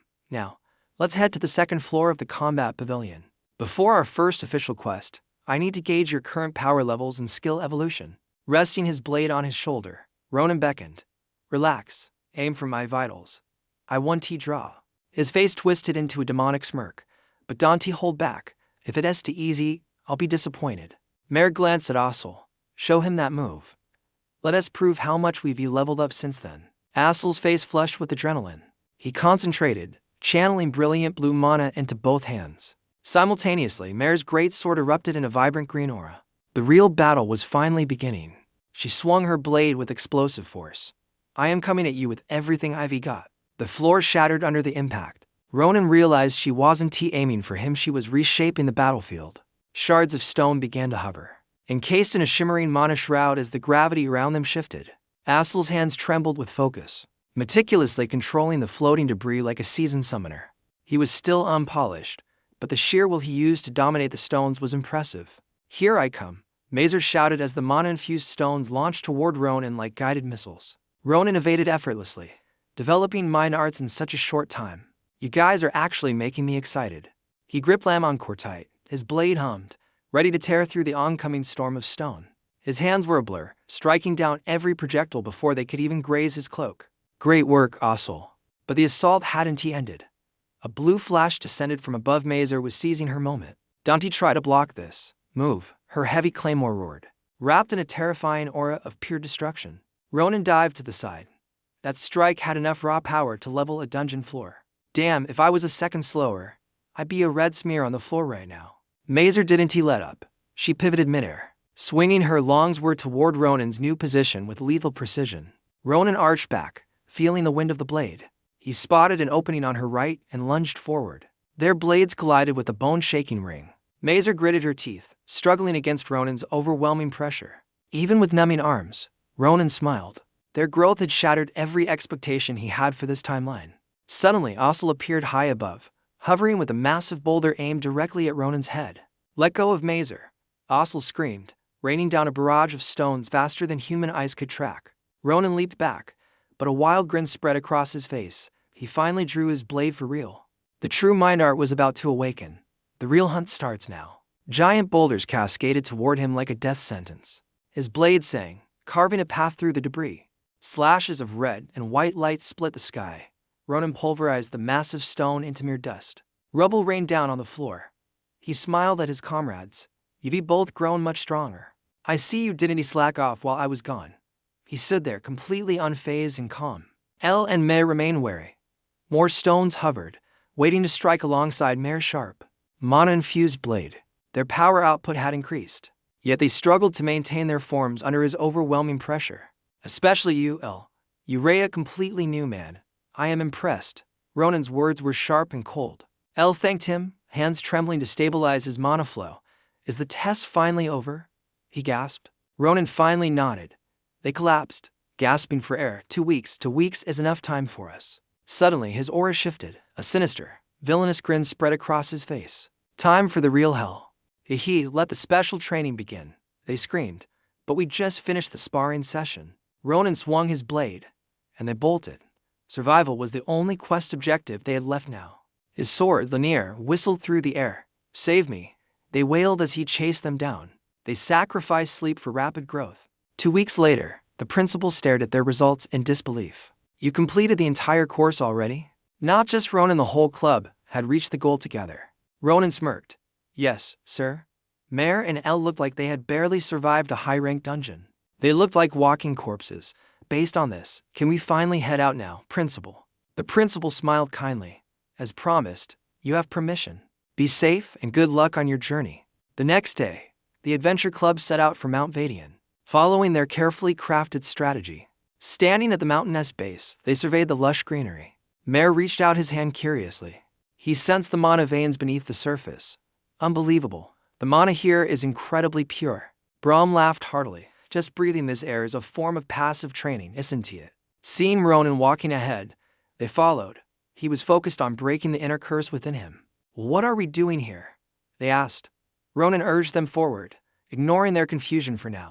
We ray far from the center. I'll explain our mission once we arrive. As the breeze scattered leaves, Ronan added, we have a target to find. Deep in the Vaindam peaks, a white house stood, pulling in the winds. Inside, sharp, inhuman hands twitched, sensing distant echoes of approaching footsteps. Unexpected guests in these lands. It has been ages since I had visitors. Leading them through dense pines to a cliffside, Ronan looked down and smirked.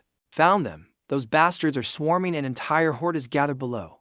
Below, the orcs had established a full camp, preparing fires for their survival. Ronan leaned over, impressed. Are they building a village? That's some high-level organization. In these lawless borders, sites like this aren't rare, Ronan noted coldly. They raise small now, but they breed fast. Soon, they'll overrun the entire mountain. They'll raid nearby settlements soon. We must stop them before that happens. Time to thin the herd, Ronan said. This is our first real battle. Mare looked terrified, while Ossel stammered, trembling with visible, paralyzing fear. I expected one orc, not a legion. Ronan just chuckled to reassure them. Orcs are the perfect warm-up, don't be afraid. But his gaze turned dark. A dangerous variable remained, the ogre, the true ruler of this mountain range. Especially the twin-head ogre. Even in my past life, he was nearly unbeatable. Luckily, the beast hasn't appeared yet. Suddenly, a calm, aging voice echoed behind. I admire your spirit, but I wouldn't do that if I were you. It's not the right time, young adventurers, warned the silver-haired elf priest. Ronan spun around, shocked. How did he fail to sense this man's presence? The elf smiled kindly. Relax. I am merely a priest of this mountain. He claimed to serve Canaan, an ancient spirit. Ronan reached for his blade. Ronan gripped his sword hilt. The elf suggested, shall we talk elsewhere instead? This place isn't safe. Before he finished, a flash of red light erupted. Ronan lunged, pressing his blade to the elf's throat, shocking his entire party. Glaring with cold intensity, Ronan hissed, I've dealt with too many lunatics lately. Repeat exactly what I say. The elf blinked. Repeat. What exactly, young man? A hut. Say it, you bastard. Ronan roared, sensing a hidden, ancient grudge. The elf stood stunned before finally leading the group away from the valley. As they walked, the priest grumbled about being forced to use such vulgarity. That was the most shameful moment of my last 200 years. Ronan paused, eyes wide. 200. Exactly how old are you, old man? The elf wandered ahead. I stopped counting long ago. Perhaps over 1,000? Ronan's jaw dropped. This man had lived since before the empire was founded. Elves were long-lived, but this was legendary, so why isn't he at the right time? The elf turned serious. The monsters have been behaving very strangely of late. Orcs are roaming at night, and ogres are abandoning their usual territories. Unusual phenomena are spreading. Until we find the cause, you must be cautious. But for now, why not rest? The elf reached into the empty air. His fingers touched the space like a pool of water, creating shimmering ripples. Space expanded with a low hum, The group watched him tear reality apart. Stirring the air like a still pond, a majestic white gate slowly manifested. It was the entrance to the temple of Canaan, a hidden sanctuary revealed at last. A hidden sanctuary emerges, leaving everyone breathless. Is this a legendary cloaking field? The Mudge gazes in awe. Maintaining a barrier of this scale requires monstrous mana. It rivals the top professors back at the academy. Ronan, did you know this existed? He scoffs. Can't you see my shock? Of course not, he was walking right behind him. One thing is certain, this old elf is no ordinary NPC. He is a high-level entity. Inside the Grand Hall, a massive stone guardian stands tall. Spirit Canaan, the elder says. Ronan stares at the statue. So, this ugly rock is the divine spirit you serve?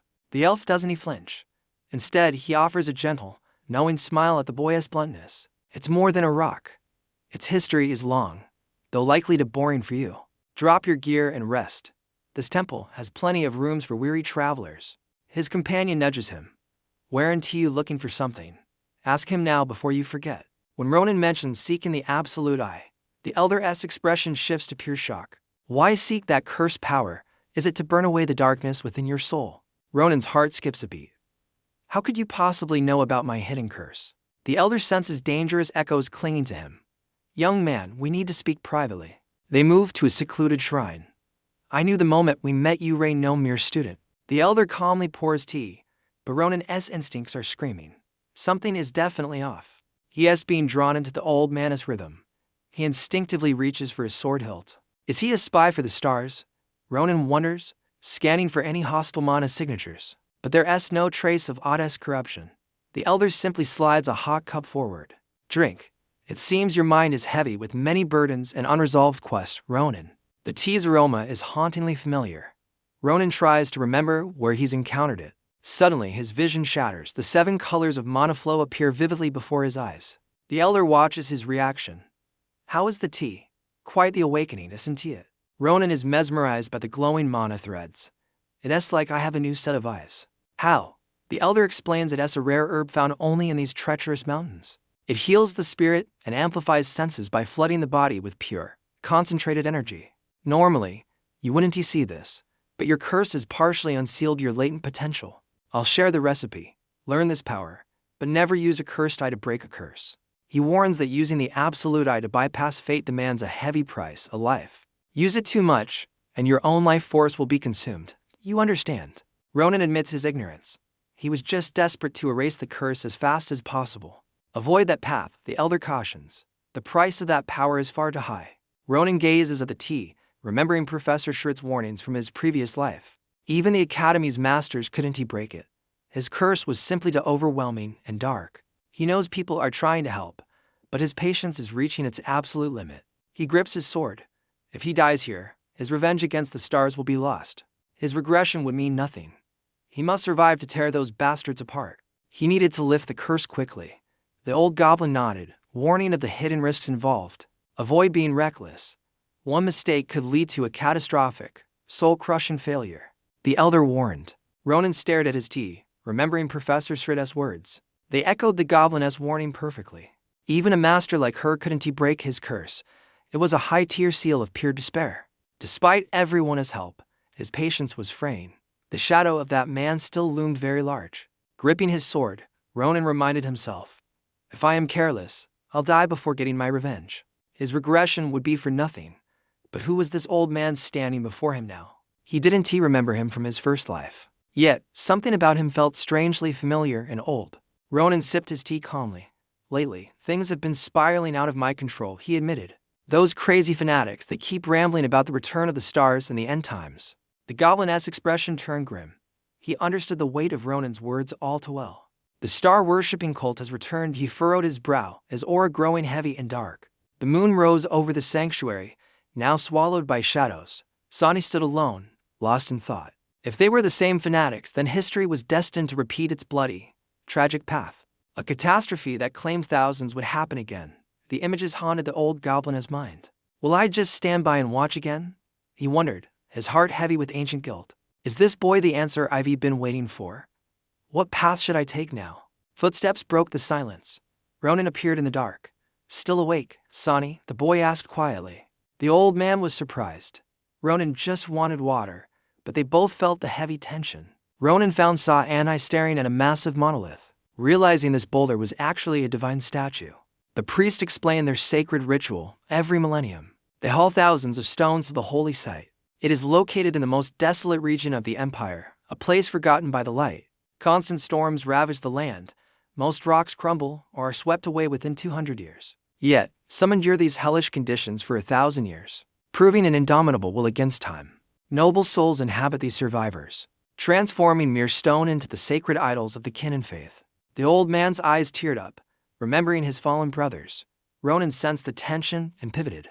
I heard there were many monks, Ronan noted. Why are you the only one left now? 𝐷 sighed. Maintaining faith is a battle harder than any dungeon or tower progression trial. Imagine dedicating your entire life to a god that never answers, no matter how long you wait. I almost lost my way too, he admitted. I nearly turned my back on the sanctuary forever. But a strange intuition kept him there. He felt Kinnan's hidden stats is lingering will within that rock. Perhaps one day, that power will save this world. The old elf's conviction was almost tangible. Ronan froze. This old elf sounded exactly like Commander Aeon from his previous life. His past regression.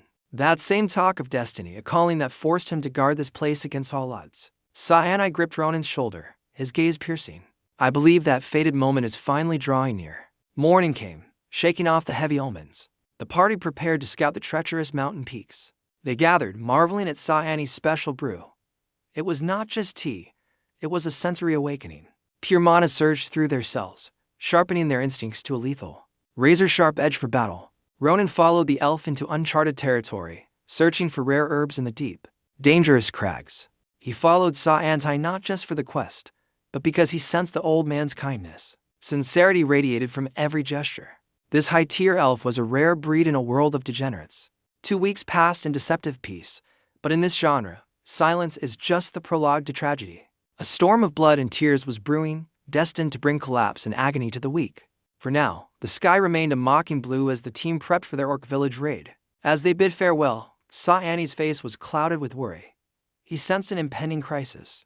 The monsters are behaving erratically, he warned. Are you sure you should not prepare more before engaging?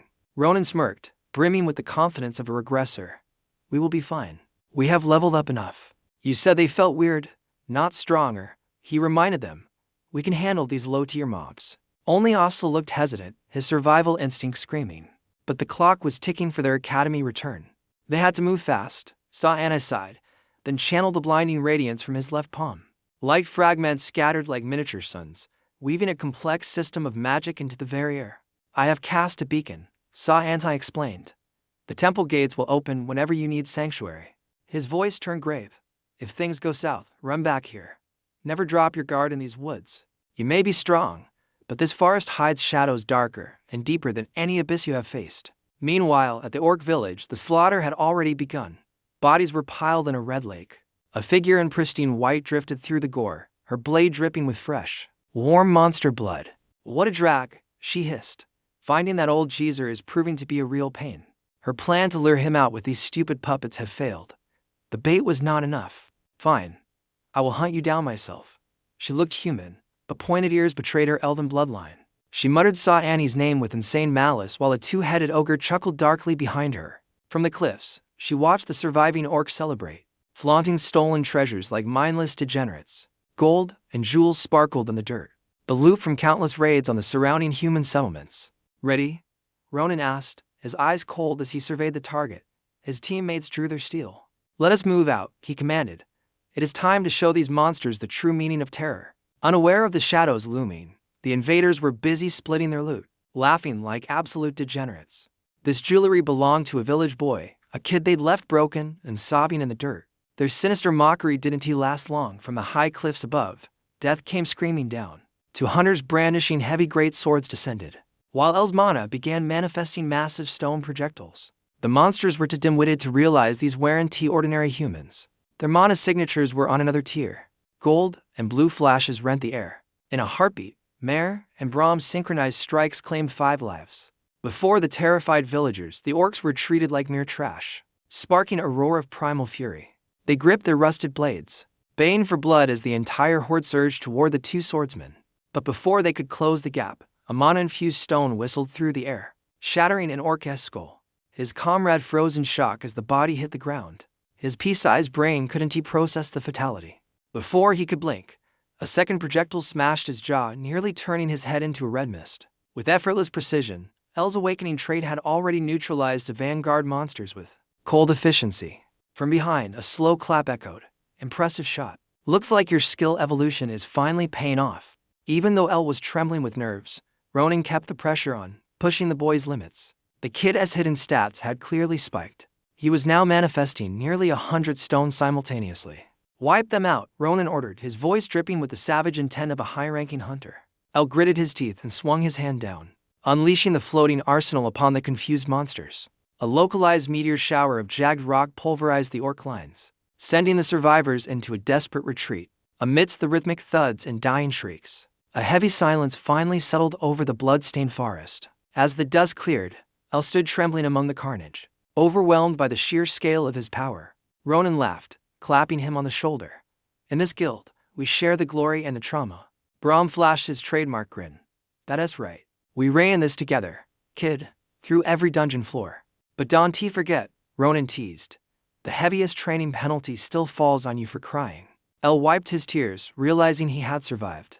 Ronan watched his team, satisfied with their rapid growth. Actual combat was the ultimate catalyst. This long journey to the mountain range was finally bearing fruit. Maybe it was time to raise the quest difficulty. Suddenly, a small summon fluttered near Ronan's face. The dream bird chirped urgently, pointing its tiny wings toward a dense, shadowed thicket. Venturing into the darkness, Ronan and 𝐿's eyes widened. Tied to a gnarled tree was a battered figure. It was an elf, her body covered in deep wounds. She was likely being kept as emergency rations. Ronan drew his blade to cut her bonds, barking an order for 𝐷𝐾𝐃 to activate a healing spell. The small summon erupted into a massive glowing ritual circle, instantly knitting the elf's flesh back together. As her vision cleared, the elf realized she'd been saved. But something about her rescuers felt strangely familiar. Their mana signatures were identical. How do you possess that power? She gasped before coughing blood. Ronan panicked as the recovery stalled. 𝐷𝐾𝐃, why isn't the healing working? Is her state too critical? The elf looked up with fading eyes. That mana, did you receive it from the ancient temple? She lunged forward, grabbing Ronan's cloak. Please, you must take me to the Guardian at once. The enemies are closing in. If we raid late, Annie's life will be forfeit. With those final, desperate words, her strength vanished and she collapsed into total unconsciousness. Meanwhile, at the secluded temple, 𝐶 remained focused on purifying the great altar's stone surface. The temple gates burst open as Ronan charged in, shouting, 𝐶, we've got a situation here. The Guardian turned in surprise. Back so soon? And who is this wounded guest you've brought? We rescued her from the orcs. She claimed she had to see you at any cost. The moment 𝐶 saw the girl's golden hair, his calm demeanor shattered. Brick, is that you? His face turned grim as he began the diagnosis. Back at the village, the aftermath was just beginning. The remaining 3 hunters scouted the perimeter, ensuring no monsters survived to report back to their guild. Back at the shrine, Mare watched his friend staring at a strange, mutated snail very intently. Something's wrong with it. It looks cursed. They hovered over the creature, sensing a dark shift. How could non-awakened kids decipher magic circles that even master summoners struggle to identify? This double-layered mana signature is hiding something. What are those halo-like magic windows, Elder? Ronan finished first aid, but his system window showed no change. Basic healing skills weren't working. Could it be a rare status debuff? 𝐶 revealed he'd already administered a high-tier antidote. I owe you one, Hunter. Losing a fellow disciple would have been a catastrophic blow. Looking at the girl, 𝐶 nodded. She was a rare kin and follower, a dying trait. Her faith surpassed any ranking tier. He scratched his head, then turned deadly serious. 𝐶, speak. Who are these degenerates? Is there a hidden quest stalking your people? Leading Ronan to the 1,000-year-old soul stone, 𝐶 remained silent, the atmosphere thick with tension. Truthfully, I know little. They worship a godlike entity through horrific, evil rituals. They operate from the shadows, hiding their hidden stats. They call themselves the New Order. Ronan felt a chill. Something was wrong. Then 𝐶 mentioned the name, Glaza Nebula. That was the secret organization Ronan had been hunting since his reincarnation. This was the turning point. Are they targeting you too? 𝐶 remained calm, as if his survival was already calculated. You've heard of them. They've attempted to raid my sanctuary a few times over the centuries. I thought they disbanded hundreds of years ago, but their system has reactivated once more. Ronan's voice rose. This is bad. You need to retreat to the capital immediately, Elder. But the elf shook his head. I cannot abandon this dungeon. My departure would doom everyone. Placing a hand on Ronan, he softened his tone. Take your guildmates and escape this crisis. Do not get swallowed by this danger. Respect my decision and leave before the boss monsters arrive. Ronan stood silent before exiting the temple. Wait for me. I'll return with the strongest rancor. He urged the elder one last time. Don't take any risks. Stay alive until I get back. 𝐶𝐼 smiled at the young summoner, then pressed a small item into Ronan's hand. A reward for saving 𝐓𝐫𝐚𝐬𝐡 unique ring overflowing with pure mana and hidden stats. This is your pass to the Dawn Magic Tower. Show it to the librarian to unlock your evolution. I'm certain they can help you break your curse. He gripped Ronan's hands with trembling strength. The elder wished him a safe journey. Our time together was a rare gift, my friend. Seeing such vulnerability, Ronan softened his tone. Don't get all sentimental on me now, old man. I'll be back with reinforcements soon. Keep your guard up and survive until my return. He vanished like a wine-step skill. Once gone, 𝐶𝐼's expression darkened instantly. He sealed the gates, a heavy sigh escaping. He glared into the shadows with icy eyes. It's been so long I almost didn't recognize my former disciple. Show yourself, traitorous assassin. The figures shifted, mana distorting her image. 𝐶𝐼 wasn't surprised. The betrayal was already clear. So, you truly became a high-ranking hunter for that dark organization, he mocked, heart sinking. She smirked, her pitiful blonde disguise dissolving into a sinister form with murderous intent. 𝐓𝐫𝐚𝐬𝐡 laughed. How's life treating you, 𝐶𝐼?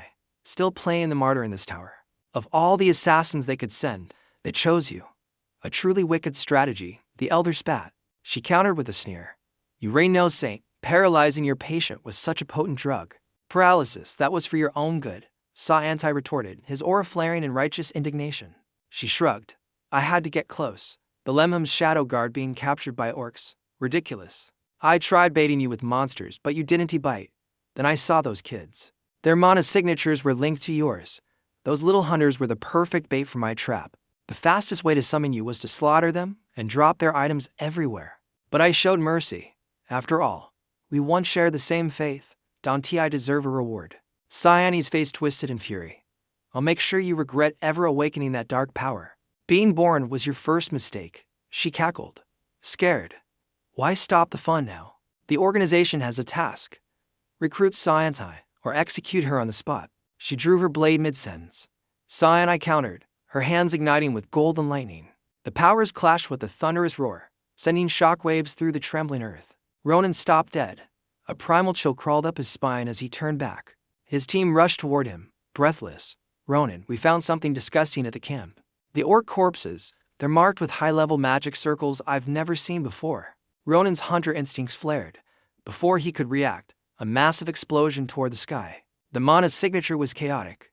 The shockwave hit them like a physical wall. The temple is collapsing. Panic surged as the horizon filled with fire and smoke. That was 𝐶𝐼's location. Ronan realized his bad feeling was a dire warning. A gargantuan foot crushed the earth, making the entire forest floor shake violently. Even Ronan shuddered. A familiar, terrifying aura loomed over the broken trees. The massive beast flattened everything: trees, huts, and corpses in a single, crushing stride. A two-headed ogre, a high-ranking boss monster. Its twin maws opened in a roar. Inside the crumbling ruins, Briar was a blur of steel, lunging at 𝐶𝐼.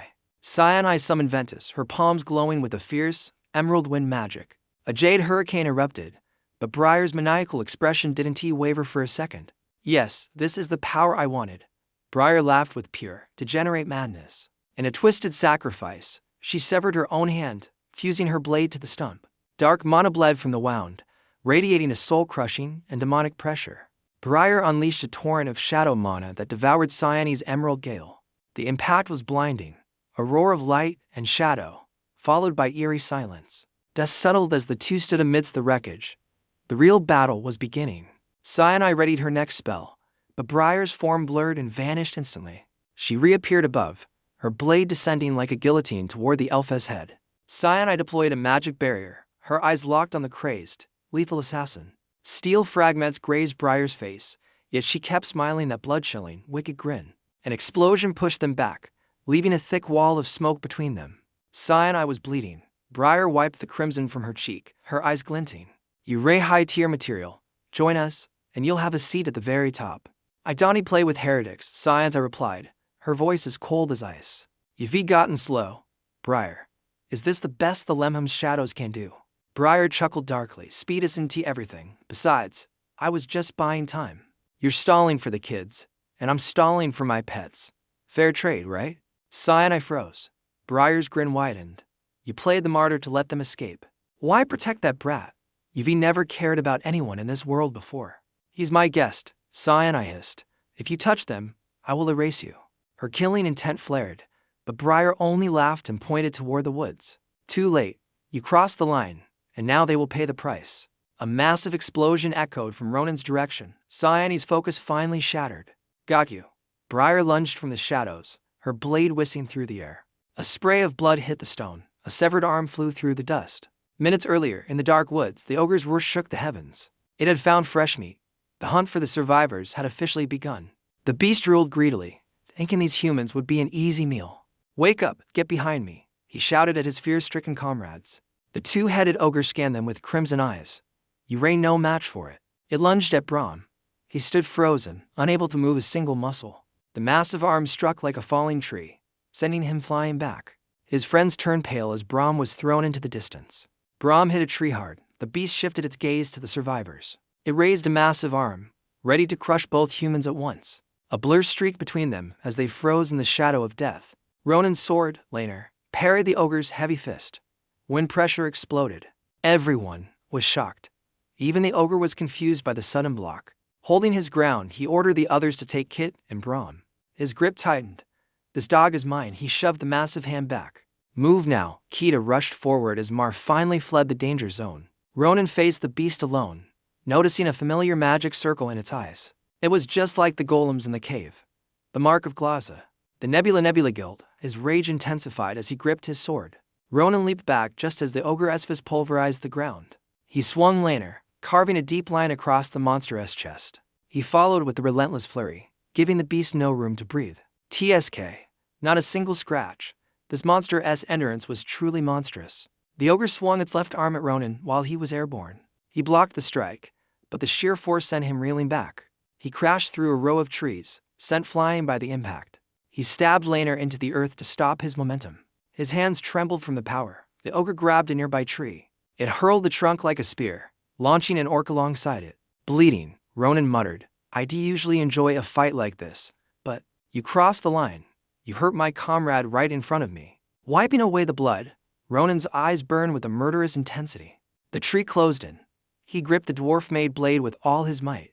A single slash split the trunk in two, revealing his lethal glare. He leaped from the debris, exploding out of the forest canopy. He soared above the ogre's head, returning to the center of battle. The ogre roared in defiance at the tiny human challenging its might. Midair, Ronan remembered his past life and why he failed before. Its hide was too thick to pierce. He couldn't land a fatal blow. I've reincarnated, and everything has changed. With the 𝐴𝐻𝐼𝐴 blade and my perfected sword techniques, I am ready. These skills from Professor Nabo's the fourth form is surging through my arm, igniting a power I've long forgotten. The blade moved in a mystical blur. Ronan knew he could cleave through anything with his newfound, blinding speed. He leaped behind the beast. Before his feet even hit the dirt, his sword was already back in its sheath. The two-headed ogre stood dazed, searching for its foe, while Ronan remained perfectly still in a cold, deadly stance. Don't move. Just die. A snap echoed, and the monster's massive body disintegrated into several bloody, severed pieces. Dust exploded as the beast collapsed, but that didn't matter. Ronan had a much longer road ahead of him. There was still a long way to go. Wasting time on a weak degenerate like this was simply unacceptable. Ronan knew the real work had just begun. He shouted for 𝐿 to check on Brahm. Brahm was out cold. 𝐷𝐾𝐃 provided emergency aid, but they desperately needed a high-tier healer. He ordered his friends back to the academy.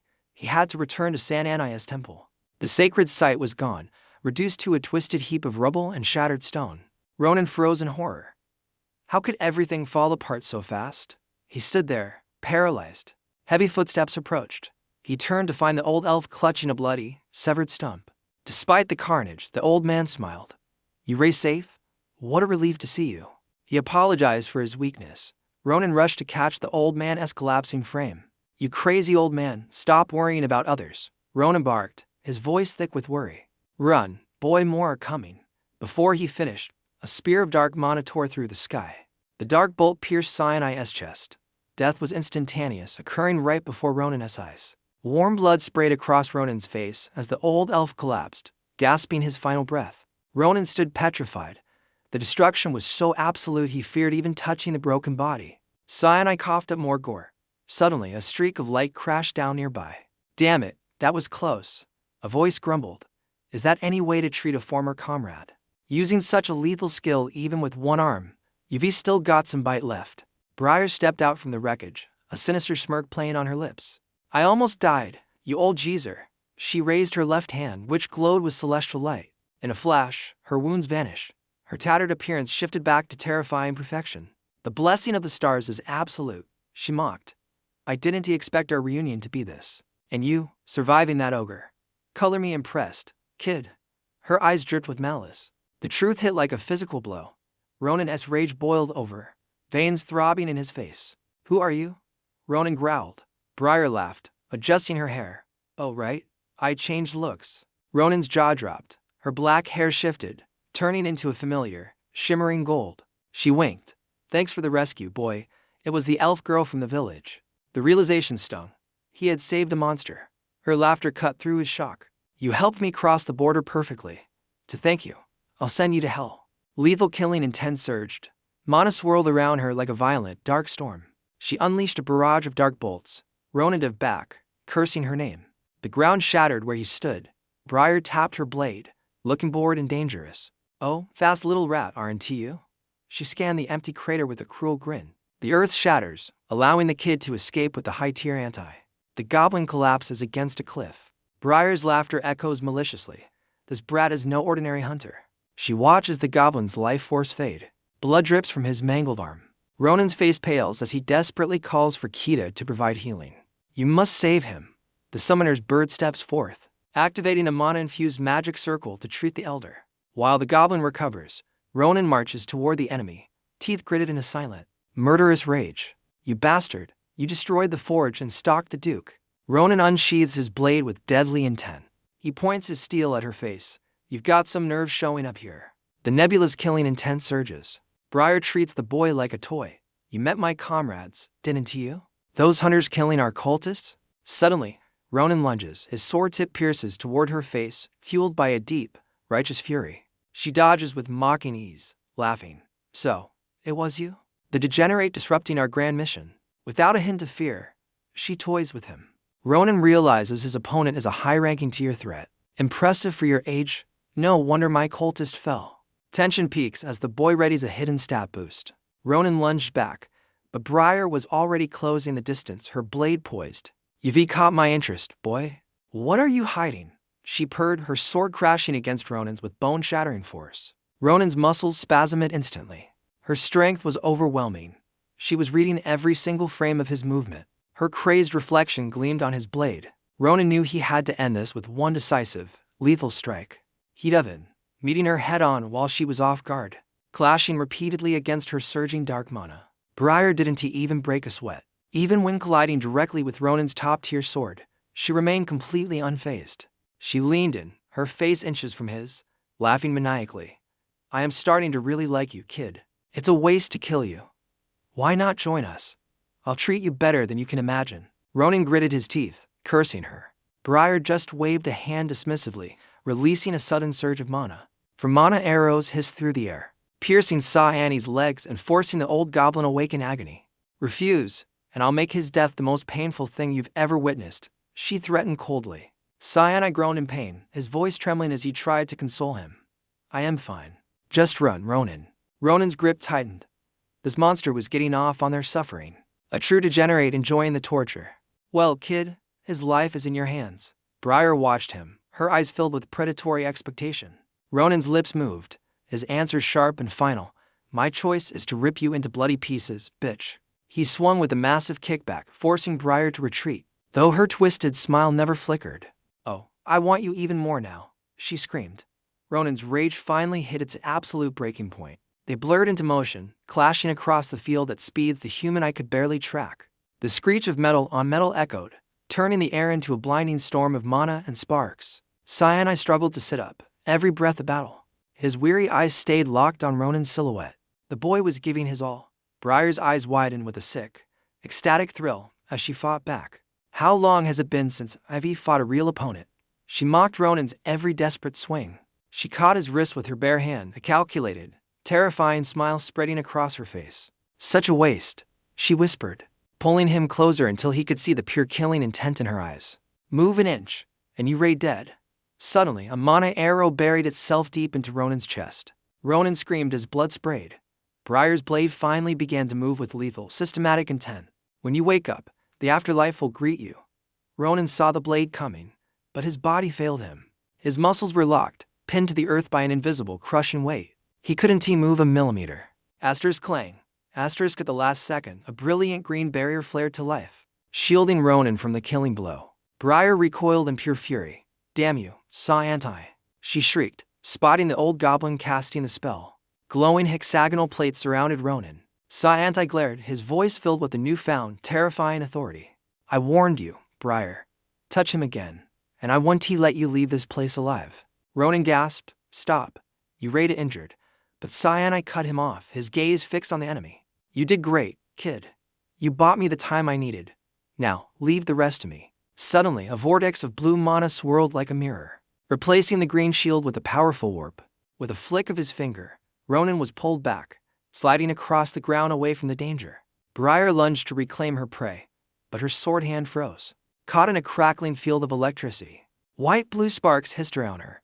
She looked up and realized she had fallen into a massive trap. Multiple magic arrays were layering above her like a heavenly net, sealing her fate within the circle. The mana leakage was astronomical. Briar couldn't believe an injured man could manifest such overwhelming power. 𝐻𝐿 raised his hand, his voice cold as the grave. Our bond ends here, Briar. Goodbye. Massive bolts of lightning rained down from the heavens. Farewell. To the woman who was once my sister. The mana surge rattled the very air. Briar screamed as the magical pressure began to erase her existence. A blinding white explosion leveled the area. The sheer output was on a legendary, untouchable tier. Ronan could only watch in stunned silence as the dust settled, finally seeing the old goblin's true power. Muscles scream as he channels forbidden power to execute the temple traitor.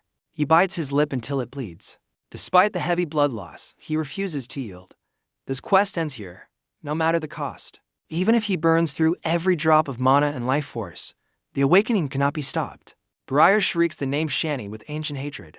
A fool clinging to ghosts dares to defy me. Violent mana erupts from her, suppressing the lightning spells. Briar's fury manifests as a devastating mana vortex. A single roar shatters the environment, clearing all debuffs. Though tattered, her malice remains absolute and overwhelming. Her charred skin regenerates at an insane, monstrous speed. She mutters darkly about their divine chosen status. We are the apostles of the stars. As long as our blessing remains, no mortal can stand against us. Like a herald of death, Briar advances toward the exhausted 𝐻𝐿. The power gap feels truly insurmountable. Mercy is wasted on your kind. Now disappear into the void.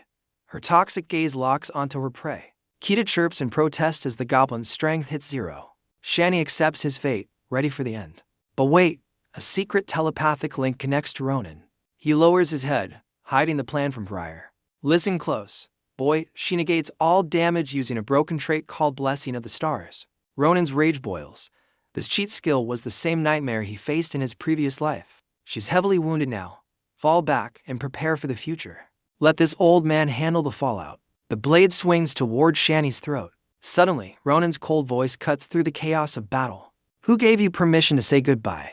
Ronan unleashes a heavy strike, forcing the apostle to pivot. Briar deflects the blow, cursing the miserable brat while 𝐻𝐿 looks on in utter shock and disbelief. Don't you dare give up, Ronan bellows. This raid isn't over until the boss monster is dead. There's one thing you don't know about me, he growls. I've never learned how to run away. A massive surge of vitality ignites within him, reigniting the goblin's hope. One last stand begins now. Briar's annoyance peaks. I let you crawl away once, yet you return like a persistent insect. She fires dark mana arrows, seeking to end him. Ronan grips his legendary blade, ready to counterattack. Suddenly, 𝐻𝐿's lightning rain forms a perfect shield, a desperate defense to protect the young hero. Briar's plan is foiled again.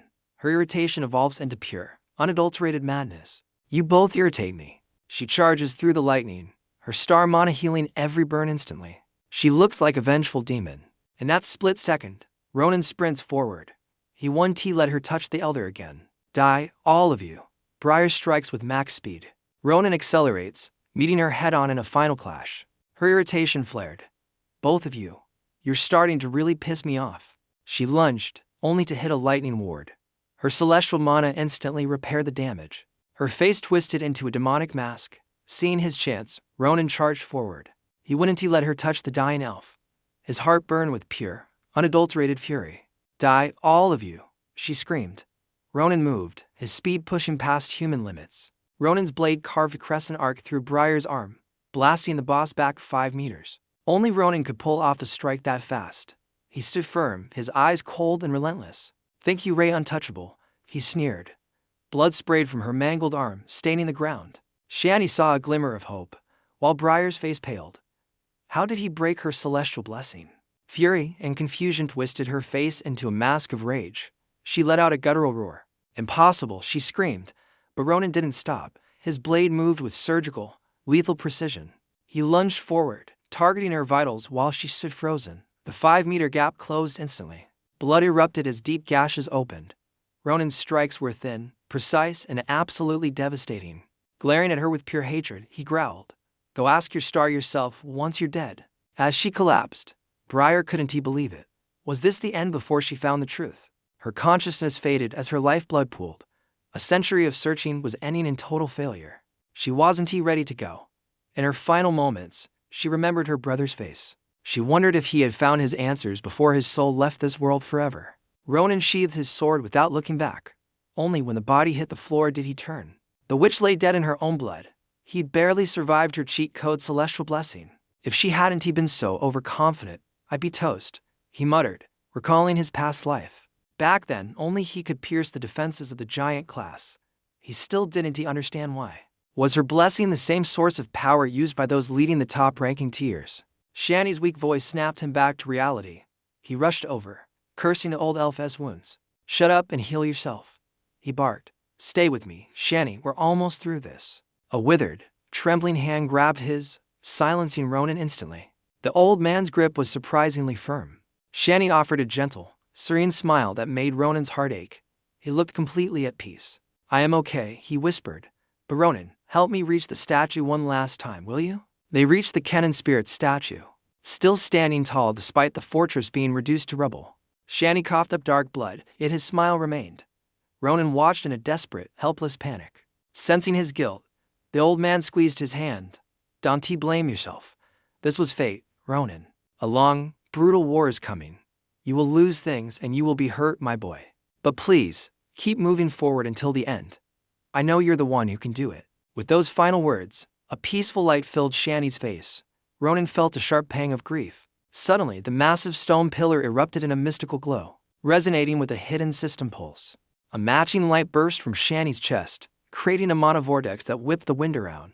The light was blinding. When it cleared, Shani was merging into the ancient spirit stone itself. His hand still rested on Ronan's face, moving slightly. "Thank you for being our answer," he breathed. The stone encased him completely, his physical form dissolving into a vessel of pure spiritual energy. "I'll be with you until the end." Then silence. Only the statue remained where he sat,